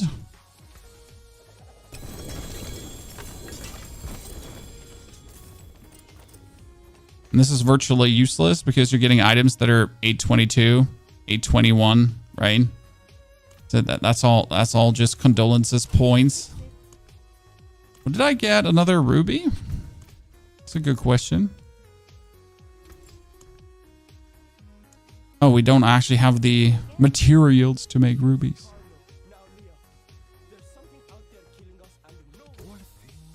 Okay, doing a tier 5 is out of the question, right? We can't do a tier 5. What we could alternative do is we could try to get the steel together to essentially open up a Rage of Harrogeth.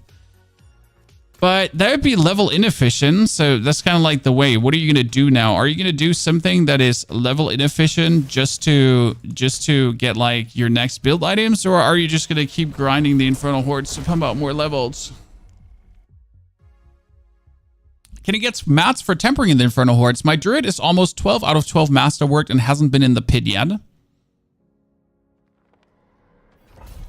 Okay. If that gives you any information about what you're asking.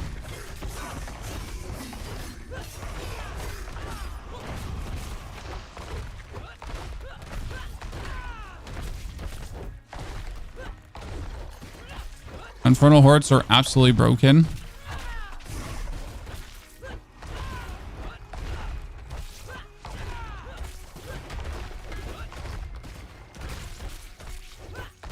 I truly need like more crit strike.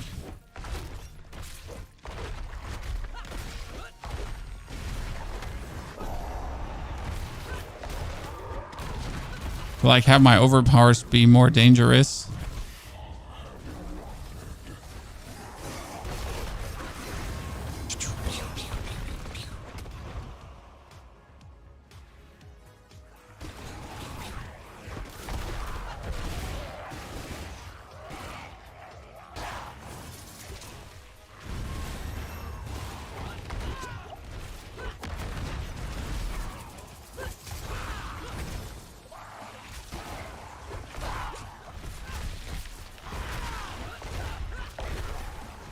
Boom, boom, boom, boom, boom.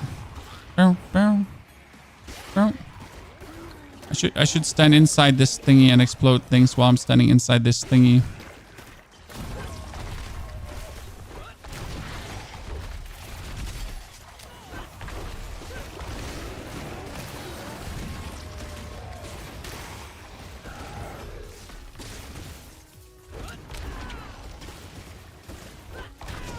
Oh, I didn't want to put it up there.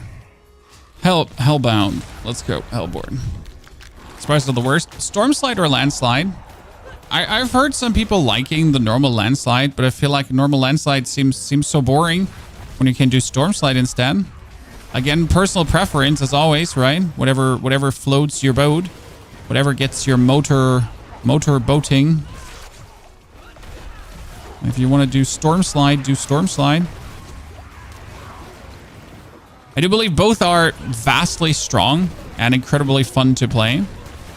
So just choose yours. I mean, I liked about Stormslide like how stupid much damage reduction you had. I mean, like sometimes you feel like Barbarian is tanky, right? But the amount of tankiness that my Druid could reach is crazy. I mean, like it's like 500% damage reduction feelingly, right? Yes, obviously there's diminishing returns on damage reduction, chat. So 500% damage reduction ain't a thing. No, I was about to get my iron skin off. So 500% damage reduction ain't a thing.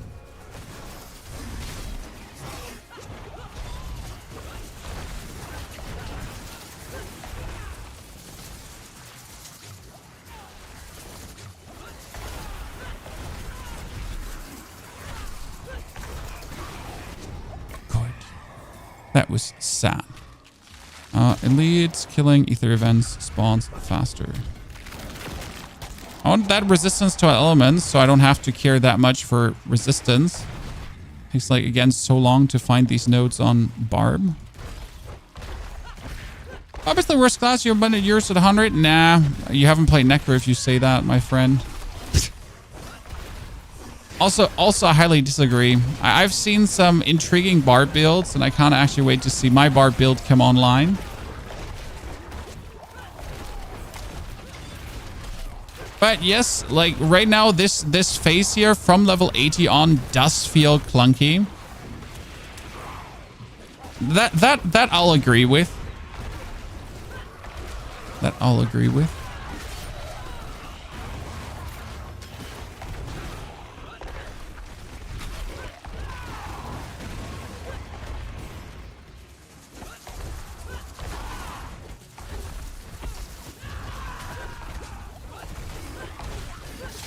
I mean, it's fun that they actually did buff the Dust Devil barbs, so that's kind of cool to see. Because they kind of like buff Dust Devil and then nerf Dust Devil and then buff Dust Devil and then nerf.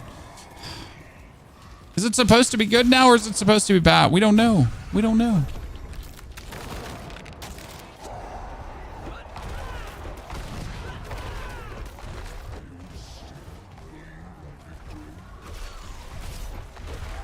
I mean, double swing, Dust Devils was really fun. But it's also like, it feels very uninspired to play, right? You essentially just double swing forehead. And this build might be relying on the blood boiling aspect, but I don't mind. It creates for a fun gameplay loop where you're essentially like all in on trying to just get your overpower rolling, right? If you get your overpower rolling, everything dies. And you're just trying to maximize the amount of overpowers you have.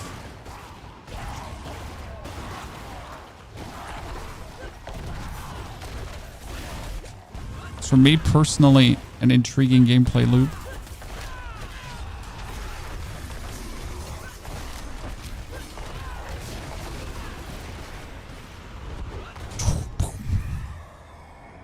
Oh no, how long normally from 0 to 100? Oh, like my druid now did it in 6 hours. Without Mother's Blessing.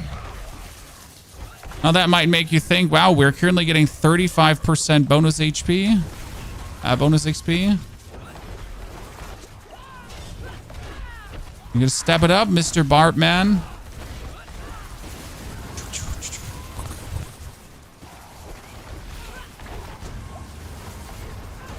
We got 3 instances of overpower though. I kind of feel like we're in a good spot because like you can create overpowers with the aspect every 20 seconds. Then you can create overpowers every 20 seconds naturally, unless you're actually critting. Then you're making that also earlier, right?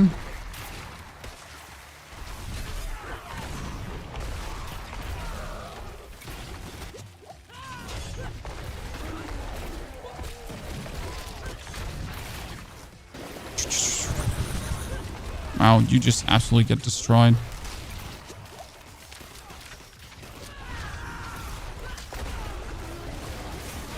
I like this. We're actually looking for decent ether values at this point. Not good, just decent. Is leeching XP from Blood Maiden a good tactic? I mean, who's gonna stop you? Is there somewhere the Blood Maiden police who's like, sir, you gotta stop that now, right? I mean, sure, it's a fantastic way to make experience. I mean, think about it. You just literally have to stand AFK there. I mean, I had in World Tier 3, I had like a level 100 or World Tier 1, I had a level 100 who was boosting some people. Like I could have just lived AFK there and things would have been fine, right? I mean, end of the day, the game is called a massive multiplayer online game, right?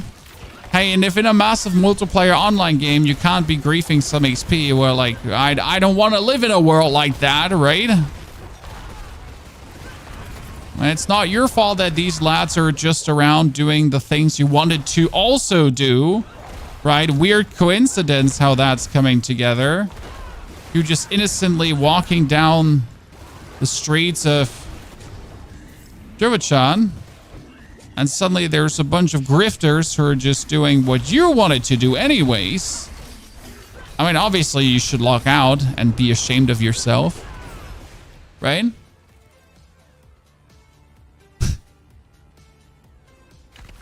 So, like, you should just log out. I'll be like, nah. I have a decent Rage of Harrogeth for you and a GA Hellhammer. Yeah, but again, not realistic experience. I gotta find ways to acquire these items now.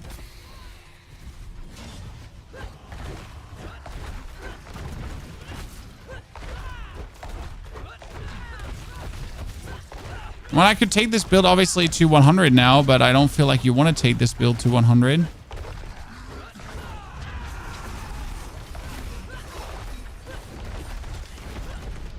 No, they have been selling this like triple boss fight in a way, like it's always something different. It's always cool, like when you have like these 3 bosses and they alternate, and it's like, but like some of these are just really annoying. So I actually don't want the alternate version. I just want that one version, right? Exactly with the bosses that I enjoy fighting against, and not with the annoying bosses that are just twats and they feel very bad to fight against because they're just continuously running away.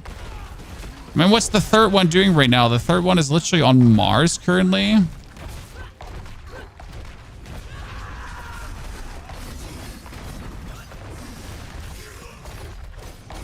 Not even engaging in the conversation. So like he just comes up and then he's like, bye, I'm gone. And you're like, I wanna fight like all of you together. That'd be really cool.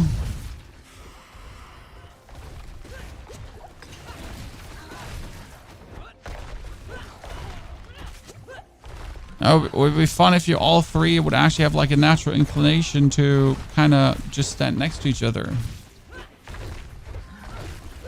Does the blood still drop at level 1? What? Which blood?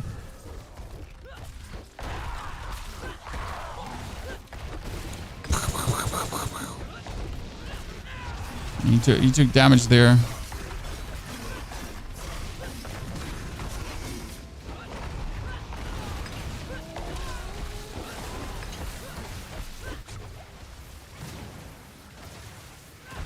I'm gonna kill him over the other one because he just goes away the whole time.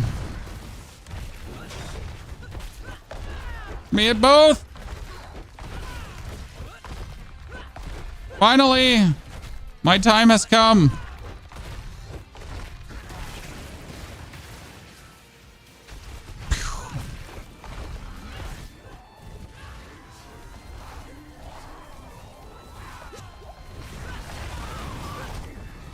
The Blood Maiden. Oh yeah, the Blood Maiden is still dropping the blood of Lord Zur.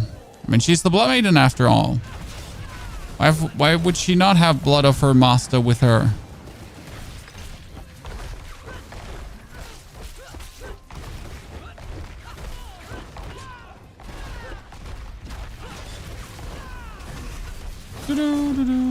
Walking arsenal, stacking, and at the same time also the stacking of the other stuff.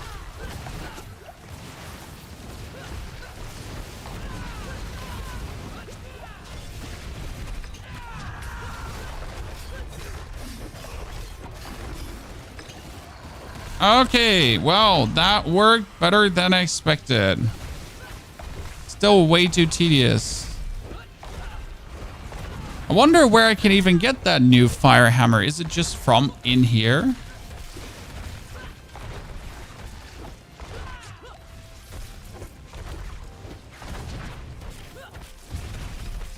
Right? Maha, thank you very much for the 5 months of subscription. Appreciate it. Hope you're having a good day. Hope everyone is having a good day. So let's see what we're getting out of this, and then let's do some theory craft in our head for a second. I also need to grab a drink from upstairs. I'm gonna pick up the packing loot. There's a bunch of greater affix items. I mean, like you're essentially you should never reach level 100 and not have greater affix items. Not with the frequency that greater affix items are actually dropping, right? Which is just incredible. Like you're just being blessed left, right, and center.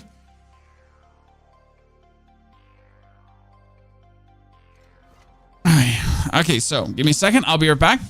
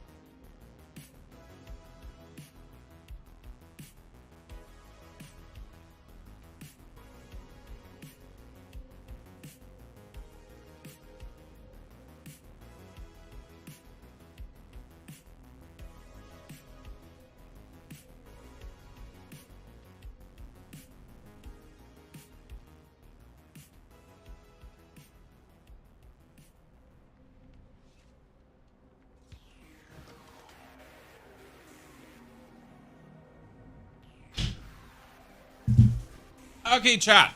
Let's see what we can draw for a conclusion here. We have currently our Upheaval build working, right?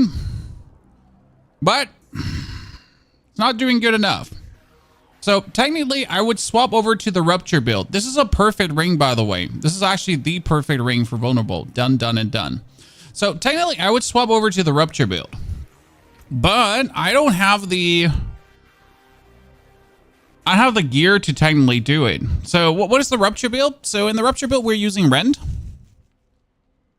instead of Upheaval. And you're going to be rupturing to do like cool blood explosions. And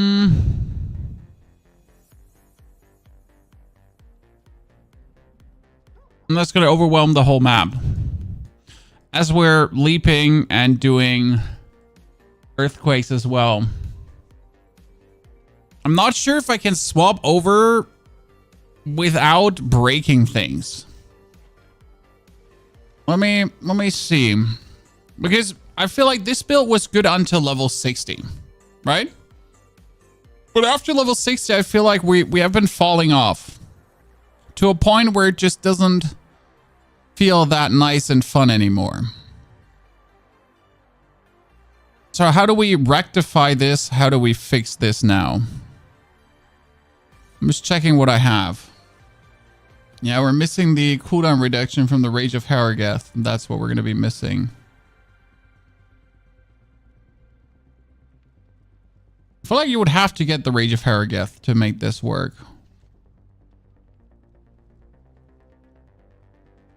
Right?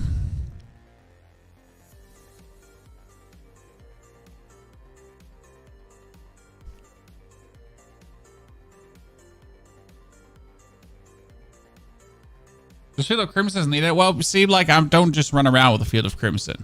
That's the thing. I'm just like considering if I want to, like, let me just throw the skill points over before we continue with the timer to just see like where it stands, what we want to do.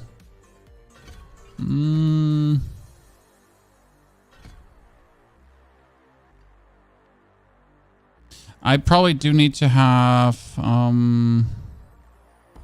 no, wait. I think I have to do this for the leveling portion. Probably. Are we still playing Groundstorm? No, did we not put Groundstorm out of the build?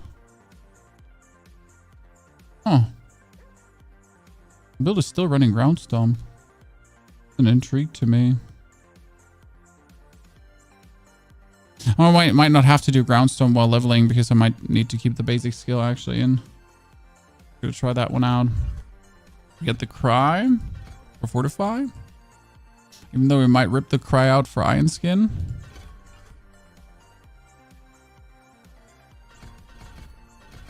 I'll have to think about it.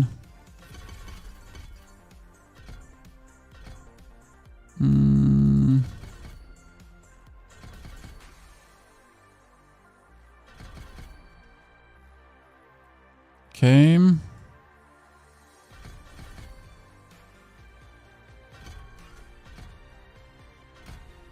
A rupture.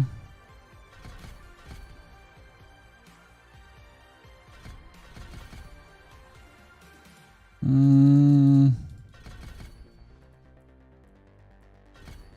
have 3 points that I didn't spend. Where do I have 3 points that I didn't spend?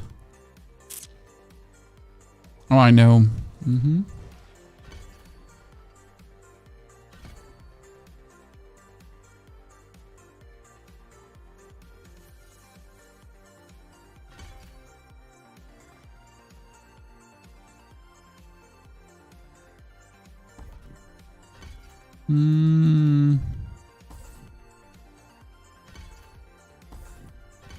Just put the points here for a second this way.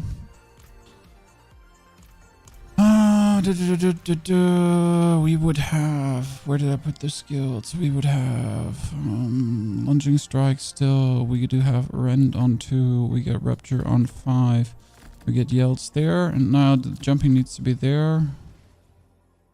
That's more unstoppable. Needs to be, no, it needs to be here. Yeah. Yeah. Mm-hmm. Field of Crimson, no, thank you. Appreciate it. We're not looking for the Field of Crimson. I have a helmet with 2 ranks to Rupture, which is actually really funny. So that's a shadow. That's an amulet that has shadow resistance on it. It's kind of stupid. Okay, what's this? This ring had a lucky hit chance to vulnerable, so I wanted to play this, right? Lucky hit chance to vulnerable does sound actually fantastic. What will we temper on rings for? I need cooldown reduction for brawling skills. So it was brawling cooldown reduction, right? That was the only one we had. So you need to get this one down to a couple of seconds, right? To use it very often. So there's brawling cooldown reduction. I'm gonna rip that out. We're still fully resistant, so that's kind of nice. You got movement speed boots. Didn't I have boots that had ranks in? I mean, 27% movement speed boots sounds really cute. Oh, yeah, we need to take these with maximum life, right? And I need ranks to leap. That's what I needed. Fuck. Yeah. I obviously don't have boots with ranks to leap. I have boots with fury per second, though. Like, we actually do need to take the fury per second there for a second. Should work. The fury per second is way too useful to not use it. The Yard's Helm can go away for a jiffy.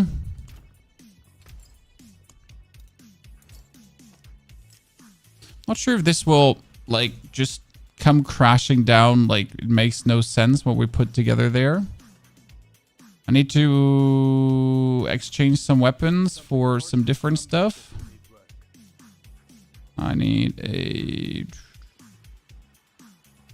maximum life vulnerable damage. That works. And you'll do for now. I'm losing some max life, that's fine. We need to temper for... What was it? What did we temper for? We tempered for earthquake duration. Oh yeah, I remember. Because the... What was it? The rend, the rupture thingy was useless. It was like rend size, and you had rupture size as well, right? The rupture size? It was definitely useless. I remember that. You needed earth leap size, earth slide. No, we needed what was it called? Do I not have it? Is earthquake duration, doesn't it exist anymore? Did they take earthquake duration out? Or do I just not have the temper yet? It should still... Is it out? Yeah, maybe I haven't found the scheme yet. I would be surprised if I hadn't. Is earthquake duration out? Am I crazy?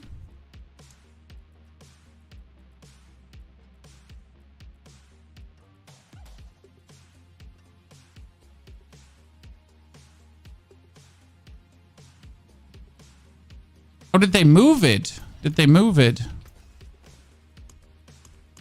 It used to be on weapons. Is it now? Oh. Huh.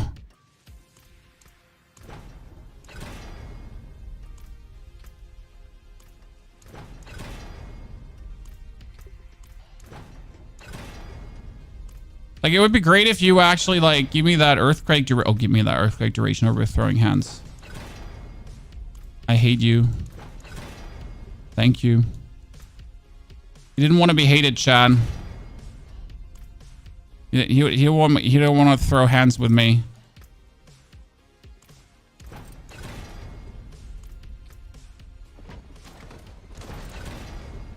Oh God, like you're a piece of work, aren't you? I'm just trying to like get some earthquake duration together here.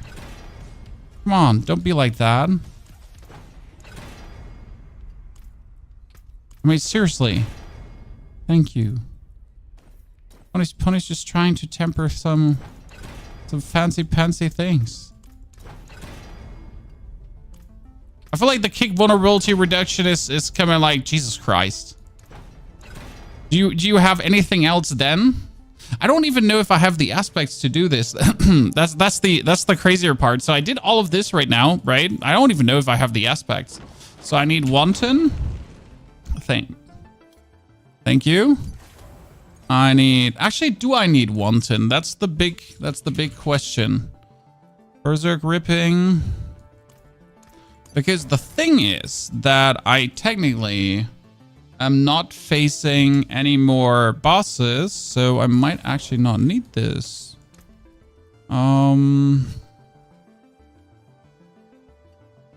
Earthquake.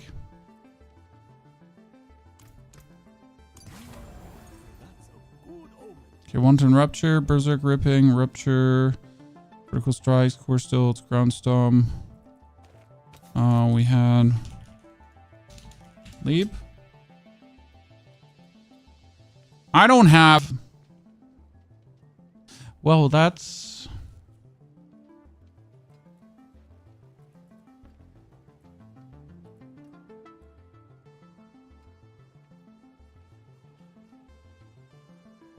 Which aspect am I missing? The wanton rupture, berserk ripping. Oh, I'm like the aspect is called the. I need giant strides on this one. Giant. Self armor, you get there, but I get Juggernaut on. Don't worry, it's just Juggernaut on. Volcathus. Then we get. Actually, we could take the pole. The pole could stay. We get the invade. We get the undying. Oh, I got way too many aspects open currently that I don't know what to do with. That's mine. Like I literally just have too many aspect slots that I don't need at this point because we're usually filling them with uniques, right?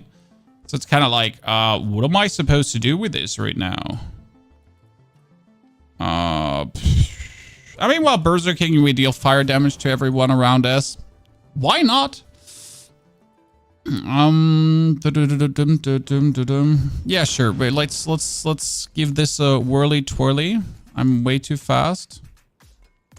You're all going to hell right now.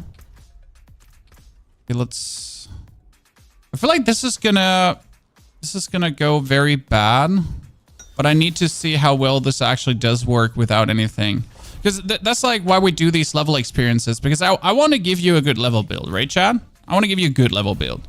But if I now don't try this out, how it actually would be leveling, and I just give you the build and I'm like, this works, wink, wink. Yeah, that ain't it, correct? Oh, better mastery. Wait, do we not have... I didn't change my Paragon board. That should be fine.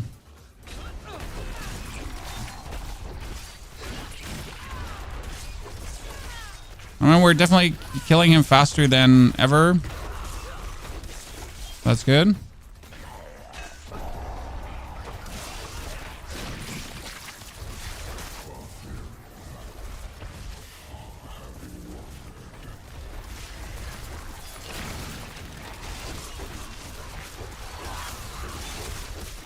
I missed my cooldown. My cooldown reducing explosion.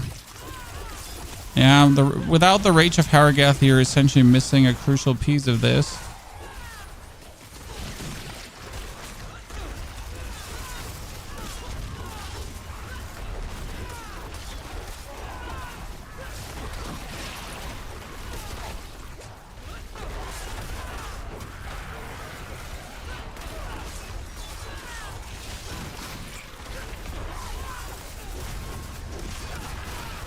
Missing my rupture spam.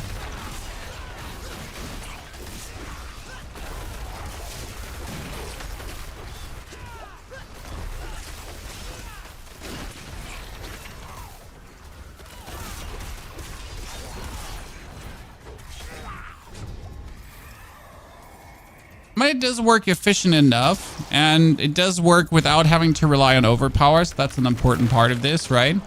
So I'm not like if I don't have overpowers, this doesn't work.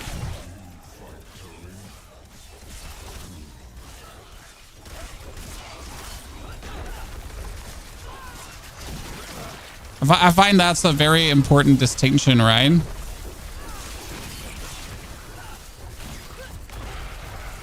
We could also take the ground stomp instead of the basic skill. So right now we are having the basic skill in here because I wasn't sure if I actually might need the basic skill, right? Because you literally never know. I'm gonna actually have to play Iron Skin until you get Wanton Rupture.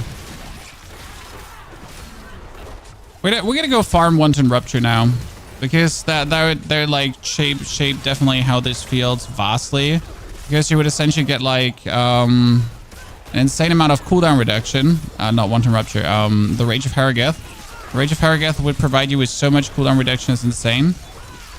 So I guess we'd have to stay. See, like that's where my Fury just ran out. So we'd probably have to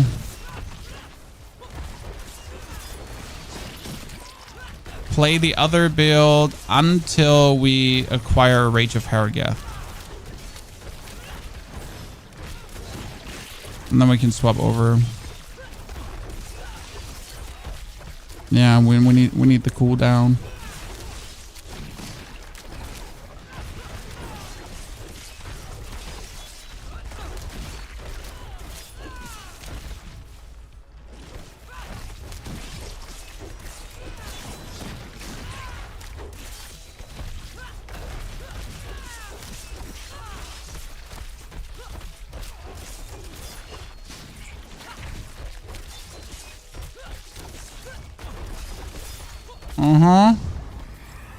I mean, we also do need to change the Paragon board though, but without the Rupture it just feels weird. Without the Rage it feels weird. We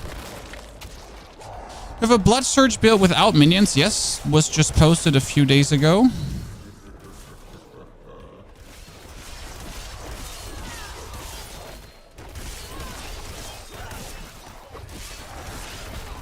I mean, right now the overpower build was performing better in total, right? Because we could just delete more thingies straight away. It's like mainly down to the cooldown. Might also be that the build doesn't turn out to be very efficient for this type of content because I made it for the pid, right? So we made this specific piece of build to be very well working for the pid, which it did.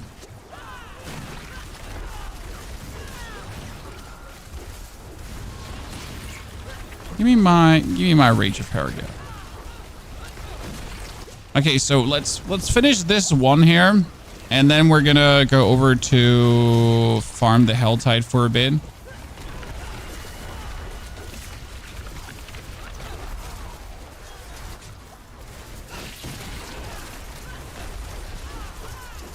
We're also not playing our Earthquakes that are currently increasing our damage. So why are we even playing the Earthquakes, guys? Because we are obviously going to be playing the glyph that increases your damage if you're standing in Earthquakes by a multiplier, which is one of my favorite glyphs, by the way. It's like so cool. Like just stand inside.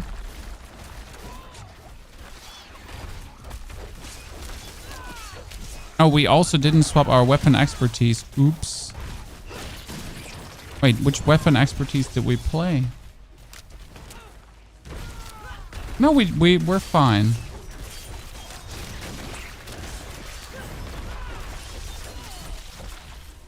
I know this looks tedious. It does feel tedious as well. I kind of want to back out of this and straight up get my thingy, but then again, I also don't want to back out of this because even if it's a little bit, it's still good. Put some random points here.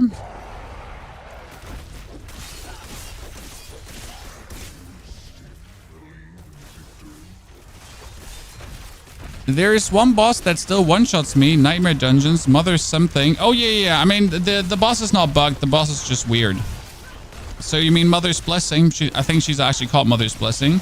It's the lightning boss. And yes, she's stupid. Okay, two barbarians. Could you just stop punching me over? So yes, there is a boss, and I'm fully with you. It's the worst boss for me too. In ever, like, well, whichever class I play, I just dislike the boss from a design standpoint, from everything. From like, I don't know why you exist. I hope you die in hell, kind of. You know?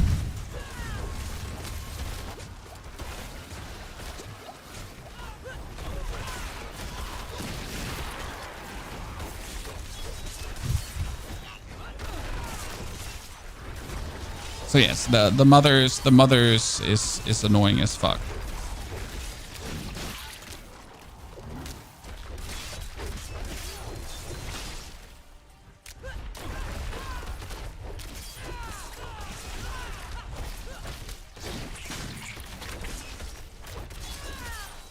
He's definitely not what I would put on my list of things I like to do.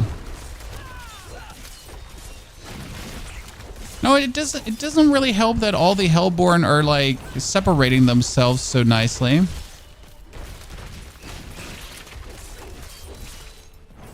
But yeah, we need the rage. Okay, that was wave 4. At least we haven't died a single time. So let's do wave 5 and then we're good. So I mean, for the Mother's Blessing lady, you definitely need the fully charged lightning resistance.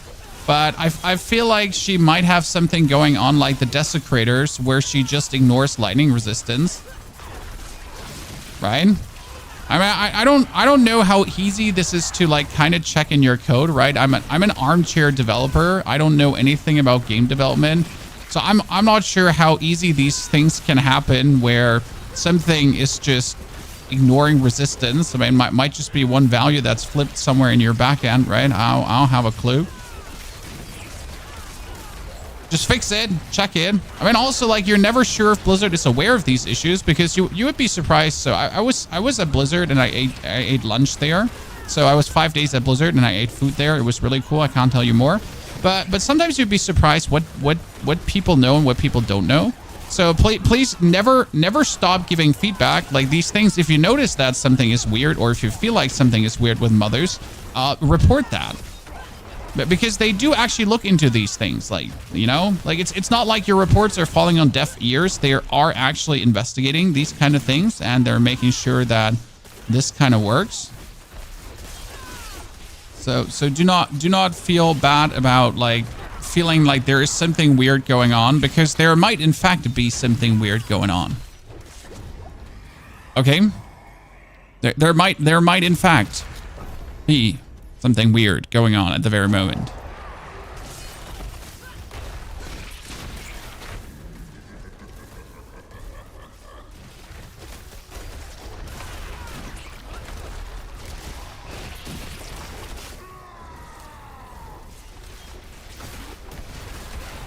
I wonder with the other build at which level I could have killed Gregoire, the Galvanic Saint.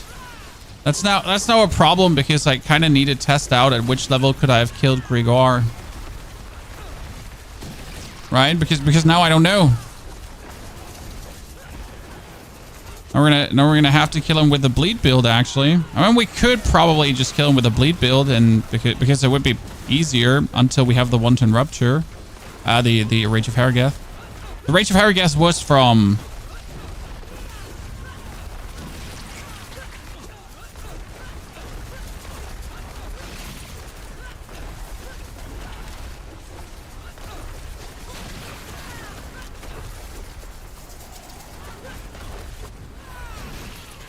I also need to figure out where's the Ring of Ravenness from, because that's what we need too. So we need the Rupture and we need the Ring of Ravenness.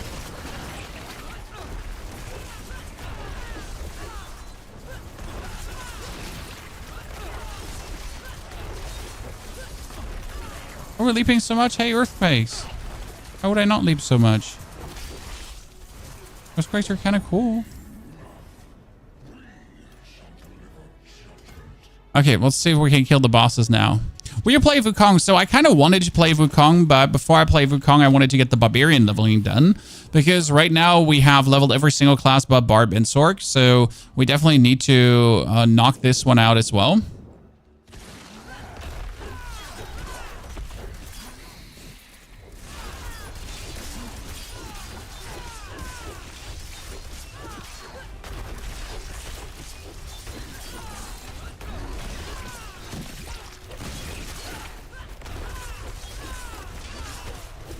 The good thing about this boss fight is that we're literally never running out of a resource.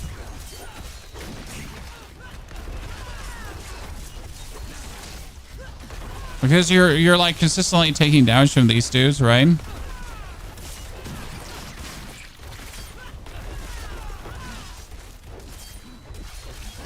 We need to change our Paragon board to include the bleeding. And we need to change the Paragon board to include the earthquakes. Even though we can't really stand in the earthquakes versus these bosses. It's like, usually you want to like spam cast the earthquakes, right? While you're actually standing inside of them. But it's quite intriguing how we are not even able to stand inside our earthquakes. Because the dude just keeps moving.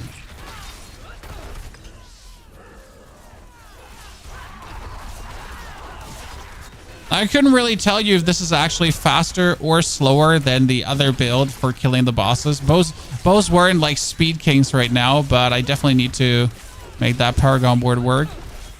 So both were in like Speed Demons, but this feels at least a bit faster.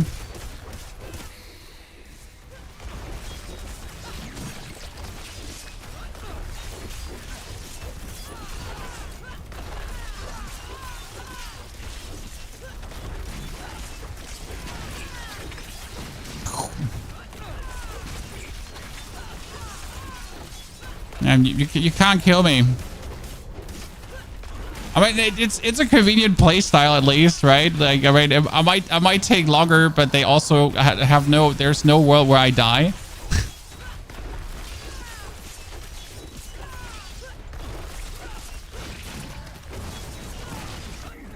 And he's not gonna get me killed. I have infinite fury too. Poor lad.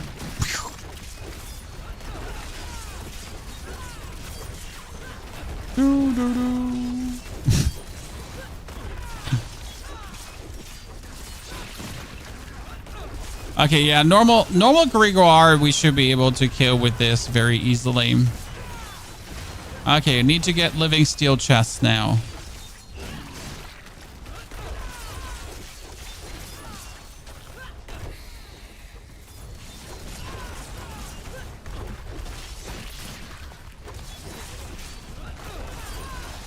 Okay, tedious, but we win. We're better. He sings, and he's a mouth breather. A filthy, dirty mouth breather. Okay, that's a ring. Cool. What ring did we get? Oh, we get the Ring of Red for War. Yeah, well, the fun part is that could have actually been good for Upheaval, right? Because that's after spending 100 Fury within 3 seconds. Your next cast of Upheaval blow within 5 seconds is a guaranteed crit strike and deals bonus critical strike damage. So this is actually really good for Upheaval and Deathblow, but we're not playing that anymore. But it's good to get it. Like I'm not mad. I'm not mad. I'm just really happy to have it. Right. Surely. I'm just really happy to have it. Like, why would I be mad? Well, that's actually gloss with attack speed. That's kind of nice. I'm not gonna lie. But you've seen, like, the build is all about attack speed, so we just need way more attack speed right now. I just rolled 4.5 billion gold and 15k Neath Iron for Masterwork changes to Barrage cast twice and still don't have it. That seems like you're taking the game way too serious. I said it. I'm not taking it back. No, I mean, seriously. I could never...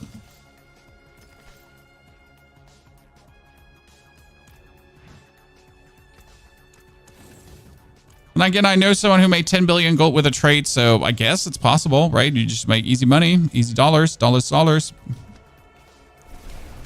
So, will there be more Once Human content on YouTube? Yes, there will be more Once Human content on YouTube, but not right now because we got to get this Barbarian to level 100 today. And if I don't get it to 100, I feel like a failure. I mean, we're already 85, so 85 was like easy as cake, go 4 hour, 25 minutes in. But we're definitely significantly slowing down, which feels actually really, really bad. But I guess we're just going to be spam summoning the Queen of the Helltide now. So we need goddamn cinders. So what do you think look more fun right now? Just from the viewer perspective, guys. Was it the overpower build? I mean, the overpower build definitely felt more efficient currently. Even though like the boss fight was just tedious as fuck, right? I just love the blood build. I mean, especially when you're just going like through things and it just all explodes. It's my. Because technically in the Helltide, right? You're just leaping from pack to pack and then you're rupturing your way from pack to pack. That's like how you're doing it.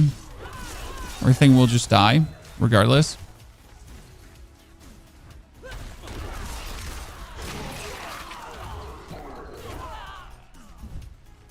Like one-shot builds. I understand that. One-shot builds are fun. I've actually gotten away from one-shot builds personally. Like I like builds that can do big damage hits, but like when I looked at my druid who does like billions of damage, like he does billions of damage, but it's more like billions of DPS, right?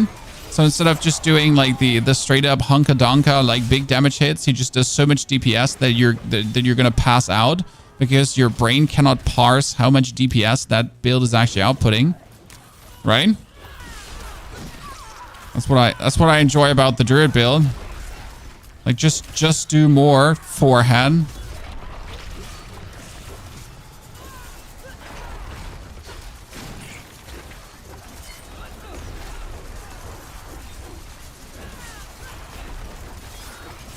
Well, the thing is, with the Rage of Harrogeth, what's going to happen is the Rage of Harrogeth gives you cooldown reduction as you bleeding explode things.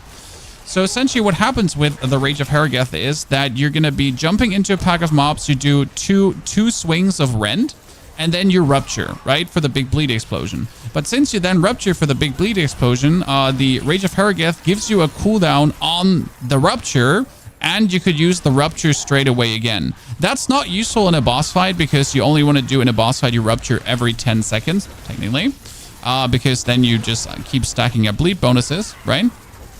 But if you're playing like the Infernal Hordes for like the in-between phase of playing the Infernal Hordes, that's where you do want to actually be able to rupture real good.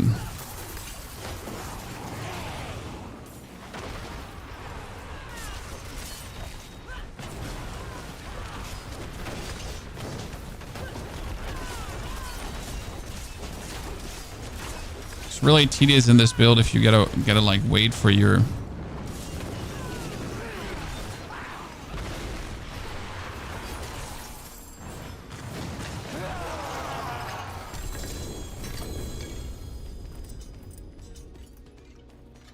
Okay, more. It's 139.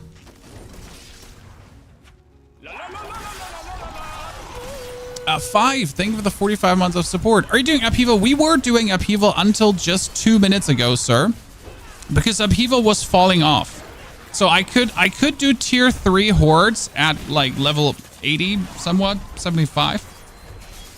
But we weren't doing them efficient enough to say like this is like, you know what? Fuck yeah, this is so cool. It was like,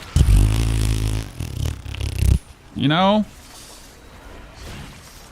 So Upheaval felt fantastic 1 to 50.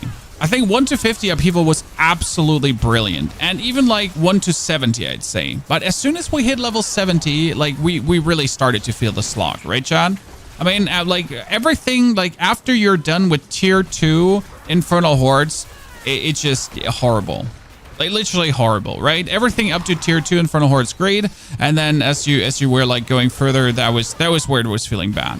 So this is the jump off point that you have to find with this build, I think. Like, right? You play Infernal Hordes until you're done with tier 2, and that would be roughly level 70. Then that's actually when you're done with tier 2 Infernal Hordes. And And then you just literally have to swap builds. Like I just don't see how you could feasibly like keep on playing that, because it just does feel so weird. Could you like summon them yourself so I don't have to summon it for you, nerds? Like the problem is if I keep summoning, I get the bonus rewards. I don't want the bonus rewards right now. Right? Thank you, 5, again, for the 45 months. I get lucky with Grandfather drop to help a ton. I mean, that's the thing with Whirlwind, right? So Whirlwind, great, nerd who lifts, but you need, like, if you don't have Grandfather, Whirlwind already feels shitty. If you don't have the Holocan Crest, it can feel shitty. I've seen, like if you don't have the Ring of Starless Skies, it can feel shitty. If you actually don't have Tyrell's Might, it can, like, you know, that's the thing with Whirlwind. I guess it does have the advantage that it can just put out Dust Devils. So I feel almost like if I went just for double swing Dust Devil play, I might actually have an easier time. But the Upheaval was good until 70. Again, like unquestionably good. It was so easy until level 70. Like right there was no chow. But now we get to see what we want to swap into, because I wanted to swap anyways into this build. So it might be that just at level 70, the recommendation is to farm some steel in the Helltide. There's always a world that's a recommendation.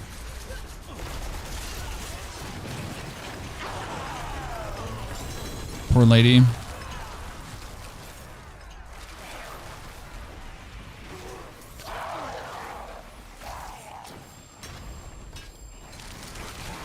I need none of these items because they're not greater affixed. Okay, we got all the things for the first chest already. Oh. Two-handed sword. Two-handed mace. Oh no, I got robbed. Oh, actually I didn't get robbed. Whew, lucky me. Whew. Okay, it's like, if that would have been the red hammer, that would have been bad. Because there's the hammer for Upheaval.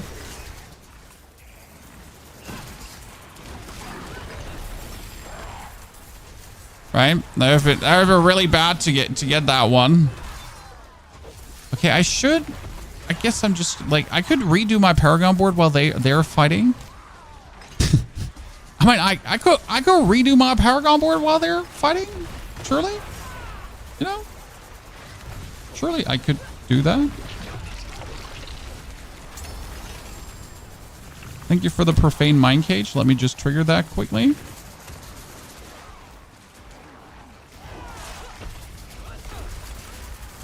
Surely I could just redo my Paragon board.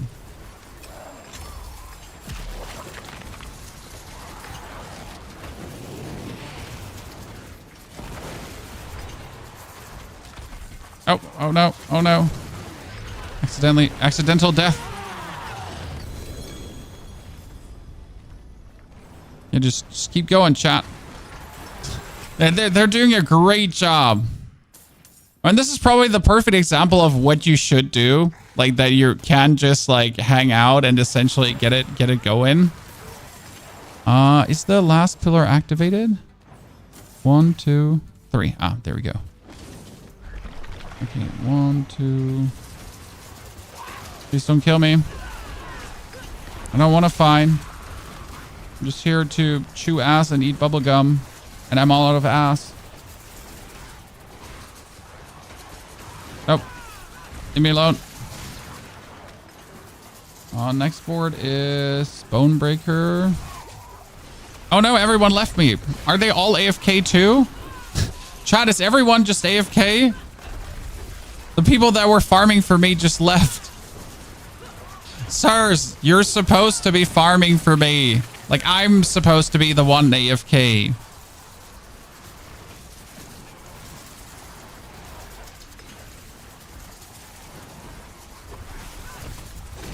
People. Like, always these leechers.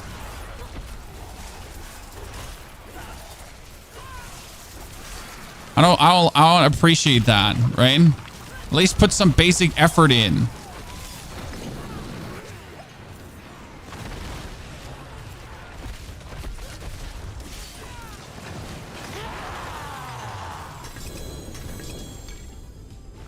Okay. Good. Like, if you want to summon her again, I'm all yours.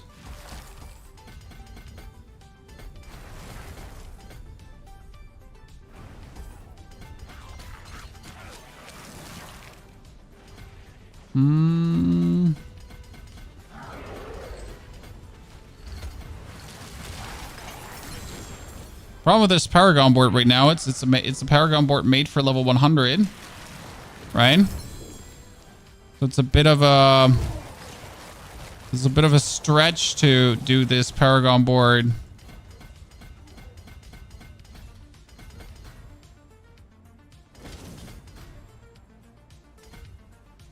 Like I'm doing right now.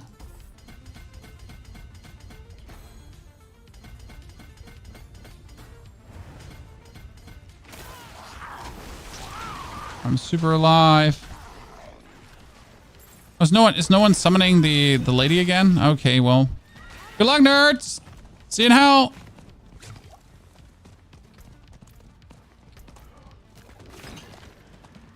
Ah, I'm stuck. Stepfather, mom, dad. Step everything. That's what I like about the build, when you just jump into like a pack of mobs and like one rupture is enough to just kill everything. Just feels good.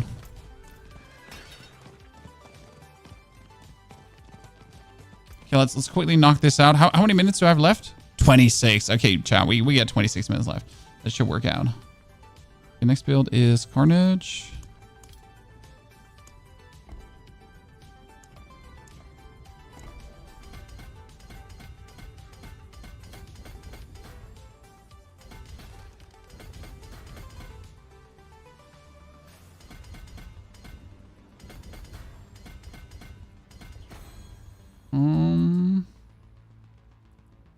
Actually, I hope I have enough points.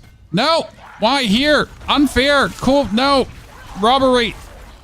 Dude, I'm almost in the, I'm almost safe, and you attack me while in front of their eyes. Uncool.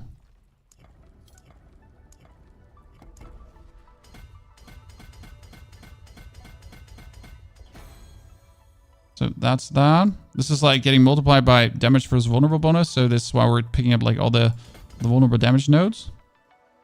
Okay.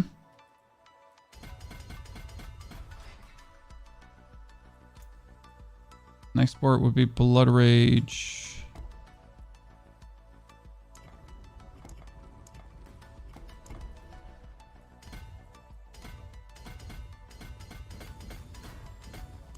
Okay, this is obviously the inefficient route to go, but it's better than what we had before.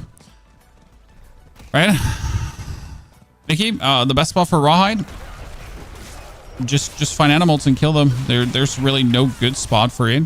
I mean, you could go to the bears in the top left corner of the map. Different game, guys. Legion events. Legion events. Actually, Legion events here too. Legion events. But there was actually a big discussion about this. That's funny, that you're mentioning it.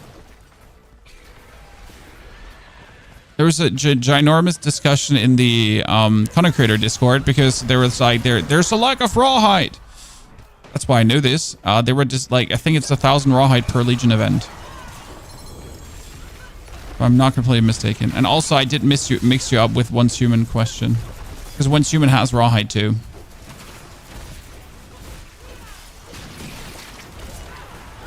I kind of feel like I shouldn't risk my life here fighting these demons for a second until I truly just unlock this.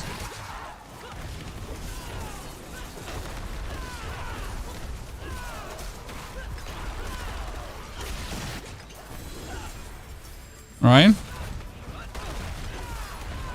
That's the thing. I would really like to just take you all out quickly so I can activate my chest. In a jiffy. Ooh. I feel like this is gonna go very... Oh, no. Family. Family, I can't help you. I'm busy fighting demons.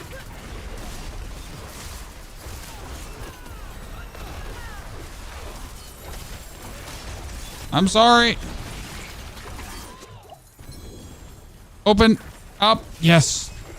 Now I can die. I mean, not that I want to die.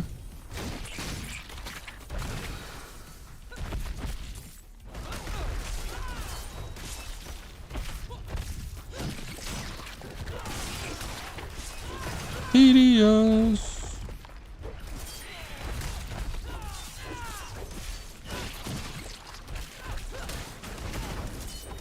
waiting for him to actually deal damage to us so we can get like more fury back, right? And he's just standing there.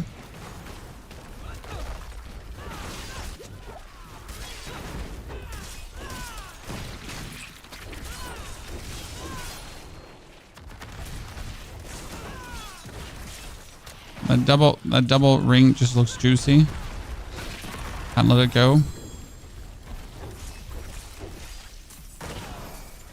Countess, are you annoying? Like, our Fury engine is not Fury engineing.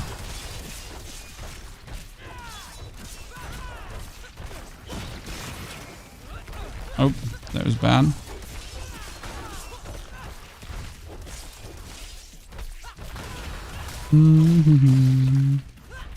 TDS doesn't even hit it. Wow, you make me look very bad, Mr. 100. Don't appreciate it at all right now. How that made us look. Okay, so we get a ring with critical strike damage and lightning resistance. I kind of feel like this is not good. Like, you know, like it does feel like we get scammed there. That's another maximum life boots. Oh, we get another profane mind cage. That's true. Wait, we should teleport back, then teleport up, then get even more cinders. Yeah. Because wait, we just have enough for one, what is it called again? Grigoire? It's not enough. Nationality, I'm German. From Germany, where the Germans live. The ultimate triple combination. Oh, that brings me to the question. Skill tree. No Paragon board. Do I have the earthquake aspect? So we got...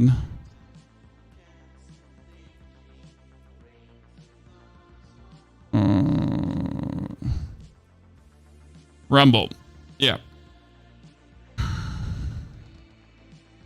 Wait, they nerfed Rumble? I'm so sad. There's the whole reason my build existed, right? Rumble.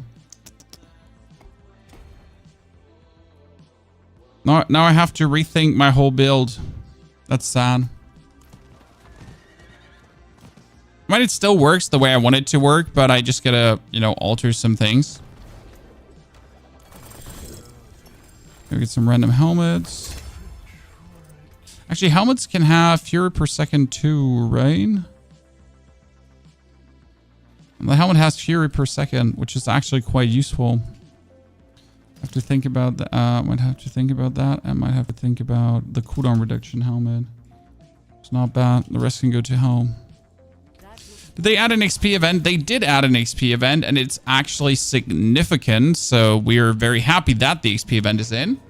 But that being said, though, we're currently like struggling to find something that feels good at a certain point, right? So we had an upheaval that worked exceedingly well, but it just kept like, oh Jesus, I just teleported back. It just kept feeling like worse and worse, especially like at some point it felt only like the aspect was dealing damage and the upheaval wasn't doing damage. And like I don't think I have to explain you why that feels bad for a build, right? When you're getting to the point that it's like, oh, my actual skills are not doing any damage. That is quite unlucky.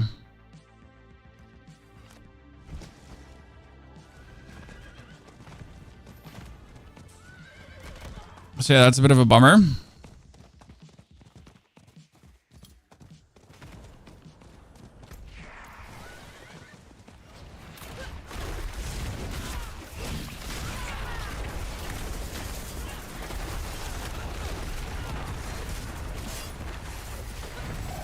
Okay, we need to kill him, and we also need to get, what was it called again? We need to get the ring, the Rage of Harrogeth. I don't actually know where that one drops from. I mean, usually all rings are coming from Varshan, but since I don't know how many ring that is, I don't actually know where that Rage of Harrogeth comes from.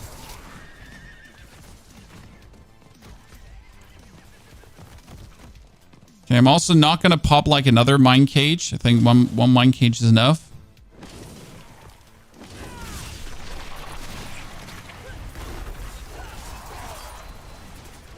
Harrogeth is also Gregoire.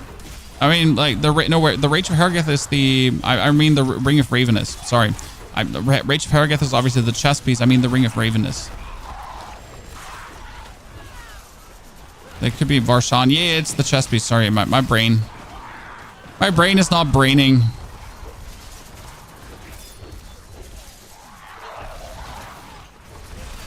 The ring is from the Beast of Ice. Oh, no.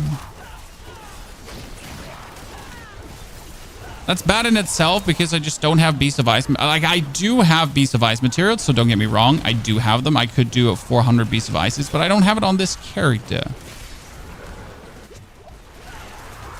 Because that would require me to do Nightmare Dungeons, and at this point, you haven't done any Nightmare Dungeons. I mean, anyone who has done a Nightmare Dungeon at this point is a failure. I said it, I'm not taking it back.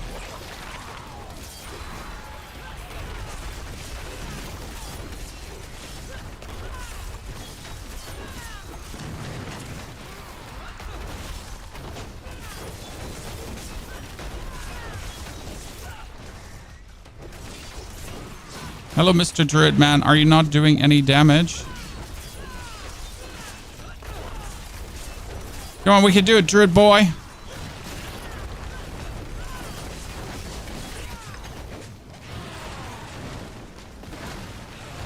We had to get a Sork to help us out. Jesus. These filthy level 100 players.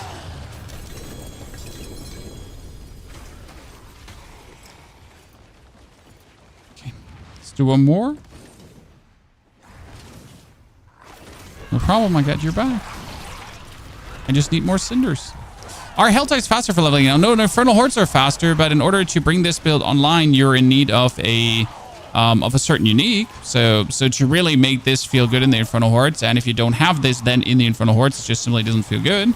So I would argue that it makes sense to actually then go for it and like farm it. Now I could have just inefficiently kept farming the Infernal Hordes, but that wouldn't just feel good, right? It would feel like just a big right?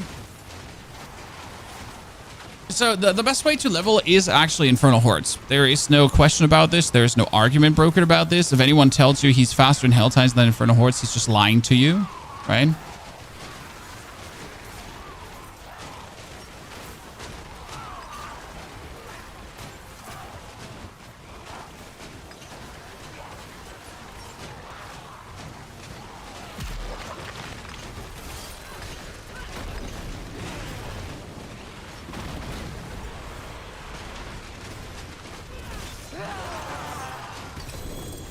Okay, another greater affix item. Just pumping those greater affix items like there's no tomorrow. Okay, where's the living steel chest? Helltide is good for boss mats. Yes, Helltide gives you all the boss mats. So you can get Distilled Fear here. You can get Exquisite Blood. So a little bit of everything drops.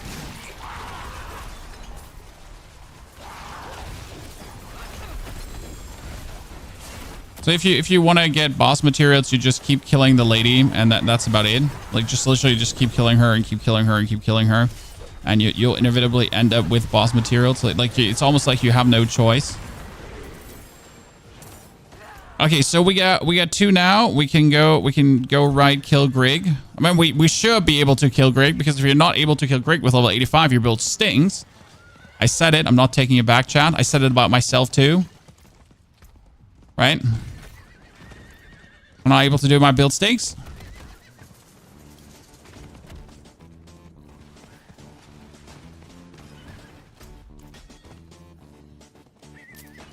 But Remains feel this season, they are okay. I mean, you can play them with Blood Surge. Feels really nice, especially when you get the Death Speaker's Pendant. That being said, though, yeah. They murdered them. They used to be so much better. They were mean to our minions. They're just not that good anymore now. Sadness.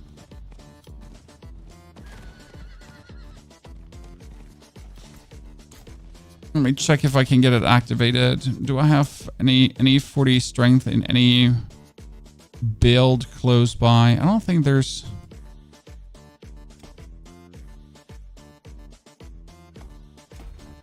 Oh, Rumble's actually activated here. Who'd have guessed? That's crazy. What their nerf minions?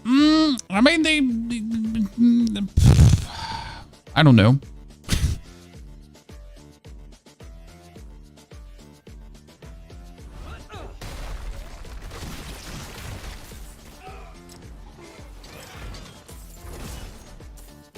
It just happened, you know. Don't worry, next season minions will be great again. Maybe. Or not. The minion AI above life. Minions are okay smart.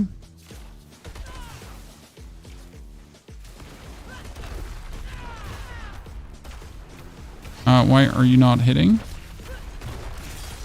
Okay, now you're hitting. All right, well, we're tearing him apart, chat. Look at us. He never stood a chance. Bro's getting sent. Regard the Gavanning saying, get shit on. Okay, that kind of proves my point, though, that I could just do this with this character. Okay, so that's actually fitting right well into what I wanted to do. So, oh, great. I didn't get a, great. You're telling me I didn't get a unique. Fuck yeah. I mean, it does happen every now and then that you actually don't get a unique, right? Rarely, but it does happen.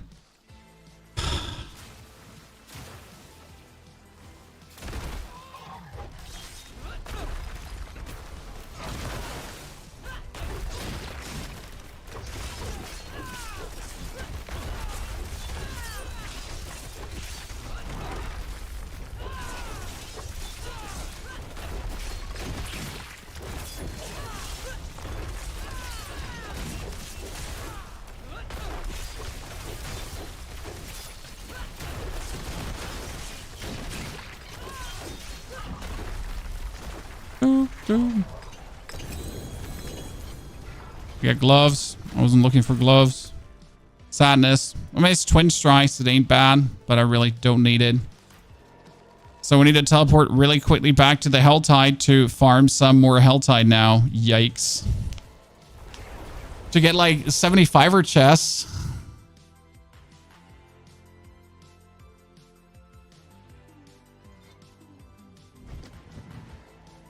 All right, it just feels really bad when you actually gathered the materials, right? And he's not dropping it because obviously gathering the materials takes a bit.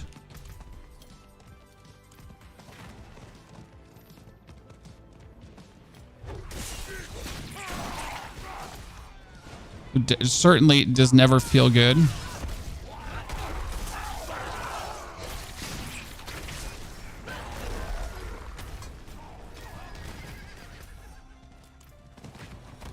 Give me that chest. Hey, Strive, good to see you there. Where in Germany you came from? We are living in an undisclosed part of Germany where we're from. Hi.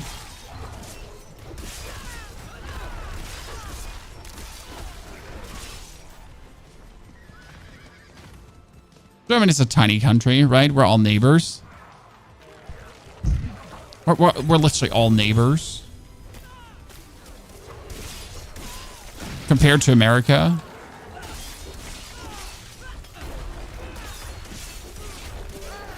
It's like everyone is like just living next door, like 1 hour ride away. Just jump in the Deutsche Bahn and zoom zoom, you're there already.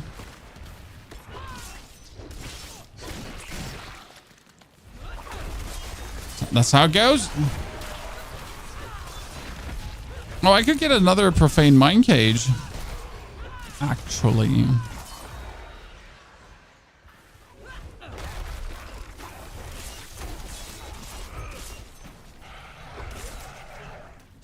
Rob's neighbor? I don't actually know where Rob and Booty live.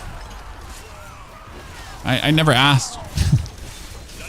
Hasn't come up in a conversation yet. Like, howdy. Where do you actually live?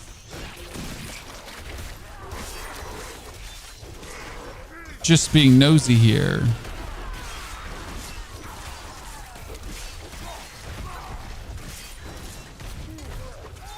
I mean, just the usual being very nosy. Doesn't Woody live in Greece now? I don't know. Maybe.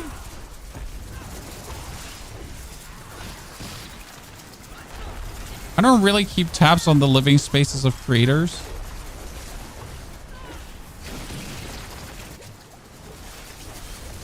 When I saw a tweet this morning that he was flying to Gamescom, so I guess he might not live in Germany anymore. Because why else would he be flying to Gamescom? Right? I feel like weird.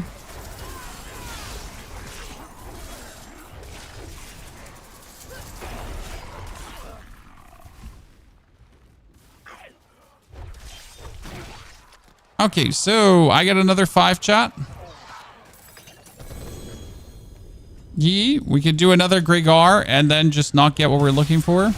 Should probably, though, stay here and just get invaded one more time quickly to get another mine cage.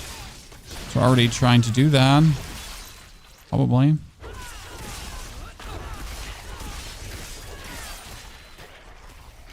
I love watching videos of the Autobahn. People are going crazy fast. Yeah, it's very dangerous too. I mean, yes, you can go crazy fast on the Autobahn. And yes, most people suck at driving their car.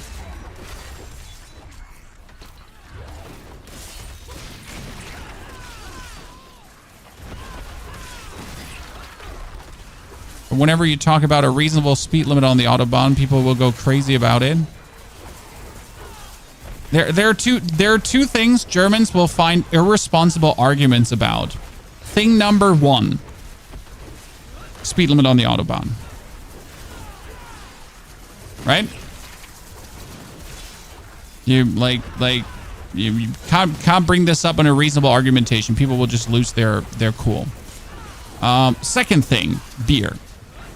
You tell people that beer is actually worse than weed, they're going to tell you how beer is a very important national product in Germany and how dare you and you're wrong and beer is the best and blah, whatever.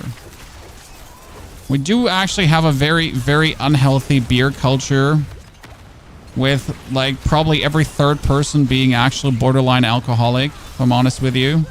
But if I count my friends on one hand, like half of them are per definition alcoholics. Due to the amount of beer they actually drink in their free time. My brother, definitely an alcoholic, for sure. I mean, dude goes heavy drinking every weekend. And we're talking heavy drinking.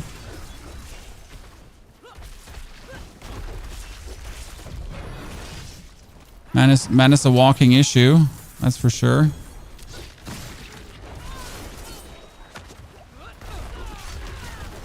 But yeah, these are two topics, like, especially when you talk with elderly German people about this, you'll get weird answers. Like, but then mention the gun law in America, and people are going to tell you how that is a very, very bad thing. Naturally.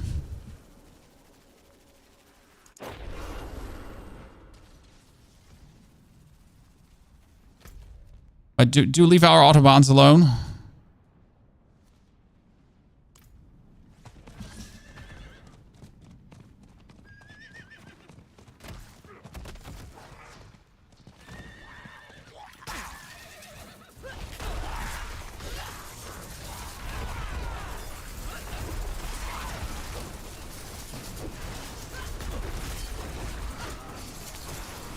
But that's just on the side note.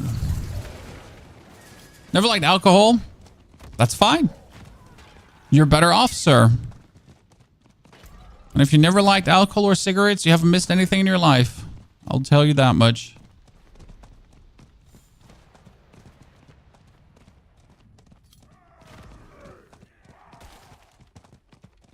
In Spain, we also drink beer. It's not about the act of drinking beer. It's more the general cultural acceptance. It's like, oh, you're going to visit someone for dinner or lunch. Bring some beer, right? Oh, what for a random gift should we bring? We're going over to our friends. Oh, just bring some beer. You know, it's like this general acceptance. Like just bring beer. It's fine. Like everyone likes beer. Just do it. You know.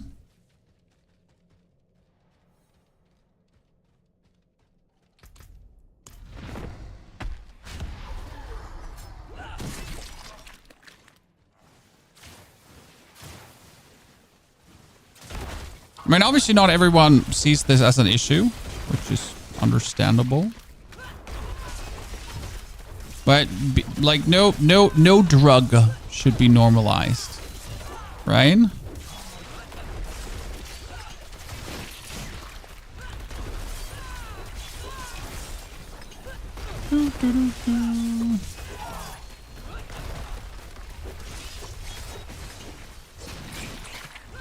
Man, I wouldn't be even be remotely close to doing it tormented now, but I would really like to do tormented to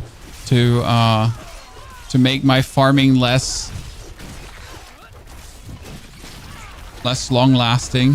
I do generally hate like farming the normal bosses.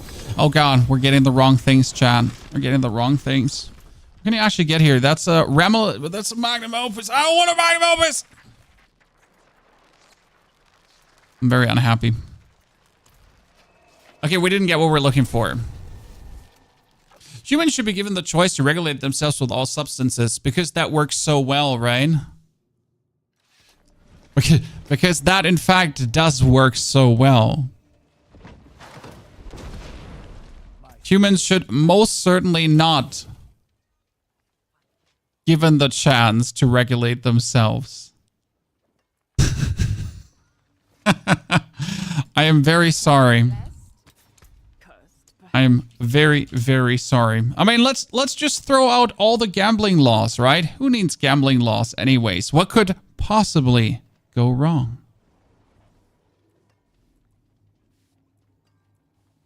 Nothing. Surely. Nothing could go wrong, right? Surely.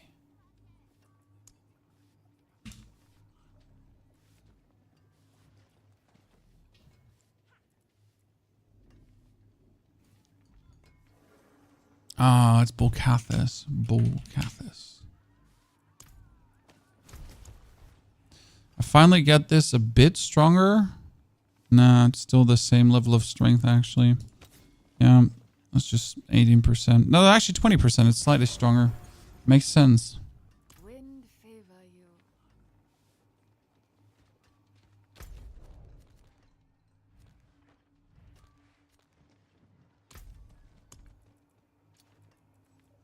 Okay, kind of want to do Infernal Compass as the Helltide can't be like skipped over now.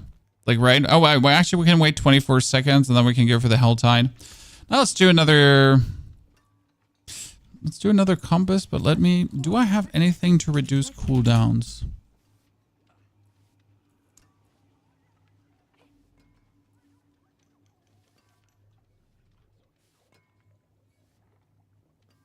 I need a cooldown reduction for Rupture while I don't have what I'm looking for. Nothing like... Nah, it all sucks. Wow, I hate you that you don't have any more useful cooldown reductions. I'll say it, right?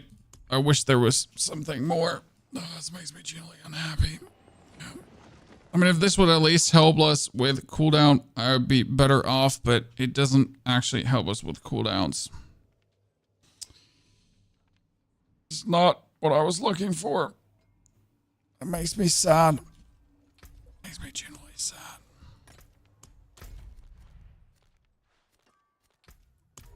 I just would like to have my cool chest piece now. It would be very good.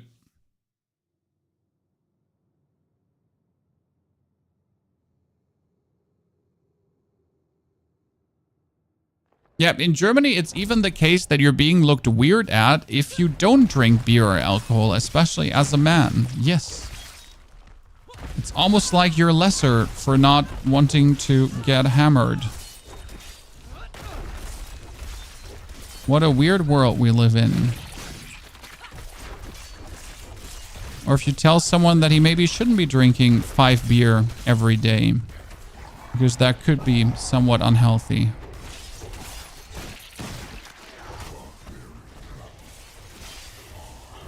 Okay, now we haven't gotten our Rage of Harrogeth, and we also don't have any materials to summon the Beast of Eyes, so that's both rather unfortunate.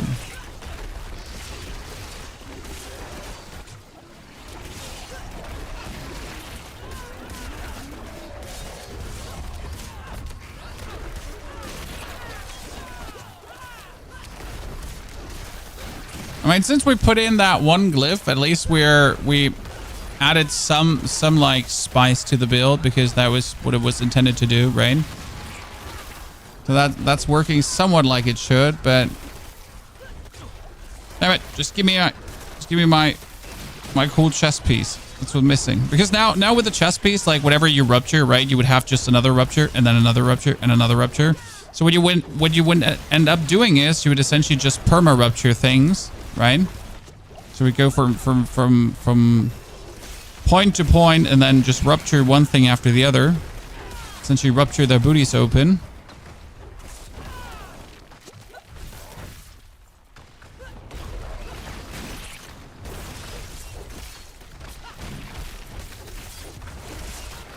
Yeah, two of you stupid shamans freezing me is totally what I was looking forward to. Nerd. Let's go for Hellborns.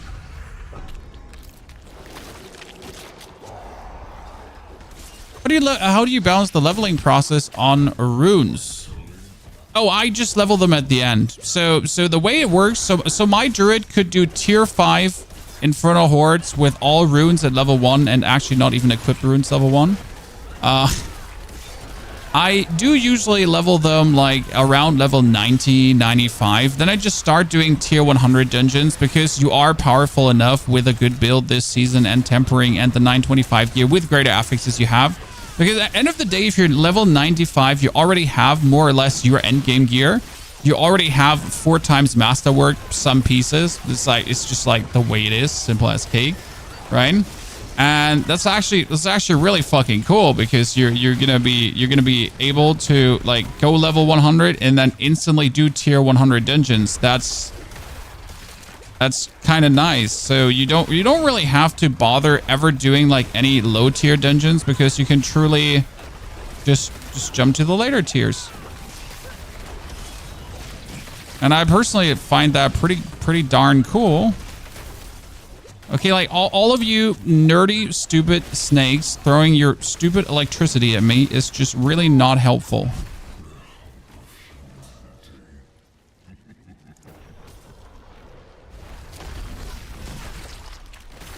So yeah, that's how you do it with glyphs usually.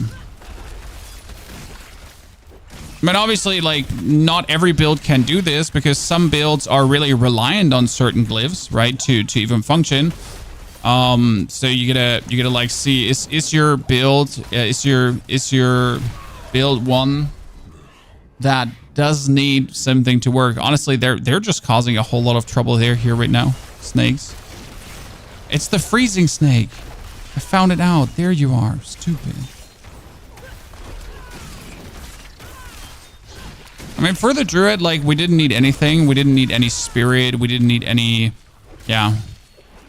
I mean, the multipliers are still good, right? So you're essentially leaving free damage on the table. But if you can clear tier 5 without, then, you know, then you can only go harder with. That's the funny part. So if you can do it without, that means that with, it's only going to go crazier. Right? Right? Surely. That's actually a really good thing. I mean, imagine.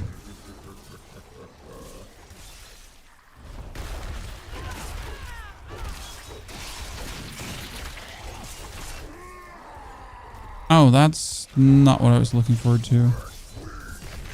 I mean, that's literally not what I was looking forward to.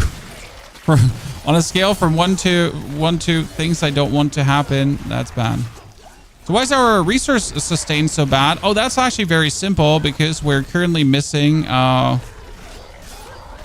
cooldown reduction on the leap. So you do want the leap to be at 0 cooldown, or at least a 1 second cooldown. So you could essentially go leap, because the leap is like an easy essence production, or easy fury production. Like you get 40 fury per leap. So usually with a good amount of attack speed and the leap cooldown to be relatively low, you end up being able to do like three swings of your rend into the rupture whenever it's up, essentially, and then you leap already, and then there's 3 swings, rupture, 3 swings, and so on. So that's usually how you just like really work essence wise with this build, and it's kind of nice. I mean, obviously, I have a helmet now with cooldown reduction already, so I could just whoop that out. That would be another 10% cooldown reduction. But I also, that helmet currently has what on it? Like this one has resistance on it. And if I do that, I'll have to redo my resistances. And I'm lazy. You know how annoying it is to redo resistances? I mean, optimally, you just put on the elixir of resourcefulness. That's actually the one for leveling per se in general for every build that's kind of like struggling in the essence department. Just put that on. Problem fixed. Okay, who are these 3 billion dudes throwing goddamn electricity? It's you. I hate you.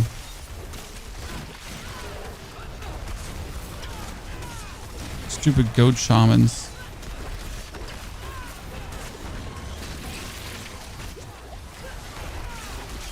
Stupid goat shamans empowering people, making it hard for me.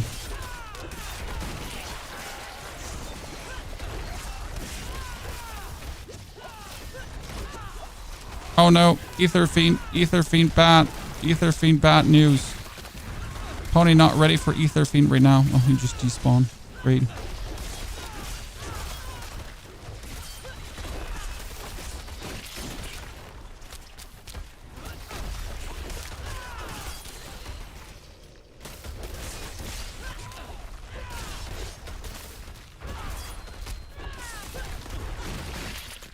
He's gonna die. Perfection. I mean, again, we like, this is a big experiment right now, so we know this build works when it has everything. But I was like, does the build also do well if it does not have everything going on, right? The answer is somewhat. I mean, I can still do that tier 3 horde, which is not really the biggest challenge. So it somewhat still works, just not good enough, and that's my problem, because somewhat is not satisfying. Correct?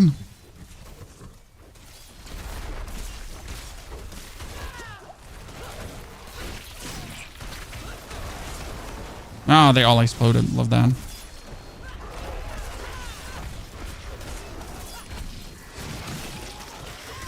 I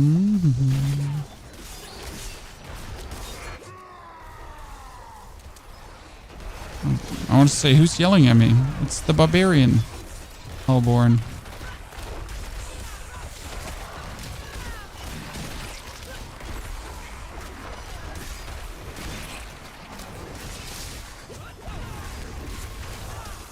Oh no, there's the fiend.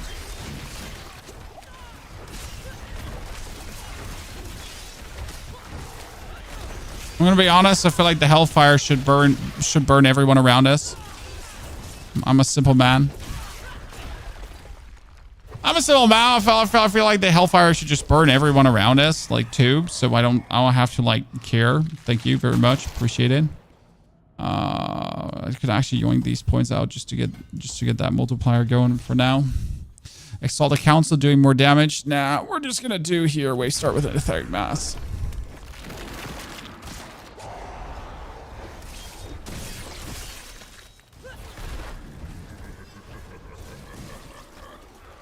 Having mythics is day and night. Having mythics is always day and night, but if your build doesn't work without, would usually not call it a good build.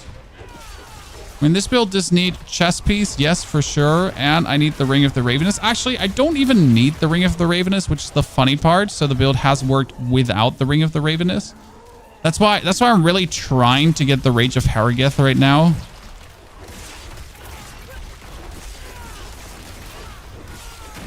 I didn't expect it to be such a build defining unique. So we got currently another 2 hours left today. I mean, in 2 hours, I could easily make 100. That's the thing. It might be that the build is holding me back from... Oh my Lord, Lanta Christ. I'm not sure how I'm supposed to kill all of you here. Quickly read... Oh, Jesus.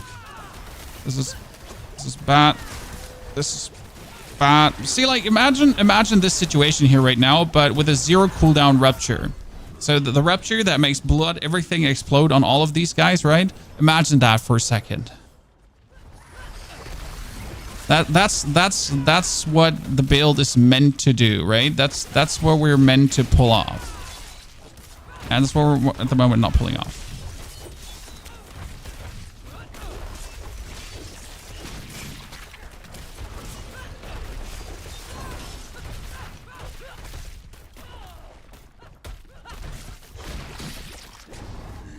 Good.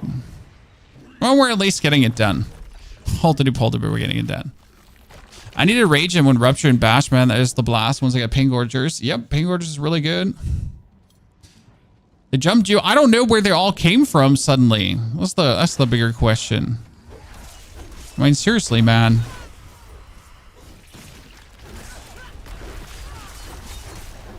Oh, please let me hit both of you at the same time.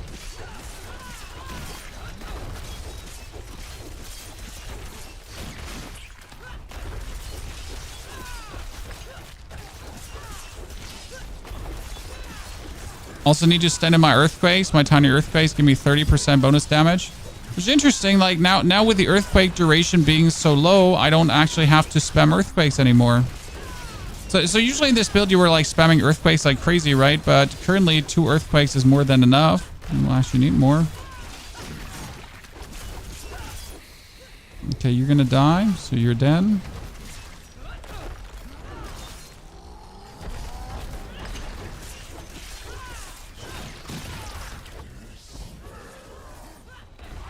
Great, you just walk one step backwards, so my leap wouldn't hit you.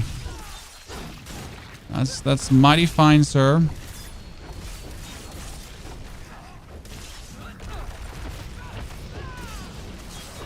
Need to get better at targeting leap. Great, where are you?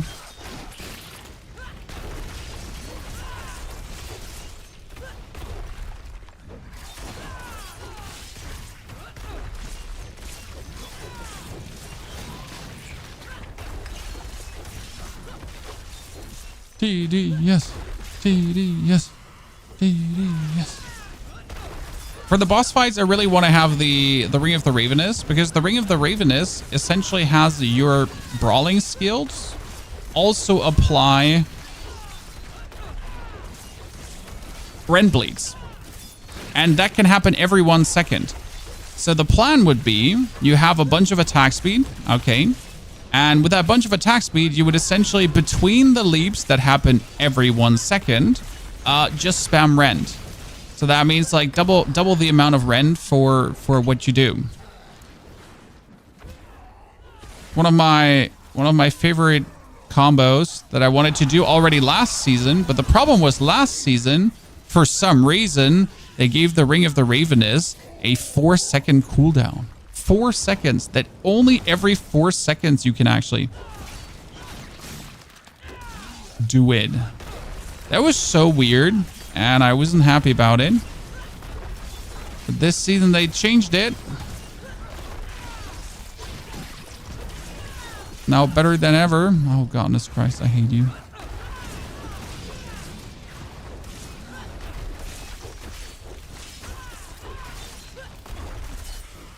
And yes, you're not seeing very much attack power going on here, that's for sure.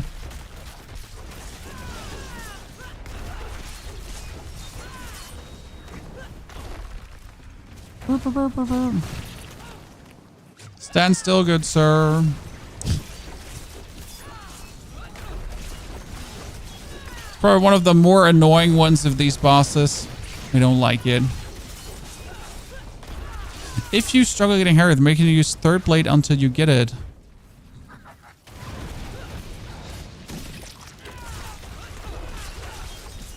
Well, the problem is rather that we need the cooldown reduction that Harrogeth provides us, right? And nothing actually provides the cooldown reduction, as far as I've seen. I don't know if like is there like I have not seen a single resource aspect that would provide any meaningful cooldown reduction. I've not seen any useful offensive aspect that would provide any cooldown reduction. Maybe I'm blind. This is what where I'm blind. How many councils are there? 5 different ones? I mean, as many spots as there on the ground. So there are as many council members as there are spots on the ground. Okay, what do we have? We get a helmet with thorns. Great. Useless. Overpower damage. Lucky hit. Useless. A weapon with strength. Useless. I mean, that's really a Thorns helmet. Remember, we're not planning to play anything Thorns related, so that's that. So, right, technically, we do have, like, aspect slots left open, right? So, we're using the Berserk Ripping, we're using the Wanton Rupture, we're using the attack speed, we're get the Ground Stomp actually currently running, and we're not playing Ground Stomp because we got to play Lunging Strikes. Now, technically, you could play the Starlight aspect as we're not having anything here. So we have killing an enemy with your core skills. Refunds of the base cost can only happen once per skill cast. So you would technically get some rent a resource back. We have the leap to create things. And we have Wild Berserking. You deal fire damage around second, you know, like we just have that running, which we don't actually need. So they're still like technically, but I was looking for anything cooldown related, and the problem is there is nothing. So you got nothing reasonably. I mean, you get Hectic for basic attacks reducing cooldown, but that's useless. I mean, seriously, that's useless. And we had Giant Strikes, which I actually have on, and then Berserking increases cooldown reduction to your Berserking skills, right?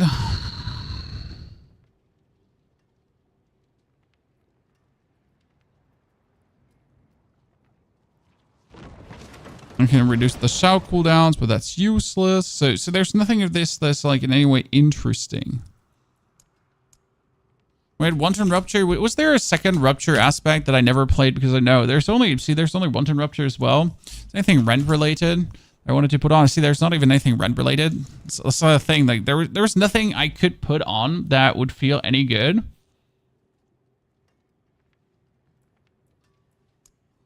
And there's technically nothing Fury related too. I mean, you get like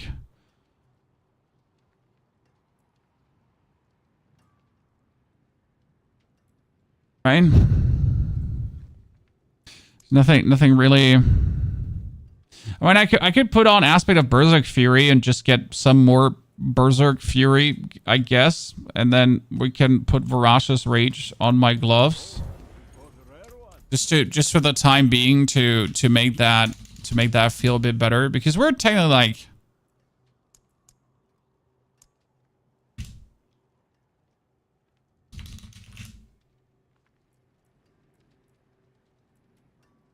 wait, which one was it called again? Is it only available on rings? The Voracious Rage? That's only available on rings. Interesting. And Leap is also only available on rings, so that's only available there. Both Cathos could go away. Interesting. We'll keep it like that. We'll keep it like that. It's fine. We don't need that Fury Regeneration. Let's see where that goes.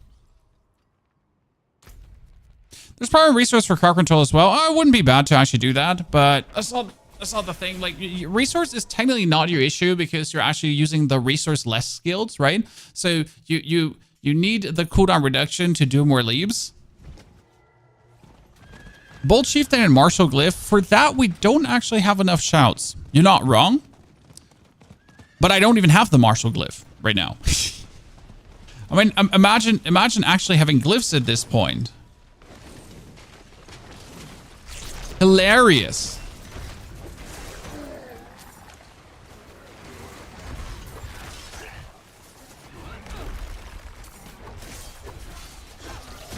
I mean, but like Barbarian has its ways to cooldown reduce somewhat, so you're not completely out of the ordinary, and you get a bunch of amazing cooldown reduction tempers. I mean, the best thing I could get is obviously boots with kick on it, right?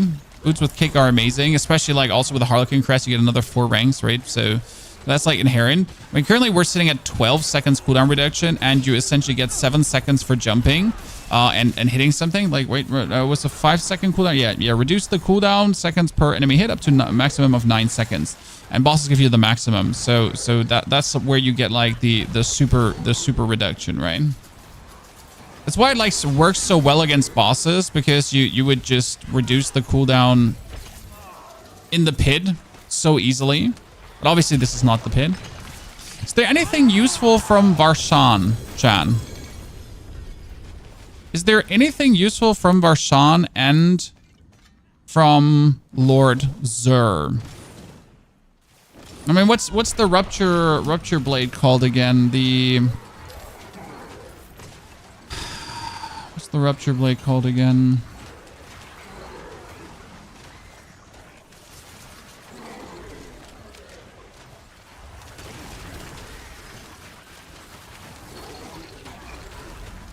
Fields of Crimson, yes.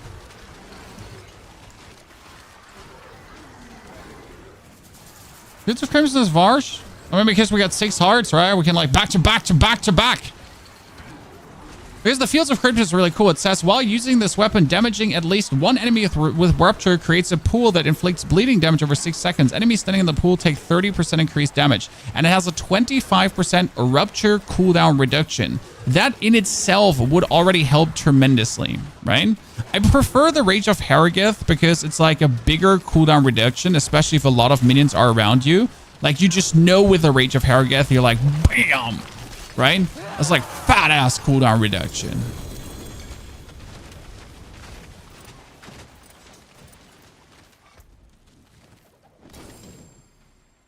But a man shouldn't be picky when it's being offered. Oh, that's Fury per second on the helmet. See, this helmet is really nice now because Fury per second on the helmet is vastly useful.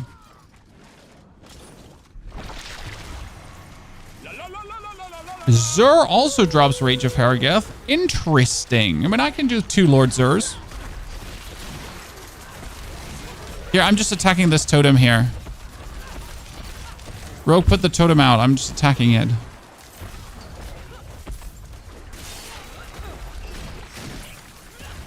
I mean, the good thing with this build is like from level 70 on, you could essentially clear all the bosses that have the boss materials. Huh.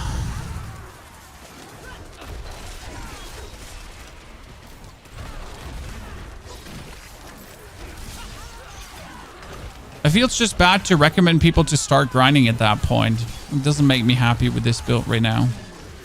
I was hoping the upheaval would bring me to level 100, but I didn't feel good enough to do that. I mean, it would have brought me to 100, but just about.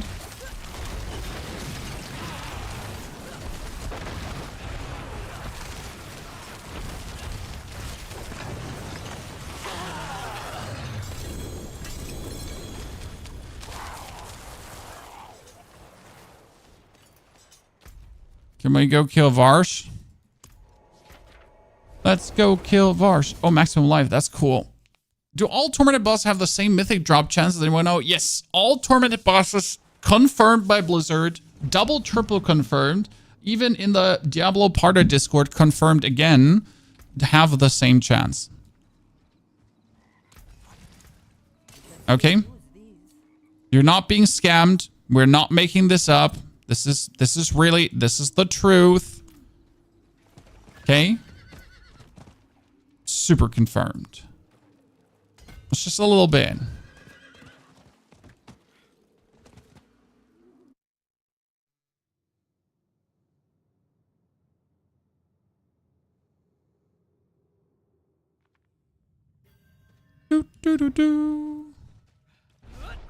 Okay, let's kill a bunch of Varsh in a row and probably get disappointed and then start crying and then stop playing the Barbarian.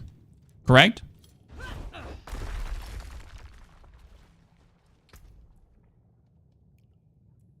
Well, you need 5 hearts to summon one? I thought you need 1 heart at this point. Jeez, you need 5 hearts. Thought I could summon multiple. I scammed myself. See now, versus a boss, the cooldown reduction is almost perfect.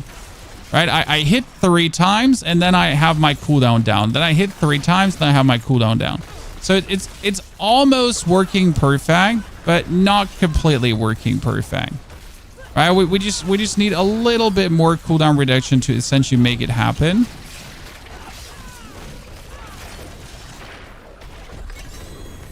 Oh, we got it! Chat, look! It's a grandfather! Chat, surely. This is not you know, it's a grandfather! Surely. Now, please also be rolled well. So that is 23% rupture cooldown reduction. Woo! It's kind of nice. And rupture explosion size and 502 bleeding damage. So this one is like, I mean, this is the reason why you want the weapon, because it's just so ridiculous. I mean, seriously, it's just 200% ridiculous.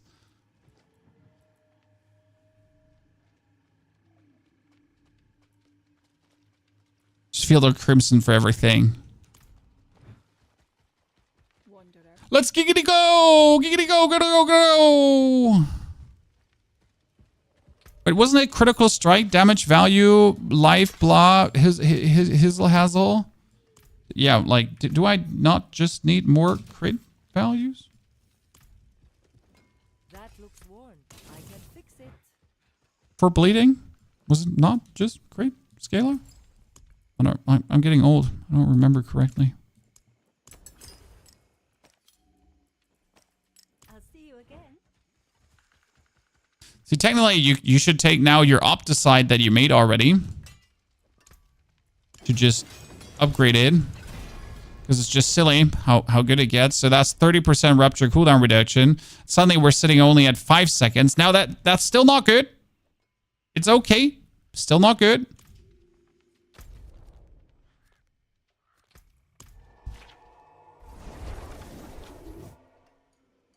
Did you get that from regular version? Yes, regular Vars drops that. Sorry. Language. Voices in my head. The demons that try to make me talk.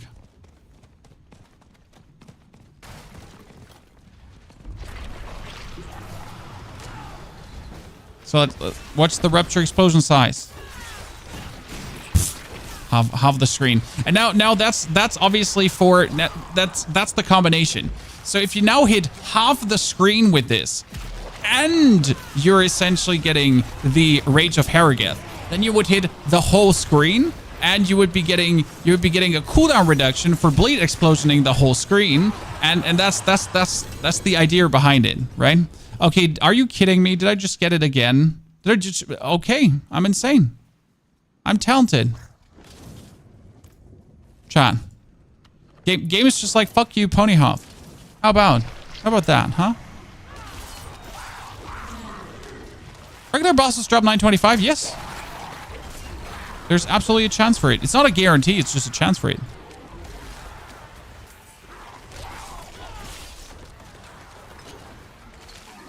Yeah, we'll go to Lord Zir in a second. I just want to get my steel, right? I can get 2 steel here. So I just quickly want to pick it up, like get the 2 steel that you can get. And then we're good to go. Oh, that's also Fury per second. So technically for your Fury issues, by the way, guys, you can take a Fury per second chest, you can take a Fury per second helmet, and that's like actually very good. But right now, as you can see, our resistances are not really resistancing with us. So I mean, technically we're over cult resistancing actually.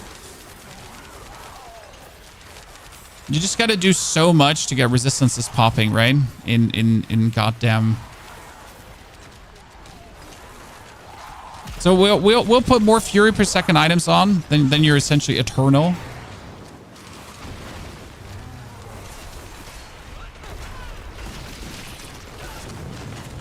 The goal is to stand in front of a boss, hold down the 2 button, hold down your leap button, and then just 2 leap, 2 leap, leap 2, 2 leap, 2 leap, leap 2, leap 2, and then can you continue doing that, right? That's the goal essentially. Okay, I'm all out of hearts. It's funny how we have been very inefficient in the last hour, but we're still like pushing forward. It's kind of nice.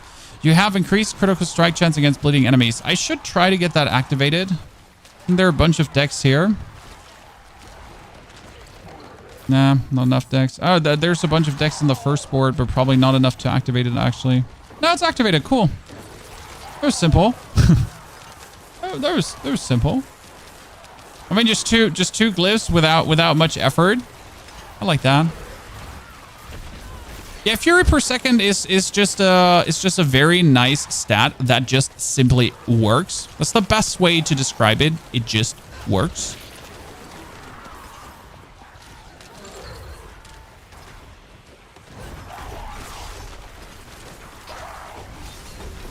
I mean, considering that one rend costs 33, you're getting 40 back per leap. The goal would obviously be that you are, like, again, you're able to hold down your rend in between of the leaps, right? That's the combination you're essentially trying to go for.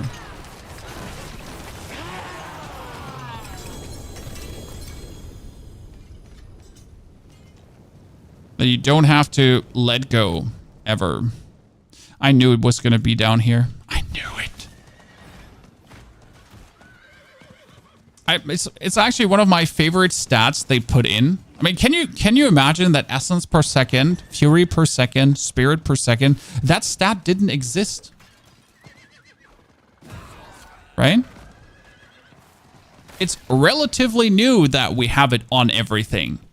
It's such a game changer that introduces so much fun to the game. And you can get it on so many items. This is what you call a flay barb. No, it's actually not a flay barb. That's the whole point.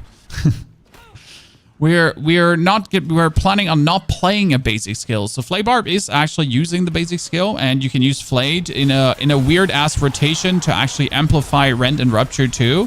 But it's kind of like they also nerf flay, if I'm not 100% mistaken. But it's like the way how you would have to then play is clunky.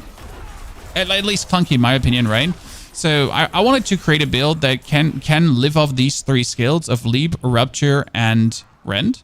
So that's what the build should live off, because it creates a very, very nice gameplay loop that's super intuitive and quite easy squeezy to play down. And if you like put a flay into the equation, that kind of like that makes it clunky. Like I want builds that not only work, they should also be fun and simple to play.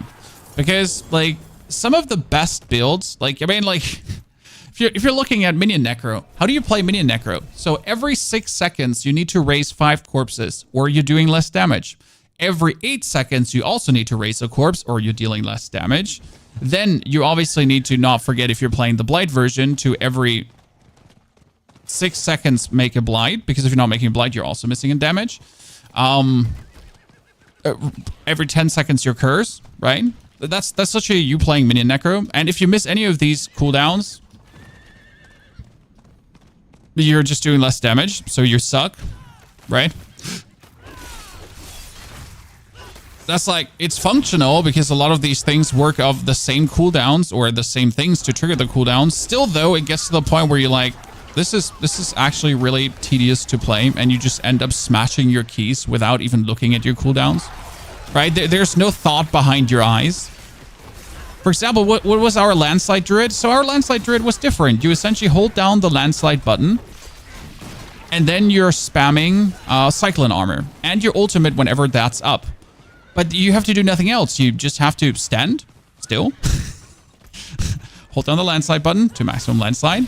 And then like ulti, cyclone armor, ulti, cyclone armor, ulti, cyclone armor, ulti, cyclone armor. So it's very powerful, but also very convenient to play. And it does not feel boring. That's the most important part, because it just goes crazy. So yeah, that's what I mean when I talk about convenient builds that have convenient combos going on, that don't just like have you do like unspeakable things, right? Just to make them work.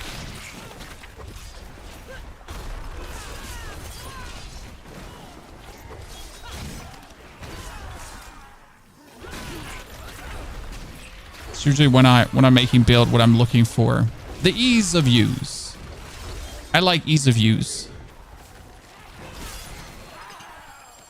Okay, that's 2 more Greeks, chat. So I'd say we're going for Greeks straight away. I mean, we get our 1 weapon. Now we just need the Ring of the Ravenous too, right? The landslide I'm playing feels more complicated. So you're playing the wrong build, sir. Wild Heart boot rotation gets a little bit monkey too. No, actually not for the build that I just mentioned to you. Really fun. Is there any way to tell if a Nightmare Dungeon is a whisper if you activated the sigil? What? What? Oh, when you activated the sigil. Hovering over should show it. Hovering over should still show it. Yeah. Wow, you confused me. I was like, huh? What was his problem? You should hover over, like, if you hover over it, it should still tell. Yeah.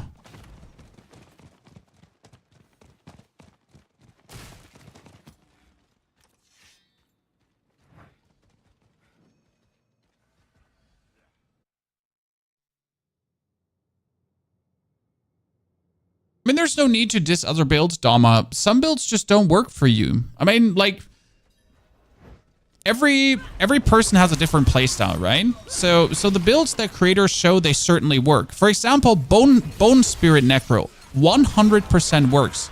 But Bone Spirit Necro is quite complicated to play regardless because it's a full setup build, right? And some people will feel like that the Bone Spirit build that is unarguably the best Necro build right now out there. It's absolutely insane and crazy what it does, but it is very difficult to play perfectly.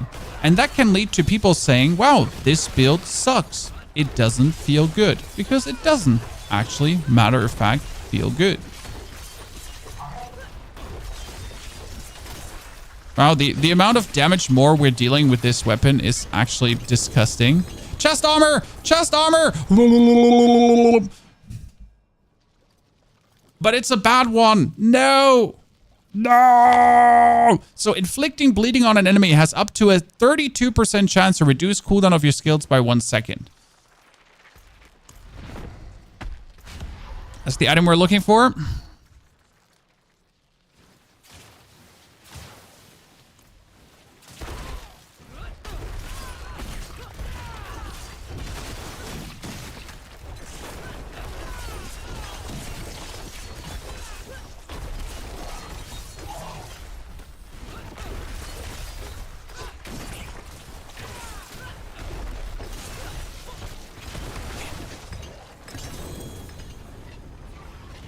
Yeah, even if it's bad, it's better. Yeah. I mean, like it's like even if it's not what we're looking for, it's not bad to have.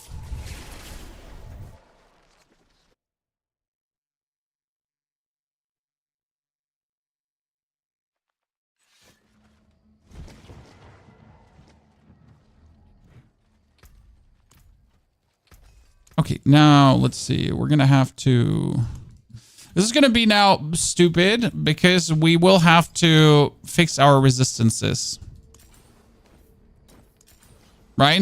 I just told you, like, I don't like this. We gotta now somehow fix our resis because they're out of yikes. Right? Big yikes. Okay, you got poison resistance. You got poison and shadow resistance. So we're actually over poison resistant. Well, we are over poison resistant in every single way. Holy Christ. So I can reroll your poison resistance into something else. Great. And reroll poison resistance into... I mean, it's not like I do actually have the money to do this because I am running myself dry. Lightning resistance, yes. And reroll that into lightning resistance. That means we still have poison and lightning now. So we have too much cold resistance as well. So I can yoink out the cold resistance one. So that's also good. So we can yoink out the cold resistance one. And we would need shadow. So we could put in a shadow gem, which would be a amethyst. Thank you very much. So we could do that, right? Well, the only thing we're missing is some fire resistance. Now, we have our helmet with cold resistance. If I now put the helmet with cold resistance out, we're kind of screwed. But I also want to take the Fury per second helmet or the cooldown reduction helmet. Now, let's take the Fury per second helmet. If I take the Fury per second helmet, I could still go to the tempering and temper fire resistance, right? So we could go here and we could temper fire resistance, or at least try to. Shadow resistance, which pushes our shadow resistance up, but I need fire resistance. It's poison. That's shadow. That's cold. I mean, I guess we fixed our cold resistance now, but I was not looking to fix my cold resistance. I am literally in need of fixing my fire resistance. You're gonna force me to re-roll armor until I get fire resistance as well. Is that's what's happening now, Chad? We're gonna have to put the item in, take the armor, and re-roll this until I get fire resistance.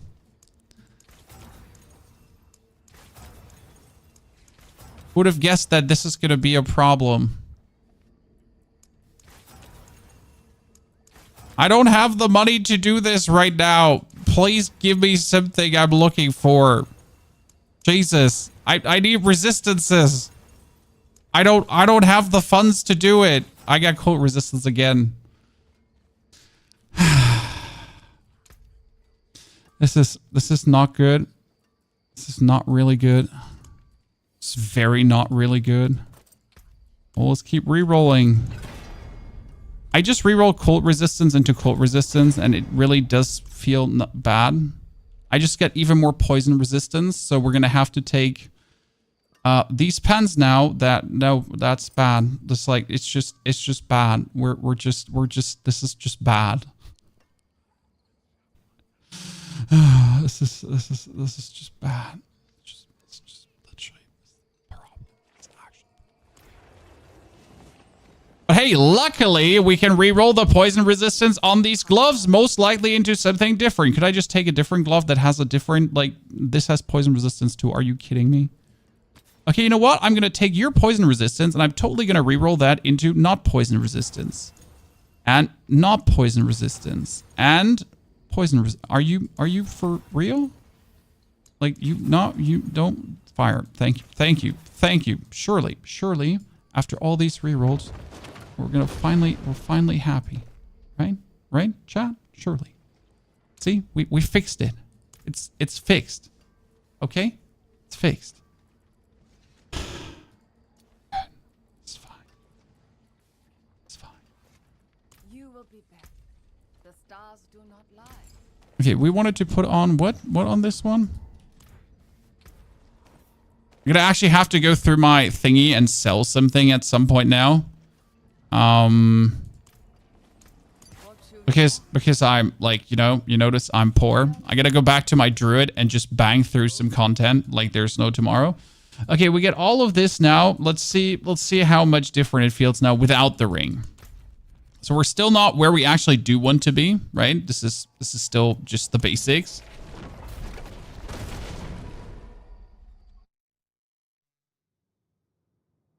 Oh, Crush, the Enderals is definitely an option. It's always an option. You can do some fun things with that. Crypto, thank you for the 71 centuries of support, by the way. Yeah, that one died so much faster now. He get absolutely torn, right?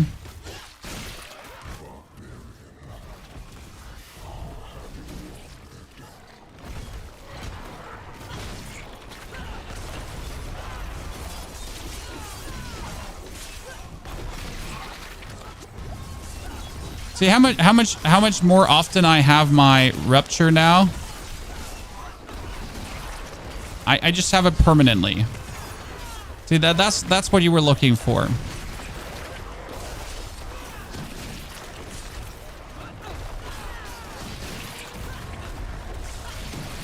See? Like that's what we wanted to achieve the whole time.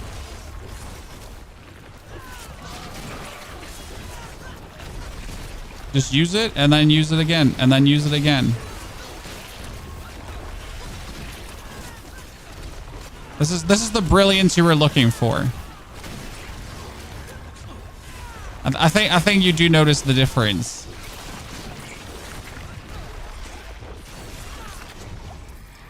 Right? That makes life so much better now.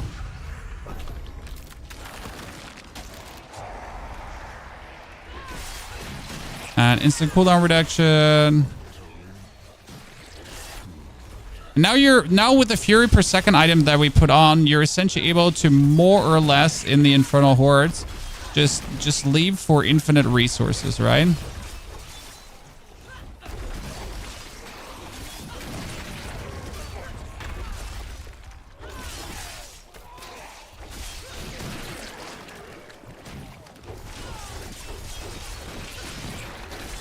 It does help that the rupture is like screen wide. See, we can almost spam rupture on the same target.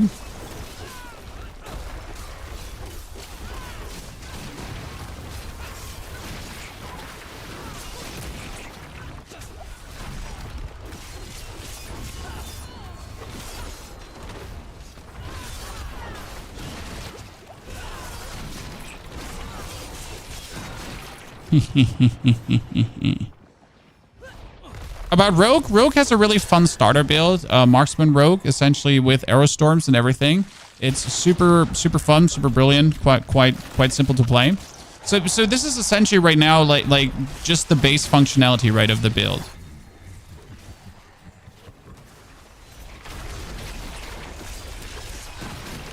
Now, if we could get if we could get the ring, then we would add even more bleed to this.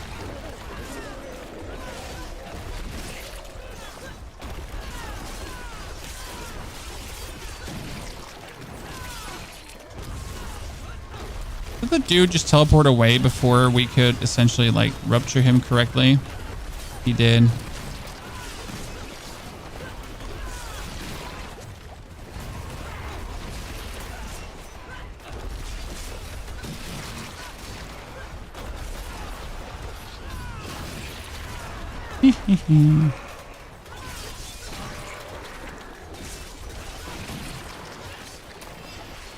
Yeah, this is how I wanted it to be from second one on. So gotta start earlier with getting the items.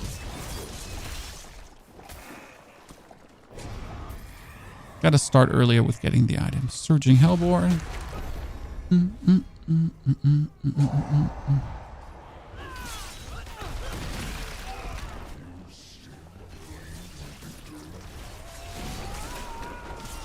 So, when evaluating new gear, does the item power really factor in your decision?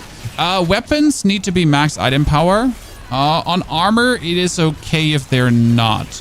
Especially when I have a unique that's just really well rolled.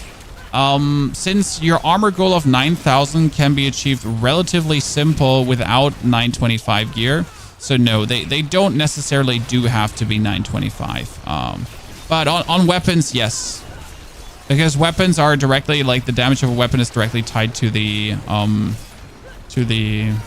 item power. So yeah, like you don't really have a choice there, right? Like if you go for an inferior weapon, you just have an inferior weapon. Like that's like an unarguable truth, right? There's no maybe you have a bad weapon. Now you just have a bad weapon then.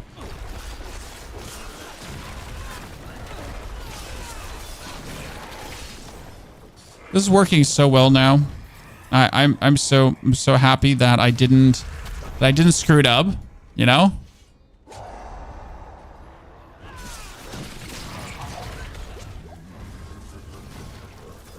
Like my build prediction is coming true. Oh, look at you cuties, patooties all in the middle. Do you see that triple bleed that you just caused on these guys, right? Boom, boom, boom. And then just explode everything. Like you're just literally bleed exploding them all. And that obviously later, the more of them are there, the more HP they have, the stronger it just hits, right? So if we now do then tier 5 hordes where everything is like higher health and everything, then it doesn't matter because you're just spreading this bleed explosion to everyone like there's no tomorrow, right? And if they have more HP, it doesn't matter because you're just overloading everyone with it so hard, it's crazy. And if they actually stay alive for 2 bleed hits, then you're just getting more cooldowns and you're doing it even crazier.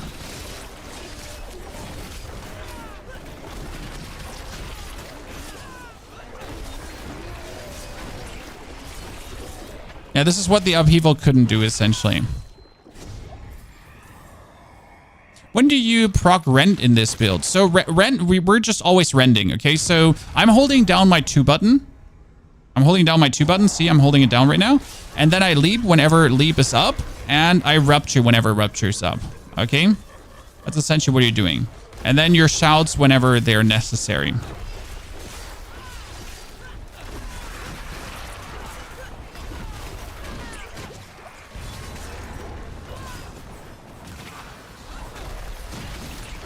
And your leaping also keeps up your berserking, so we're also permanently berserking, right? So that's why you want to leap anyways.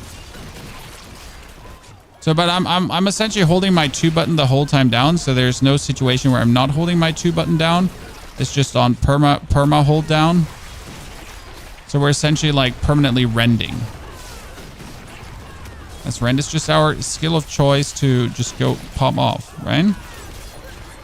And the leaps are creating earthquakes, and these earthquakes are essentially leading to us being able to get a 30% damage multiplier below us. And usually we also would use ground stomp in here, but right now I did need my basic skill still, so we didn't use ground stomp. But also since they nerfed the way how the...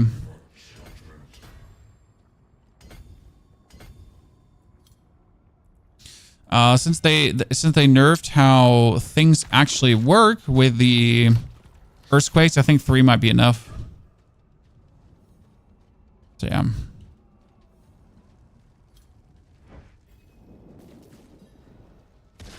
I don't think Earthquake counts as a dot bleed. I think Earthquake is actually direct damage. It doesn't count as a dot. I'm almost sure it doesn't count as a dot, but I'm almost sure, like, doesn't mean I'm fully certain 100% sure. See, like right now versus the boss here, I'm essentially holding down my 2 button and then I leap whenever I need to leap, right? And then I rupture every 10 seconds. Why every 10 seconds? In the boss fight, it's important that you don't rupture more than every 10 seconds because we're playing wanton rupture that actually does keep the bleed on the target. So if you do it every 10 seconds, you're doing this rupture big explosion, but you're not removing the bleed from him. So you're essentially just feeding into the bleed, and then you're making the bleed more dire. That's kind of like the fun part with the wanton rupture.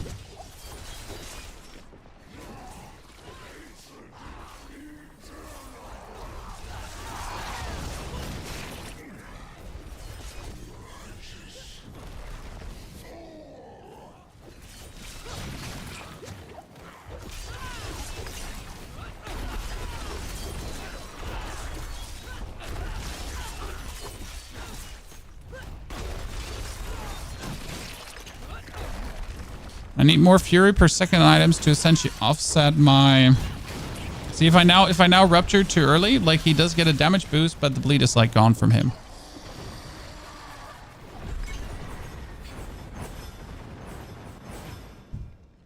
How's that? Did they scrap the loot cache? No, the loot cache is only from tier 3 on. So if you're not in tier 3 yet, then you can't do anything there. Okay.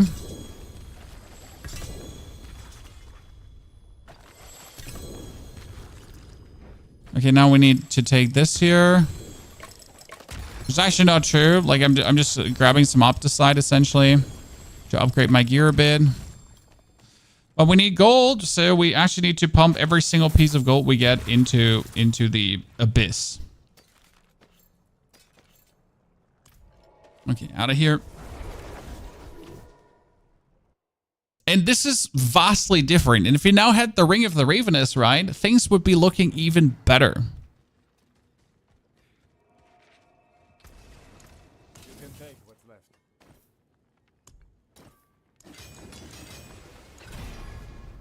Rage of Harrogath gives you damage reduction from bleeding enemies. That's kind of makes it cool too, right? We get damage over time, critical strength, maximum life. So it's like a all-time good item. But sadly, we couldn't do tier 5 yet. So my Druid could do tier 5s at this point, which is quite crazy in my eyes. The Barb definitely can't. Like, there's no chance. Sandy was the opposite for me. I think Gamescom was like a bit waste of my time. A bit. But maybe I'm also just stuck with too many games right now to truly appreciate the Gamescom.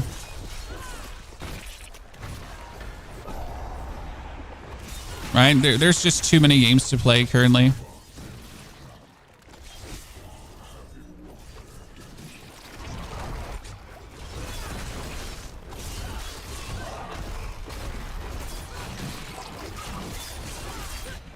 Good, I love that zero rupture cooldown. The thing is, like, by spamming Rend, since you're doing damage to bleeding targets, you're also reducing the cooldown of your things, right? So me just the act of me just spamming Rend is also a huge cooldown reduction. And as Rend actually hits more than one target, right? That's actually always a good thing.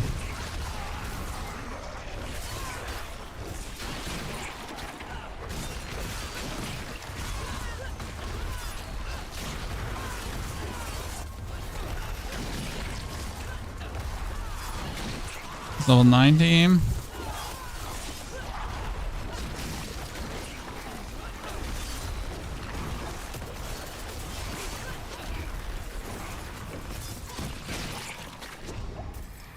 Oh, wait. He just 2 times done. That's bad. I need to reset this. No, I don't. I can't reset the timer. Okay. He just. Okay, great. Great chat. We just reset it. Fantastic. Ignore that. Ignore that. We just clicked the button too many times.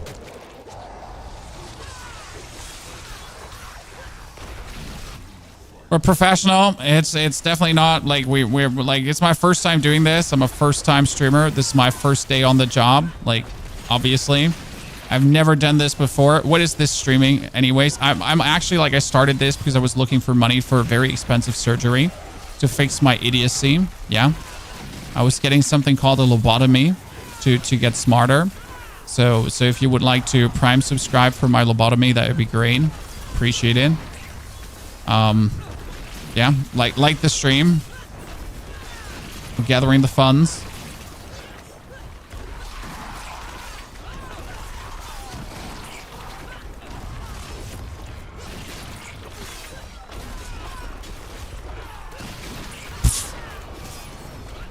See, now I'm getting the vibe back with Barbarian that the Upheaval was missing. I think if you watch since the Upheaval part, like you might understand why I wanted to go away from the Upheaval and in the direction of what I'm playing here right now. Because the Upheaval was really like, if you overpower, it's strong, but the times where you don't overpower, it doesn't feel strong. Where this build like gets to the point where it's like you're just always strong because you made it work. And like for the Upheaval, there was no way to get to this point short term, right?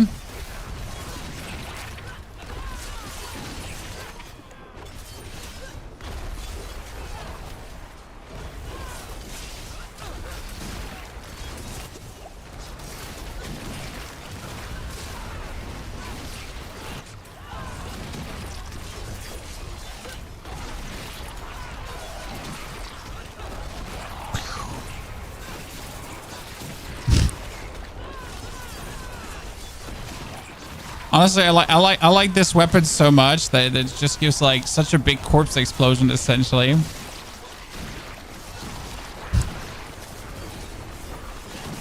Oh, this is really cool. Big fan, chat. Big fan. So do we summon lords? Now we event 50% faster. Do you think you could pull off tier 4 with this right now? Potentially.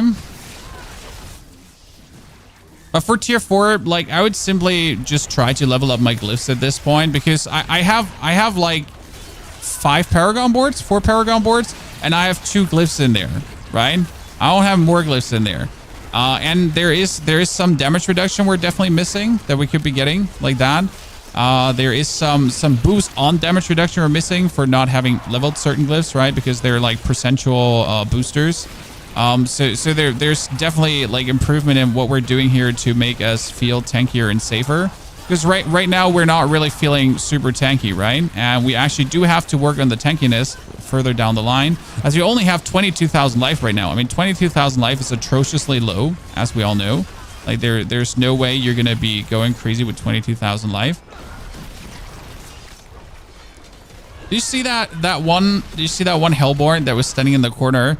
He was like half of his HP was bleed, and he just stood in the corner and just bled to death. Poor guy. Yeah, finally I could remove the basic skills, so we actually have arrived at the point where I could do that. Oh no, you know what? We're getting Hellfire because Hellfire can actually spawn bonus Hellborn. In case you didn't know this, actually kind of like stupid that it's not written anywhere. But since the Hellfire is also happening in the Helltides, as you know, right? That Hellfire that's coming down can randomly just have a Hellborn with it. And you're like, but why? Like it wasn't written anywhere, right? Am I just supposed to know this? Yes, that's exactly what you're just supposed to know. How do you not know this, right? Filthy noob.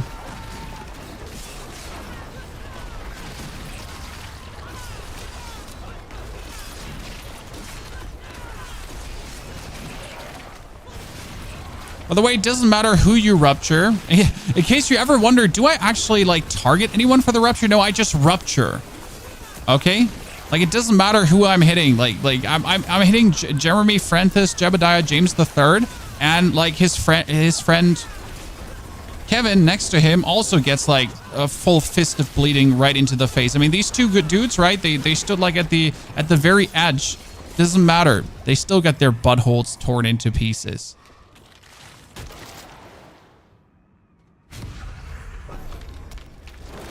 Does rupture spread bleed? So we can read through the skills for the people that are new to this. So I can explain. Okay, I can explain what's essentially happening here. There's multiple things that come together here. So it's like your key passive, it's the rupture, it's the rend, and it's the Rage of Harrogith then essentially. Plus obviously the sword doing its job for the size, because size in this case does matter. Don't be told different when it comes down to the bleed explosion. Size matters.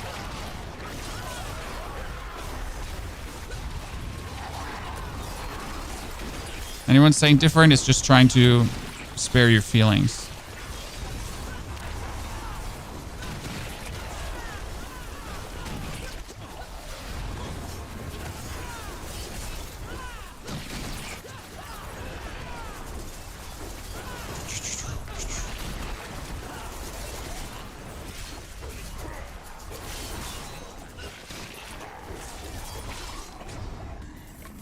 Okay. So what's happening is you got rupture. So ripping your weapon out of an enemy during rupture causes an explosion that deals 100,000 bleeding damage over 5 seconds. This damage is increased by 10% for every 50 strength you have. So the more strength we have, the better it is anyways, right? Then you also have ripping your weapon out of enemies during rupture causes an explosion. That was the part.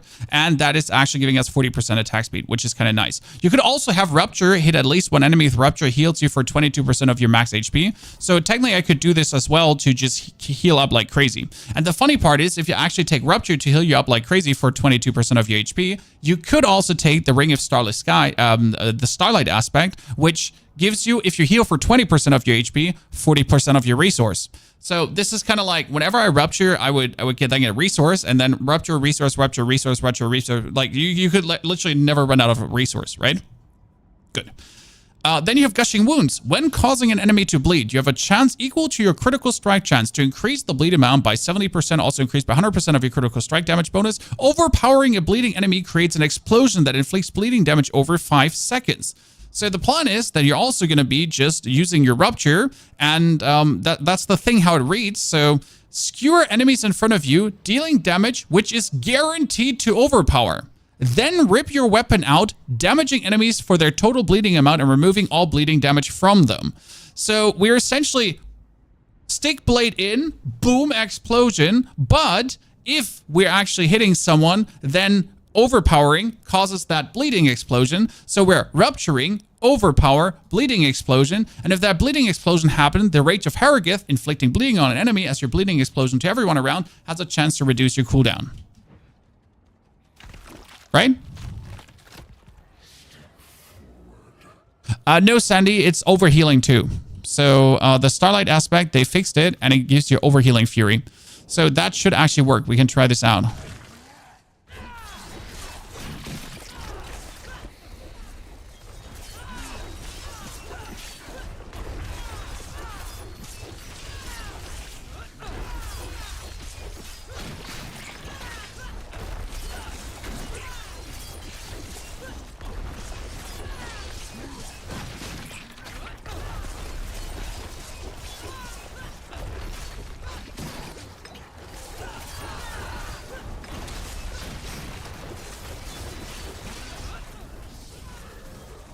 And the lead we're essentially doing to keep our berserking up. And now if we had the Ring of the Ravenous, and the Ring of the Ravenous is the final unique for this build. So that what would the Ring of the Ravenous do? The Ring of the Ravenous would, on every single leap, apply 2 instances of rend bleed as well. So obviously, the more rend is in a target, the more bleed is in a target, the longer the bleed is also in the rend and the bleed in the target. And then the harder the rupture hits, the more bleed the rend the target, right? So that's the whole plan, like with a Ring of the Ravenous then on top. Because, oh, goodness Christ, I didn't actually look at my life. I just lost it. Wow. He just soaked me dry.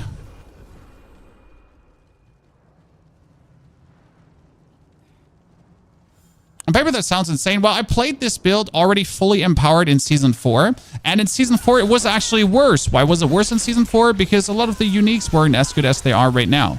So I played this in Season 4 with Uber uniques. So we're talking about I had the I had Goddamn Grandfather, right? I had the Ring of Starless Skies, so the full package, Harlequin Crest, like I had everything for this build, okay? Like literally everything, and it worked. So I know that the whole concept actually works. That's why we're playing it. Like we didn't just stand up in the morning and we're like, hey, this should be good. No. We like literally we proof of concept essentially. But that's the thing. Like now I have to see like with the new uniques if the new uniques do exactly what I wanted them to do. I mean, already the sword is going insane. So we're currently playing the Field of Crimson, right? Because the Field of Crimson gives you plus 500% bleeding damage. Kind of funny. And the Field of Crimson gives you that ginormous bleed explosion, which is actually more important because we're currently. Haha, he tried to kill me, but it didn't work. We're getting like the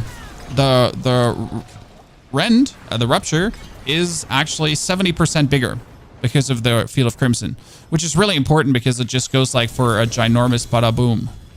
And obviously, if we upgrade the Field of Crimson now further, it goes only bigger. So there's only more.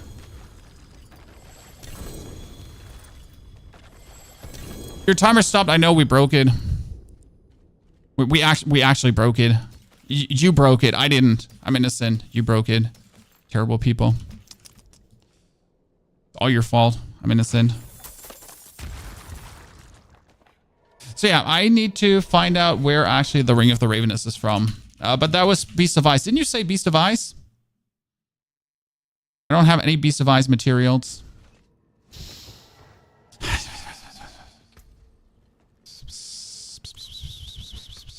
I have a solution, but I don't want to do that solution. Okay.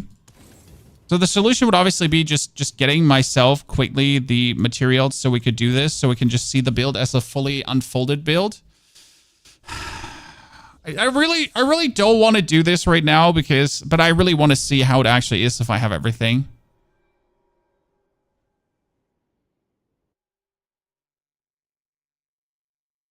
Mother's Gift has loads of summer materials. I don't think we could actually be there yet. That's true. So we might have at level 90 actually achieved this, but here we get 50. God, it's...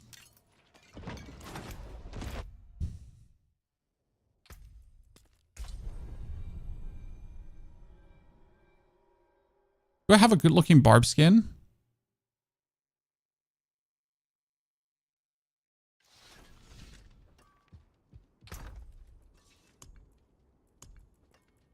So you get it from 90 to 115 seconds. Hacking bruh. Hacking bruh.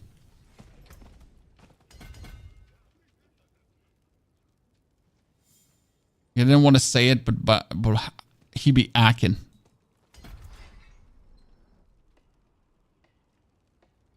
I have to redo this Paragon board at a given time.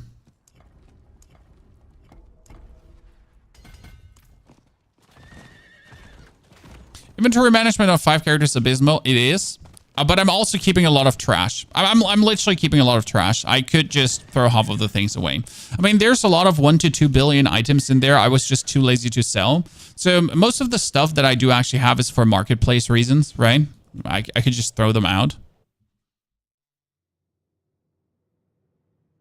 But yeah, I just haven't had time to trade. Can you believe me that I haven't had time to sit down and list these items, like, because I've been just incredibly busy playing the game and like trying to live my life and doing my YouTube videos that I couldn't just get that done.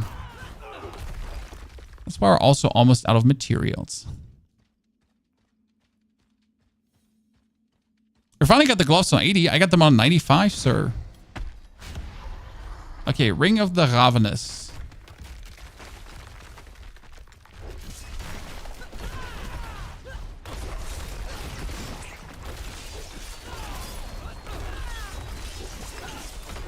One important stat for the build is, by the way, attack speed, Chad. So you do actually want to have tons of attack speed.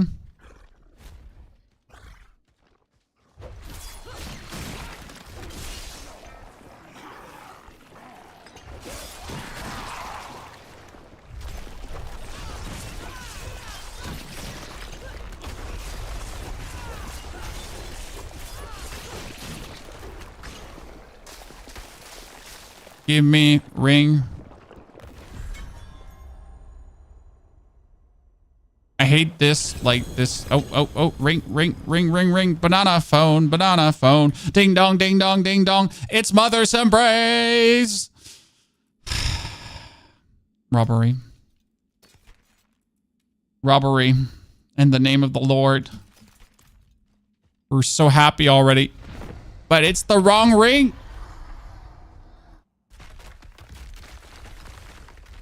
Yucky. Especially because I have a really good Mother's Embrace already.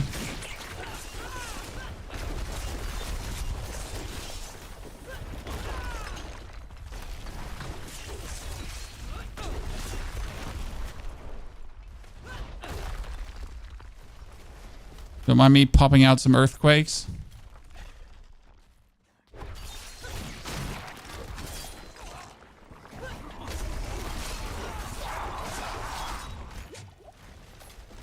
Oh.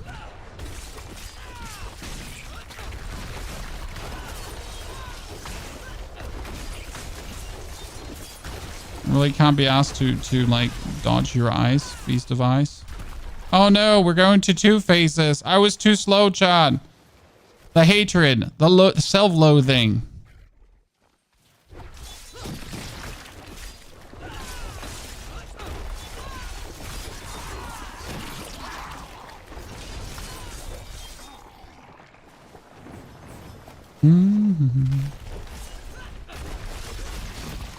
Grandfather out of the blue. Nah. Don't expect me to get any mythicals. I've killed so many tormented bosses already. I still don't have any. I mean, I have another 20 Stygian stones, so I could just bang through 20 tormented bosses.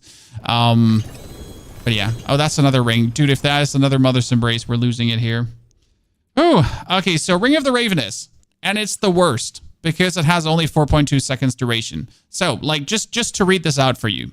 What does it do? 2 to Rend, 2 to Brawling Skills. That's great. But Rend's duration is increased by 4.2 seconds. It needs to be 8 seconds. Because what does that mean? If the Rend is increased, the Rend is longer on the opponent. The longer the Rend is on the opponent, the more damage the Rend is going to do.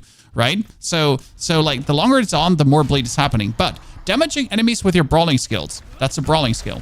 Applies 2 stacks of Rend's bleed. So if I essentially leap every second... Right? If I get my leap to apply every second, then every second I'm applying another 2 bleed stacks for free, right? On top of the super high attack speed Rends I do anyways. So you want your attack speed to be as close as possible to 100%, right? That you're just like rend. And then whenever you're not leaping, you're pumping out like 5 to 6 attacks in between of every leap. And that's like how you're doing the incredible damage, or that's the plan on the incredible damage.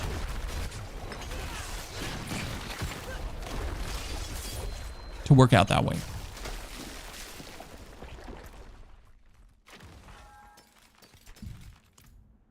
My biggest issue is right now, if I actually replace a ring, I'm going to be losing... Oh, this is actually bad. So if I replace a ring now, you know what happens? Wow, that's a very interesting Fist of Fate. If I replace a ring, I lose resistances again.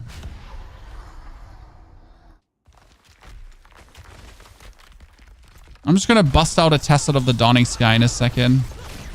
Just like no fucks given.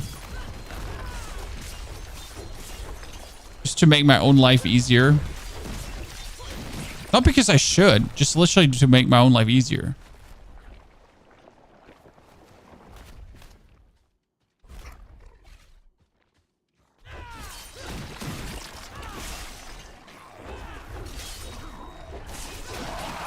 I guess my problem are not resistances. My problem is not having the money to fix the problem. Right? That's my real problem. Just lacking the money to actually fix the problem.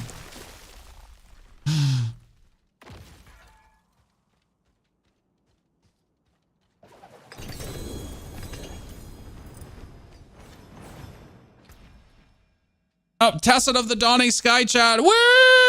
Let's go! Tacit time! I forget that actually drops here. See, that's 25 or 35% all resistance, right?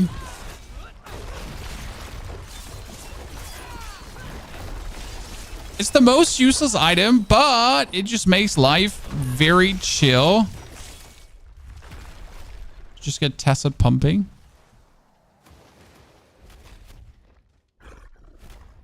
My Druid stomps and I have crap gear. See, that's the beauty about Druid right now. Depending on which build you go for. But yes, Druid can go absolutely insane right now. With shitty gear.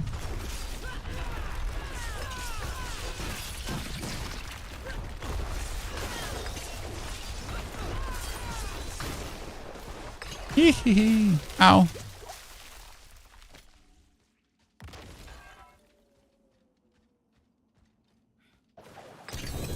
An amulet. Which amulet do you get from here? Oh, the flame. The flame amulet. I see. The frenzy amulet, not the flame amulet.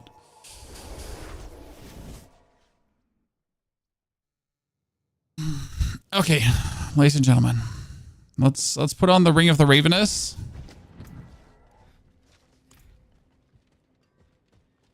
Let's get rid of the rest of the shit here. Oh, wait. I didn't mark my Tacit. And wow, I almost destroyed these two items. That would have been very unlucky for me. Hey, chat, how about we almost destroy the Ring of the Ravenous? I mean, it was very clutch moment. That would have been rather unlucky, wouldn't have been? Let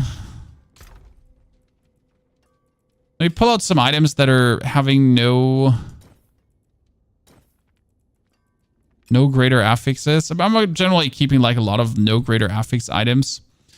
As I might have been needing them for certain builds. But you know what? Let me just destroy a lot of these shitters that have no place to exist.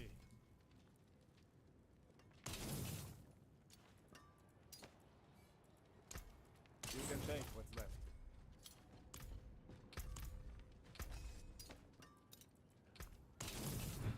So we can at least store these back. Okay, can I just put on the Tacit and be good about it?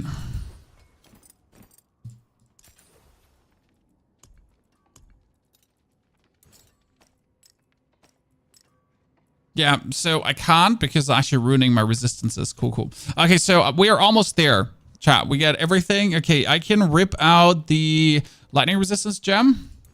No, actually, I can keep it in, and I can put in the shadow, and we're done. Perfect. Tacit life. Fuck yeah. That means I need to put on the Juggernaut aspect, so we're actually armored out. That means I'm going to miss the Undying aspect, which is actually a problem.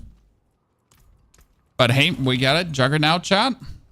So that's 15,000 armor. We're not having Undying running because Undying counts as a thingy. We get Leap, we get Rupture, we get the Rupture, we get Berserking, we got Critical Strikes for the attack speed.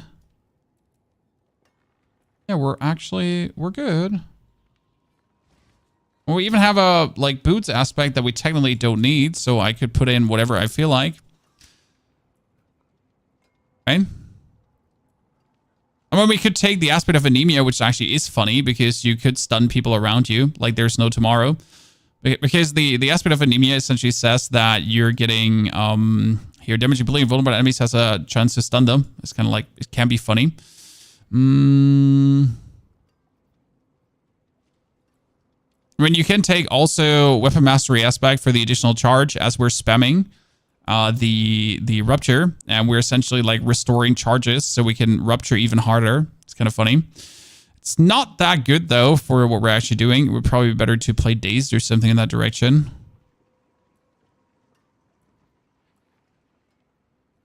know what? Let me just put anemia on for the YOLOs. We technically do have one more offensive aspect that is free, because right now I'm rocking something useless. But there's nothing I can really take to actually fix that. So there's no better aspect, right?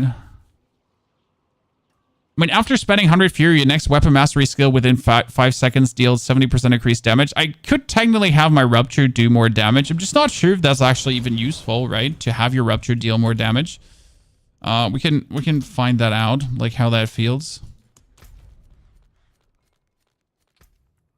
But I do still need more cooldown reduction because my leap... Now, my leap is actually down to 11.3 seconds, and you know why?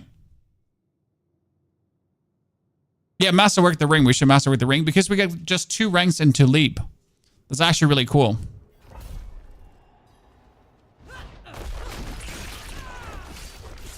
See, like how efficient we're now dealing damage?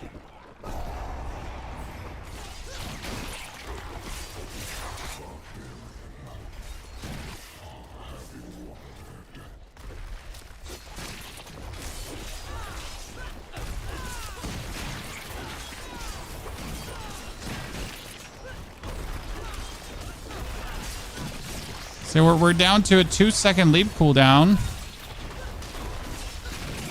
So the thing is, if my leap now lands, okay?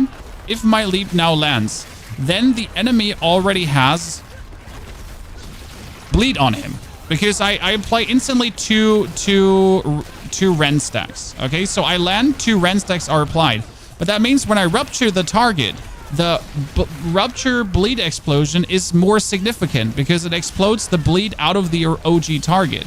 But I leap just on you, right? I already put bleed on you with my leap essentially. So that amplifies the whole package even more. Right? See, like I leap on her, boom, and she just dies from the bleeding. And obviously, like the spikes below her are funneling even more bleed into it as well. It's kind of like how it works.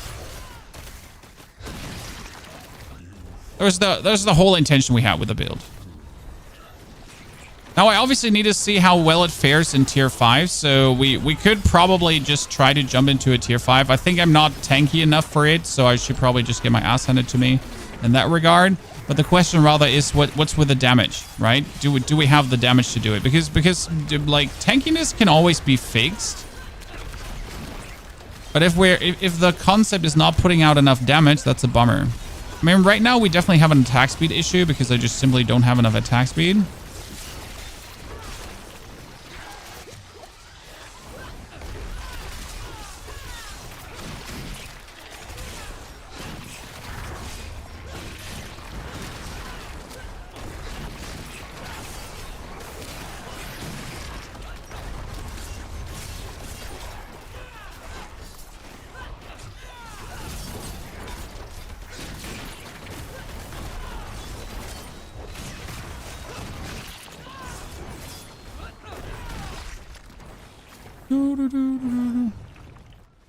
Yeah, swap the rupture healing for attack speed. See, I'm not sure if we can swap the rupture healing for attack speed, if that's going to be it, because right now I feel like the rupture healing is the only thing that's keeping me on my 2 feeds.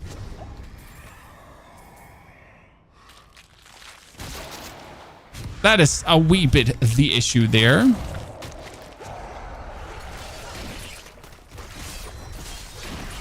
Because you might notice how we're actually not taking many potions because of every rupture heals is actually for 20% HP. That's quite significant. Especially if we chain rupture, like if everything goes good, we can actually just chain it. If we would get a better Rage of Harrogath, that would be nice, because Rage of Harrogath is currently at a 30% chance, and it could actually be at a 60% chance to give us cooldown reductions.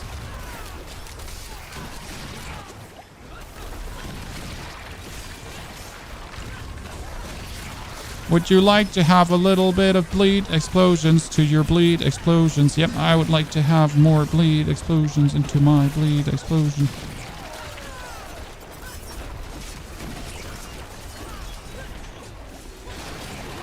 Ah, the build is finally online. And from this point on, it only goes more. Hee. They buff the Barb. Nope. Barb actually get nerfed. I just have a fun build. I mean, this is also only a tier 3 horde, so nothing special. Like, I am not sure if this concept can beat tier 8 hordes. I just simply don't know. I mean, like, for this, we now need to essentially max out our glyphs, right? We need to get the glyphs all to 15. We actually need to finally activate 5 glyphs because I play this right now with 2 glyphs in, right? I have 2 goddamn glyphs in, not more, just 2. So there's a bit more I could do to bring this build truly online. Right, there's a lot of damage we're essentially missing. We're missing at least 3 big chunka-dunka multipliers that you would have in the long run. So that's the fun part, right? We haven't maxed out our damage nodes too. Like we have damage while berserking and we have damage vulnerable damage. So these are 2 nodes that we haven't maxed out as well. It's still something where we can essentially gain more damage easily. Only 2 because none of the others can actually reach anything meaningful, so I didn't even bother putting them in. Like, none of the other glyphs can reach anything meaningful or can be activated. And I also don't have all the glyphs that I actually need. So, that is another issue on top of that. Oh, since I'm playing a sword, I should maybe actually play sword. I didn't think about it, but I'm actually maining a sword this time. Oh, wow, you all got exploded. That was funny.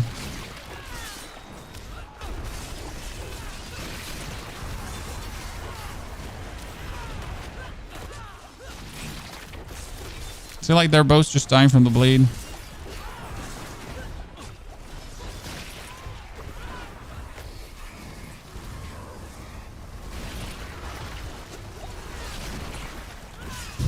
My explosion is bigger than your explosion, just saying, Mr. Ether Fiend.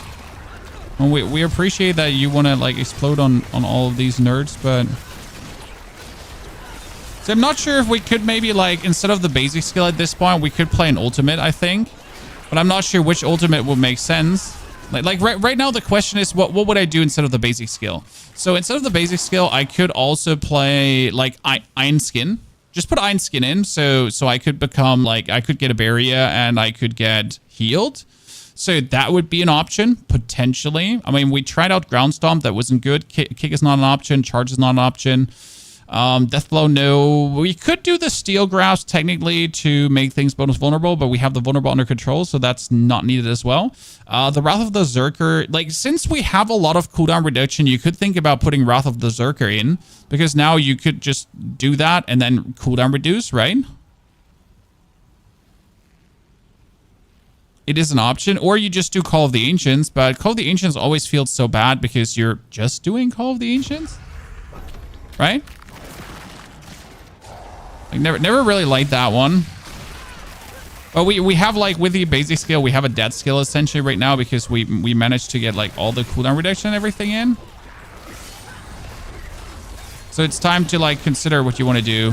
When we used to play Ground Stomp, but Ground Stomp is not needed anymore. So what would you say? What would you like to see? I mean, Call of the like the Zerker Rage would make me unstoppable, so we would actually have like another source of unstoppable to just run around in unstoppable.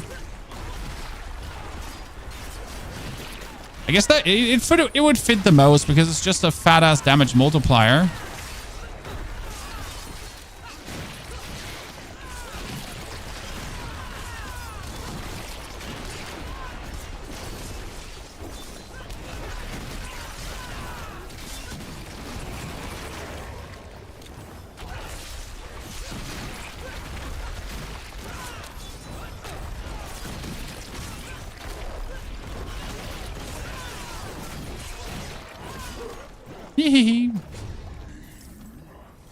Let's see how fast the bosses are dying.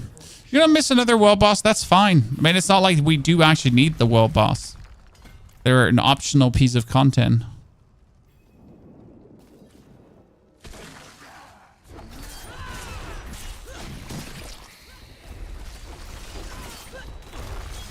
See how we just have now right enough leap cooldown to essentially be able to permanently attack.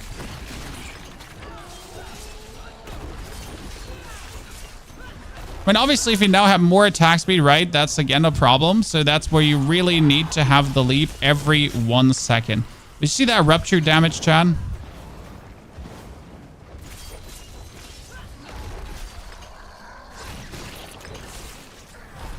See, now that's where it was at the point where I actually needed to use my basic attack again, right? So I'm always like, that's why I'm like still yet reluctant to remove the basic skill, because I just know I might need it. Rarely, but I might need it. Can you use Ubers for this build? Sure, you can play the Ring of Starless Skies, no brainer, and Harlequin Crest, no brainer as well.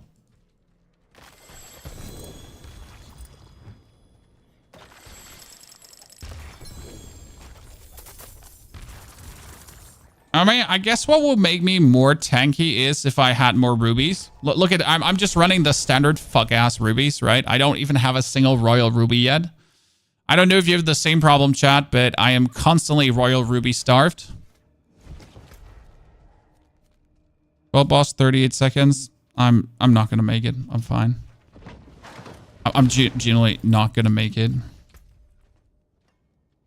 Primary resource restorer. Maximum life. Xanius. Jesus. Xanius to the rescue, chat. Go. Look at the man, the myth, the legend, ladies and gentlemen. Standing ovations.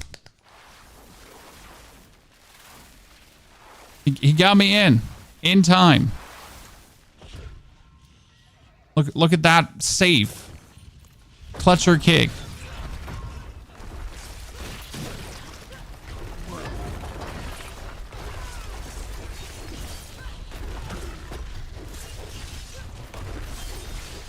See against him, I can essentially just spam my leap because I get the 9-second fixed cooldown reduction against him because he's a boss.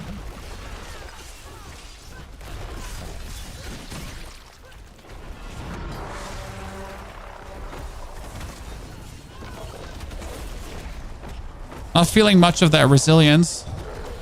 I'm honest with you. So yeah, this build actually works really good with Ring of Starless Skies because it has this 50% resource cost reduction where you can essentially then just spam away like there's no tomorrow, right? When's the last time you've seen a world boss staggered? Awkward. Game is totally not lagging with a staggered world boss.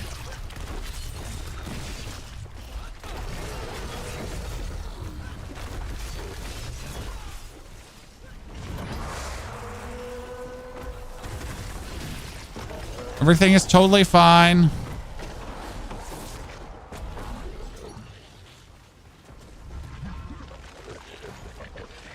Everything is totally fine.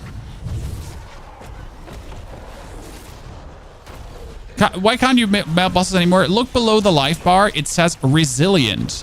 Resilience is a new feature they put in to prevent melting. The problem is the way how resilience works. What does resilience do? Resilience essentially scales down whenever you do too much damage. So let's say you land one big chunka-dunka hit of 1 billion. Then all your subsequent hits for the next 3 to 5 seconds are doing vastly less damage. And that's kind of stupid because now let's say you're playing a dot build. Your dot build would end up doing minuscule up to no damage anymore at all.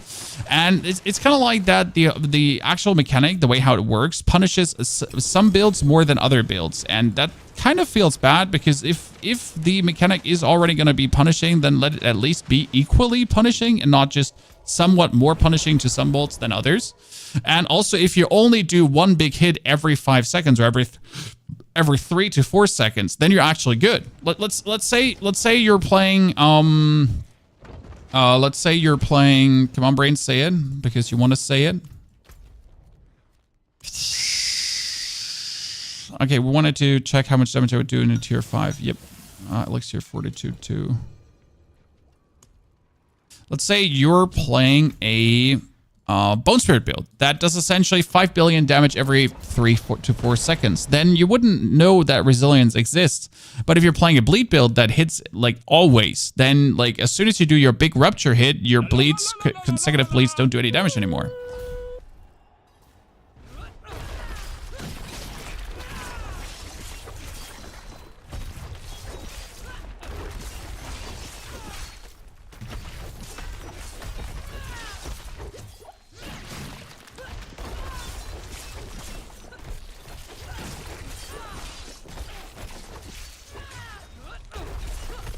Well, we're using the elixir of resourcefulness beforehand.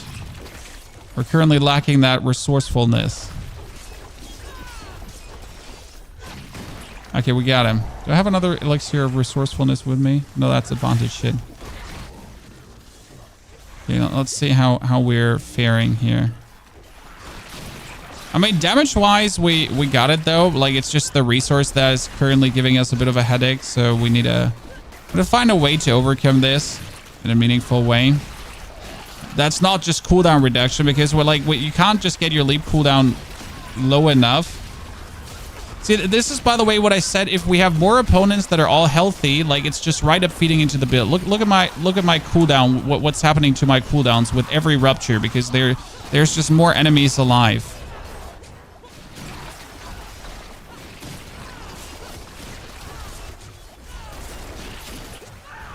So we're essentially spamming rupture. So we got the damage. We just need more damage reduction. We need more life and more damage reduction. Like it's a matter of both, because more damage reduction alone wouldn't just do it. I need more life as well. Because we have the damage, as you see, like we're just exploding the blood here out of these targets, right? And it's just killing everything around. So damage-wise, I would feel okay in a tier 5 right now, but we gotta fix that resource consumption.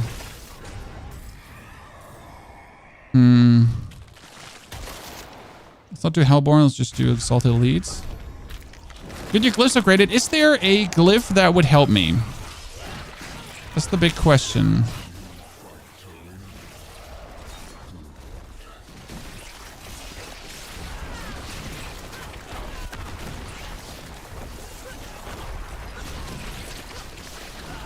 I know we have a Fury glyph, but I think it's bound to a certain weapon.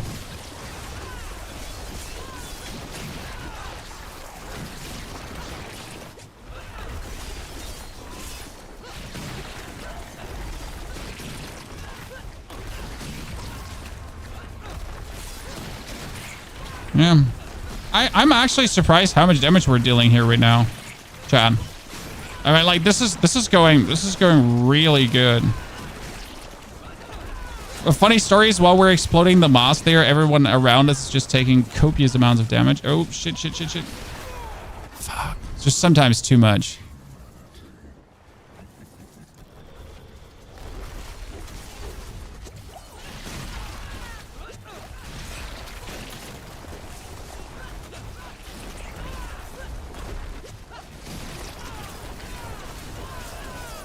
You empowering them is a problem, yeah.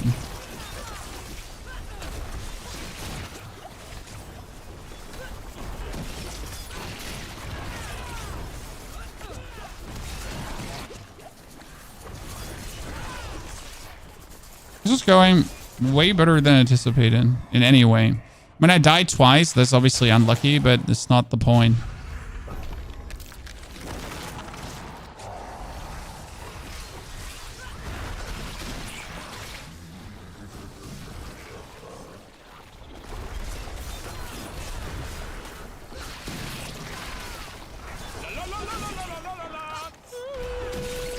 Mr. Hoo-Ha, thank you for your subscription. Digital Punk, also thank you for the Prime sub. Appreciate it. Great to have both of you there.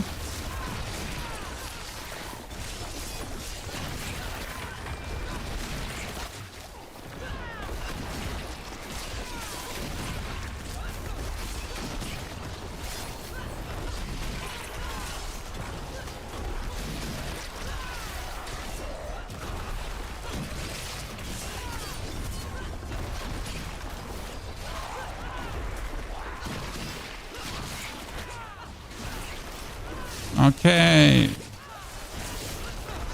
I mean, I'm perma unstoppable due to my yields, but honestly, I feel like I could get the ultimate on 0 cooldown, right?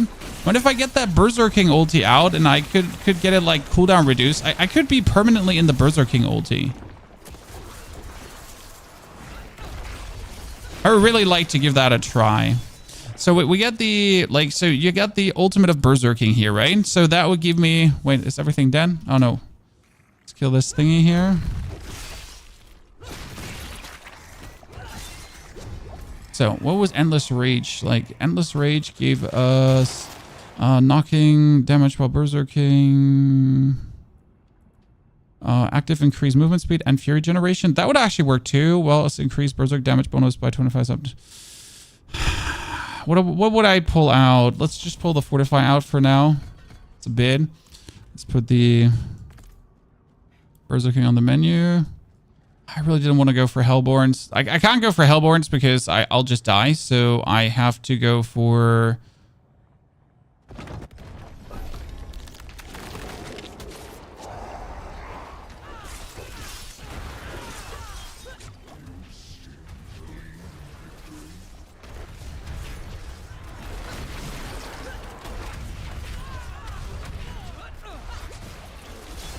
Maybe I shouldn't have let normal monsters do more damage. Yeah, look at the cooldown on the ulti, and there it's up again.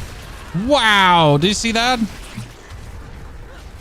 Okay, so I can just make myself permanently unstoppable. Cool. That's actually nice.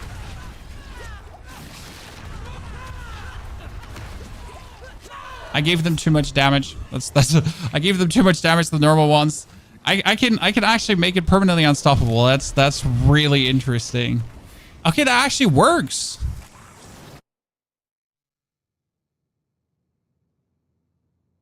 Huh. I mean, that kind of does fix the Fury Generation, but it doesn't really fix the Fury Generation, right?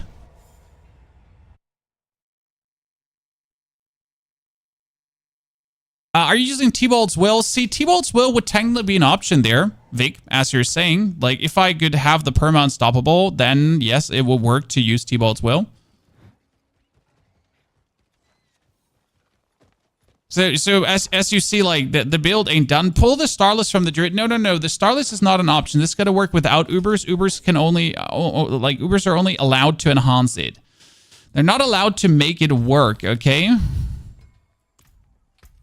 So what do you say? You said, let's actually close this for now. You said Martial Glyph. What did Martial do again? I don't have Martial Glyph. Great. I literally don't have the glyph. I mean, we get the Brawling skills, the Axe skills, the Pole Arm, the Vulnerable, the Potion of Healing, the damage reduction gets close. So Territorial would probably be needed. While wielding a sword, you gain 5 Fury when you kill an enemy. That's not an option. I knew that this one existed, so what did... I mean, we need Disembowel, right? Killing a bleeding enemy has a chance to reduce cooldowns of your non-ultimate active cooldowns by 1 second, so you could actually play Disembowel, but I don't think we should, because again, it's killing, and I don't like killing. Here, while Berserking, you take 10% damage from a lead, so that's like we perma Berserk, so that would make sense, so that's another 10% damage reduction. Martial was after casting a Shout skill, your active cooldowns of every other non-Shout skill is reduced by 2 seconds. I'm not sure if we need this, because our Shout skills, like, nah, we don't need this. No, that wouldn't work. Might is obviously nice, because you deal increased damage while wielding a two-handed weapon. We wielded a two-handed weapon, so that's standard. Dealing with Thorns damage. I mean, we could... Swapping weapons has a chance to cause the skills damage to critical strike. So we could do that because our leap could be on a different weapon than our thingy. So we would swap weapons permanently.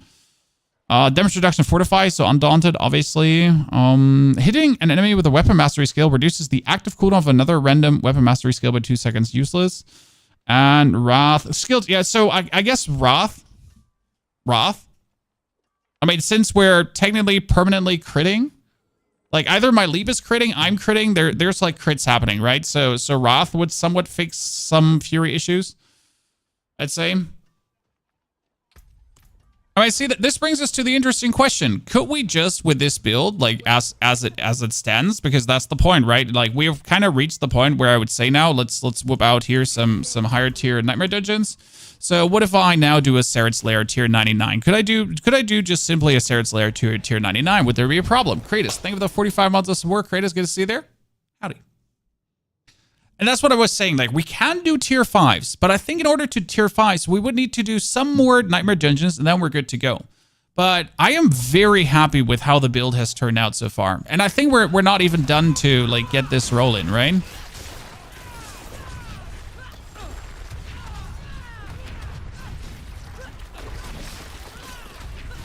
And again, keep in mind, right, that my cooldown reduction is not even the maximum it could be, because we have a bad Rage of Harrogath.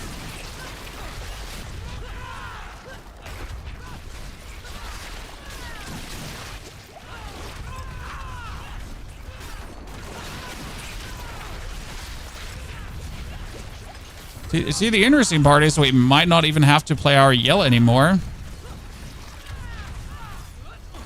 I have so much like poison on me that I cannot heal against it anymore.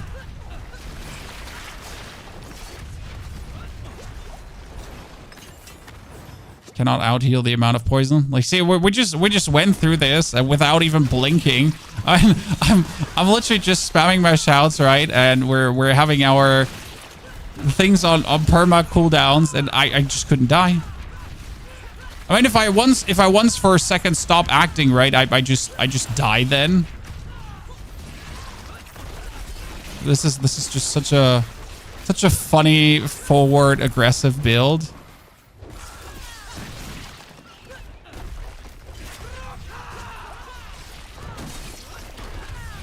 That Berserking actually fits really nice. Isn't there an aspect for when you're Berserking? Am I wrong, or wasn't there an aspect when you're Berserking?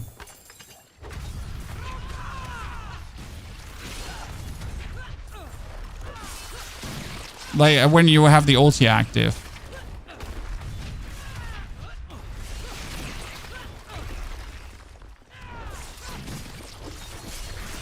Rage!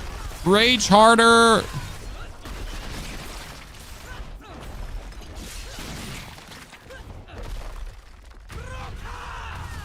See, but I'm again not sure if this is like a tier 8 build. So I mean tier 5, that was always like, right?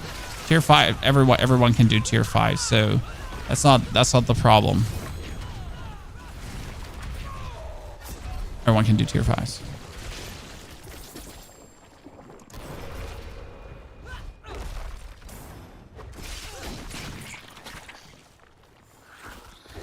You're playing softcore, I can trade you some stuff. Thank you for offering, but I don't need anything, to be honest. Like you know, like we gotta get these builds online with our means.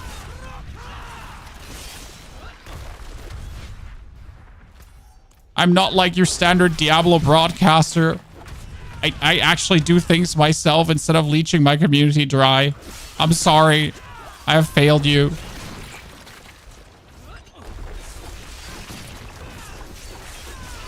You know, I'm doing this thing called playing the game, where I play the game myself. I know, crazy concept. How do you even do it? Or do you play the game yourself as a creator?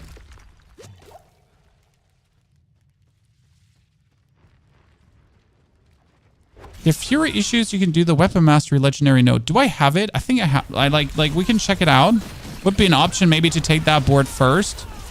Why are we thinking about these things? So the main reason why we're thinking about these things is because I want this build to, like, I obviously want this build like to work, but I also want to be able to present this build to you guys, right? As a working build. I don't have enough potions to right now survive this fight against her.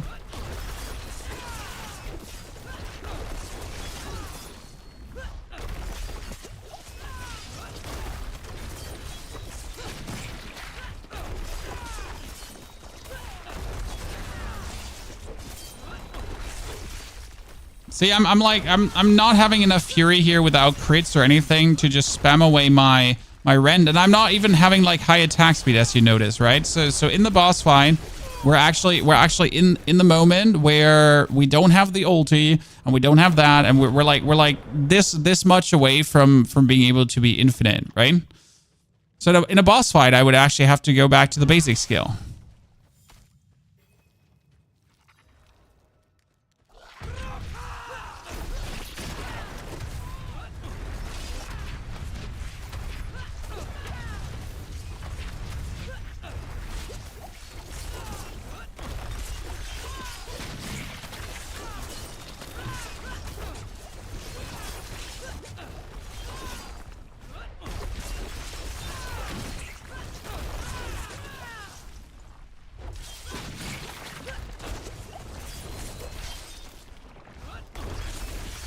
No one likes you, Sarah. God, I'm out of potions again.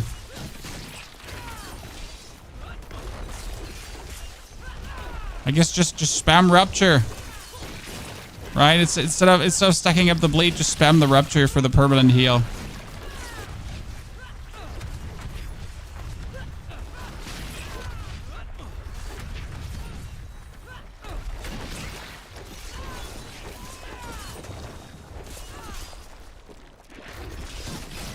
You notice how we're slide fury issues.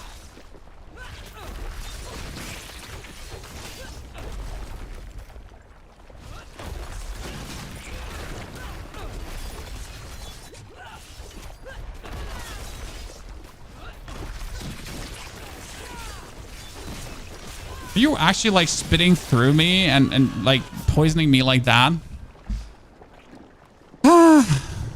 Yeah, we need that spirit glyph. We need that spirit glyph to make this work. I think like reliably work. Again, you could drink a potion of advantage, a potion of resourcefulness, which does help tremendously to boost this. But I feel like you can't always rely on having the right potion to make this work, right? They'd be like, oh yeah, you know what? If you don't have the potion, that's actually quite unlucky for you.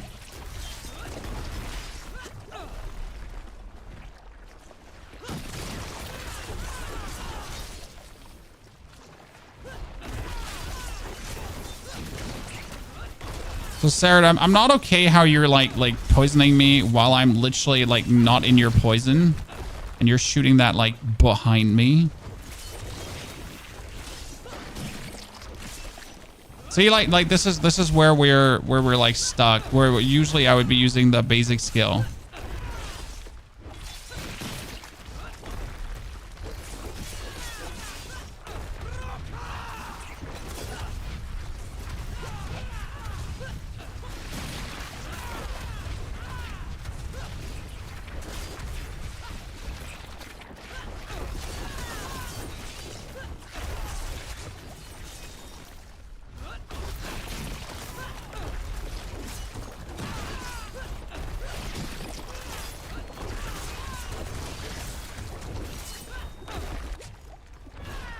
Oh! No one saw that? Okay.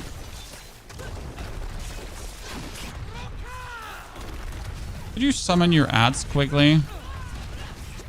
Would appreciate. Oh!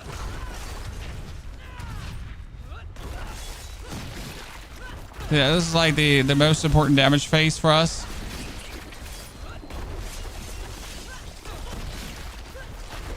And yes, usually I wouldn't spam my rupture. Usually I would like have my rupture fill up, but in this particular fight where she's being an absolute nuisance with her poison, I once in a while have to go against the rules of the build.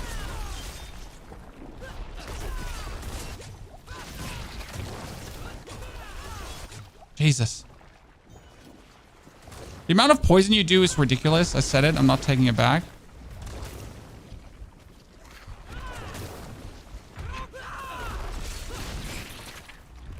Oh, there's the heal. I found it.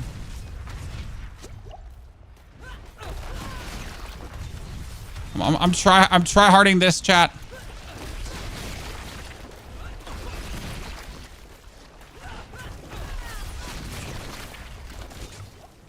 I'm tryharding this. I'm tryharding it. Yes, I'm the chosen one. Look at me.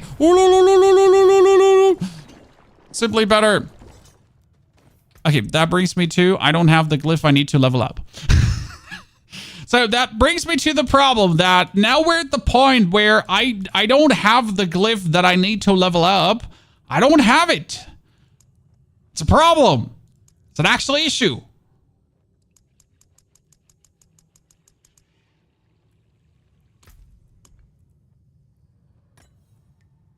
Right?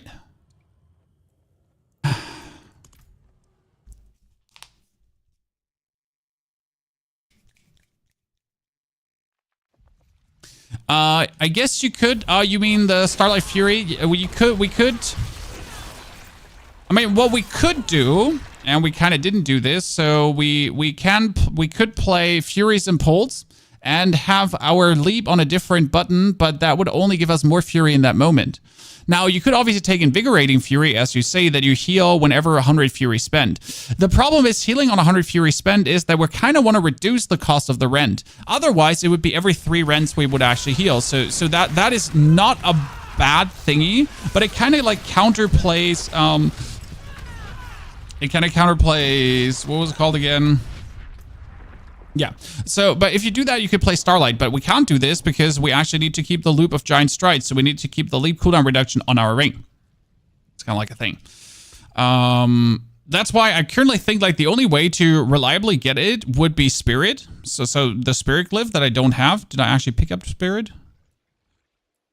See, we don't have Spirit. Not Spirit. Here, we don't have Wrath, which would give us Fury on crits. What chat was saying, what about the weapon mastery? Like, I didn't actually look it up. It was Warbringer, you gain maximum life. Swapping weapons grants 8% of your maximum fury.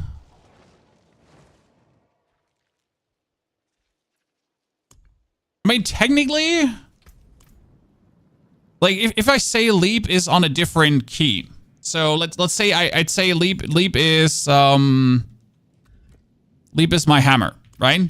And then I just hammer leap. That would mean whenever I leap, I get more resources. The thing is that leap already gives me 40 resource. So when I leap, I get 40 resource. So the thought is, like, it would be simpler to reduce leap's cooldown than anything else. Right? I mean, is there any expertise that gives you fury back? Well, we could take our sword, obviously, right? Dealing damage with swords, you get increased here, like, after killing an enemy. So that actually does work very well. But is there anyone that gives you fury back? No, probably not, right? That's kind of shitty, huh?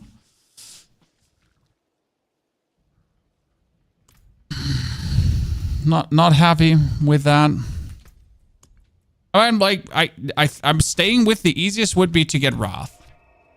But as you can see, I'm level 94 and I don't have Wrath yet. Correct? So I don't think this is an unsolvable issue. Correct? This is not an unsolvable issue. It's just literally that I just don't have what I need right now to fix this. I mean, let's see how this is going without poisonous thingies. Okay, chat? So this is without poison.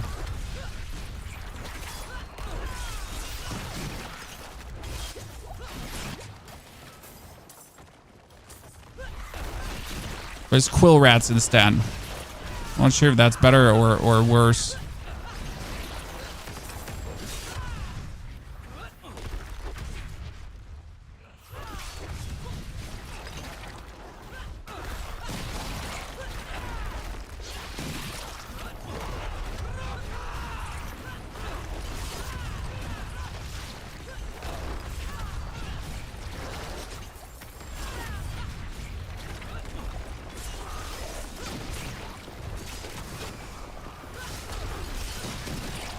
Oh, you're actually split up. Jesus. See, I just wanna like bleed all your nerds in the middle, and you're all just like, yeah, no. How about we split up?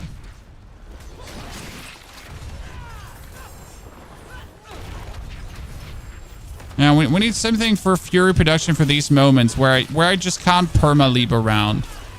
That's what you need for it.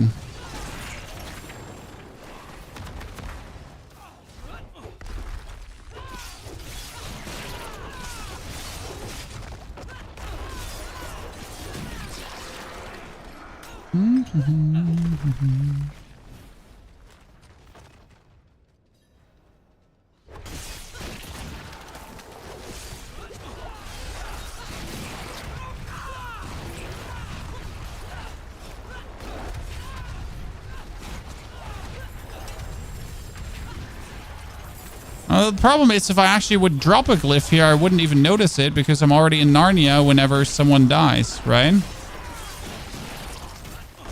It's not like that we're taking our time.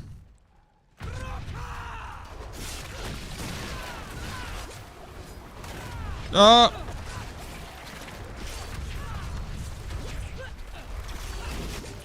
Jesus. That's a lot of elites and everything in there where we need some more damage reduction for, it seems. Is there anything that could replace the basic attack on the druid you made? Technically, yes. Practically, no. Like, technically, you can play Constricting Tendrils on the druid. But the thing is, if you do actually play Constricting Tendrils, you're partially ruining it for yourself. Because you want to be able to actually turn into a... Jesus. You want to actually be able to turn into a werewolf every now and then. Because that is actually useful. Ow. I mean, we're noticing that the 25,000 life is not really a lot. Not really a lot. Makes you think if instead of Wrath of the Zerker, because Wrath of the Zerker is giving us more damage, right? So it makes you think if we should play Iron Shield instead. Right? Because wait, like instead of Wrath of the Zerker, we could play Iron Shield.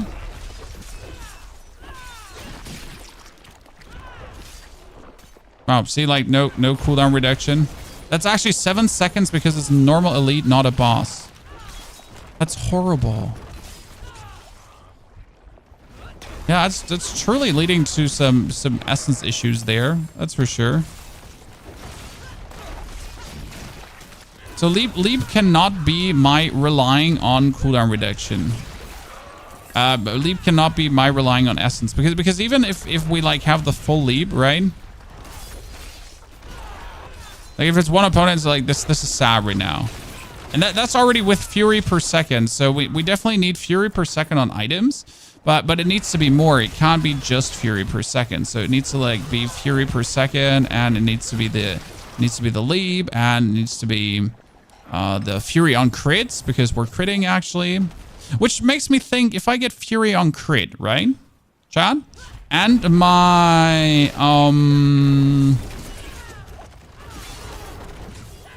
Jesus Christ, who is dealing this much poison damage to me? So we're getting fury on crit. But on top of the fury and crit, my earthquakes that we're making, do they count as crits that work for that? Right? So the tiny earthquakes we're making below our enemies with the like if they consistently crit, like because they're not damage over time, I think they can crit. That was a hard birth, especially with the fire below me. Would Shaco upgrade Vasilis? No. You might not have understood that part of the build, but without Vasilis, you're not going werebear, so you die. I mean, it's literally like you need Vasilis, or you can't go werebear, and then half of the build doesn't work.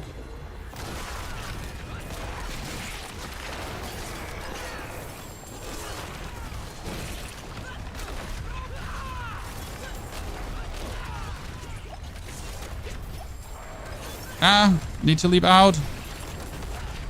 I almost went bad.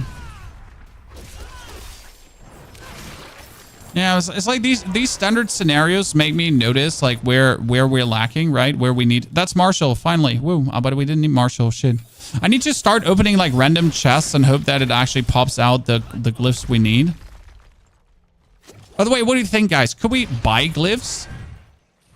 Like I feel like right now we're in this life cycle of the game where your builds are literally being held back because you can't find a certain glyph. I mean, I've had that now on every single character I have leveled, right? That you're ending up with, well, you're missing it, and until you find it, you're screwed. Like might get to level 100 without all glyphs. Just let me buy them for like sigil dust at some point. So I can farm sigil dust like crazy, right?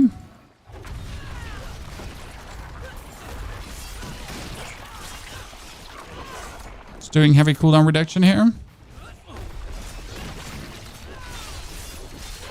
So I need to check, I think.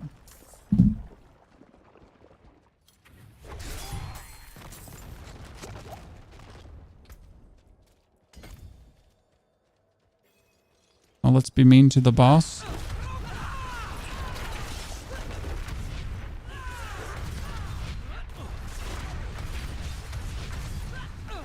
See, against that boss, I don't have to spend my Rupture for the heal, so I can essentially stack up the bleed finally, which makes me like a happy little potato. Great, you just went out of my lead. It's really bad because that's my mana. If you go out of my lead, we're screwed. Might as well not do that again, sir.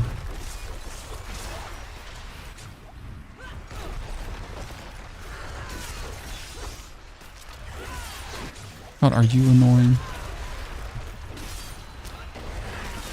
He just locked me in with one of his whirlwinds and him inside his little prison of fun and solitude.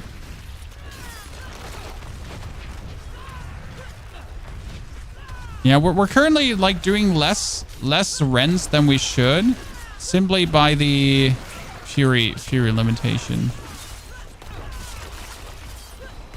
I mean, I didn't have this problem the last time because I was literally playing the Ring of Starless Skies, so that like kind of that fixes it, but it's not really a fix, right? Because if an Uber Unique is needed, then it doesn't fix it. It just makes you use an Uber Unique.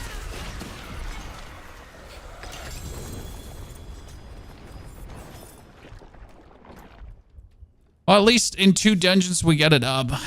Seething. Yeah, while wielding a sword, you gain 5 fury when you kill an enemy, but see that is not useful. That is not useful. And right now, I think we should probably play Territorial because... But Undaunted is only good if we're fortified. Territorial is only good when we're... complicated. Okay, chat. That being said, we're going to have to end it here. We have to continue the Barb tomorrow, potentially. So thank you very much for coming today already, and hopefully enjoying the show. The Barb went all the way to level 94. We could have brought him to 100, but we experimented out a little bit too much. I don't regret it, though, because it was super fun to actually make this work and try to get everything rolling. I'll be back tomorrow for more. So have a great, good day, evening, night. Take care. Don't you run away. And I'll make sure that I get a proper guide out for this, especially as I experiment more with fixing that Fury issue. That being said, good night.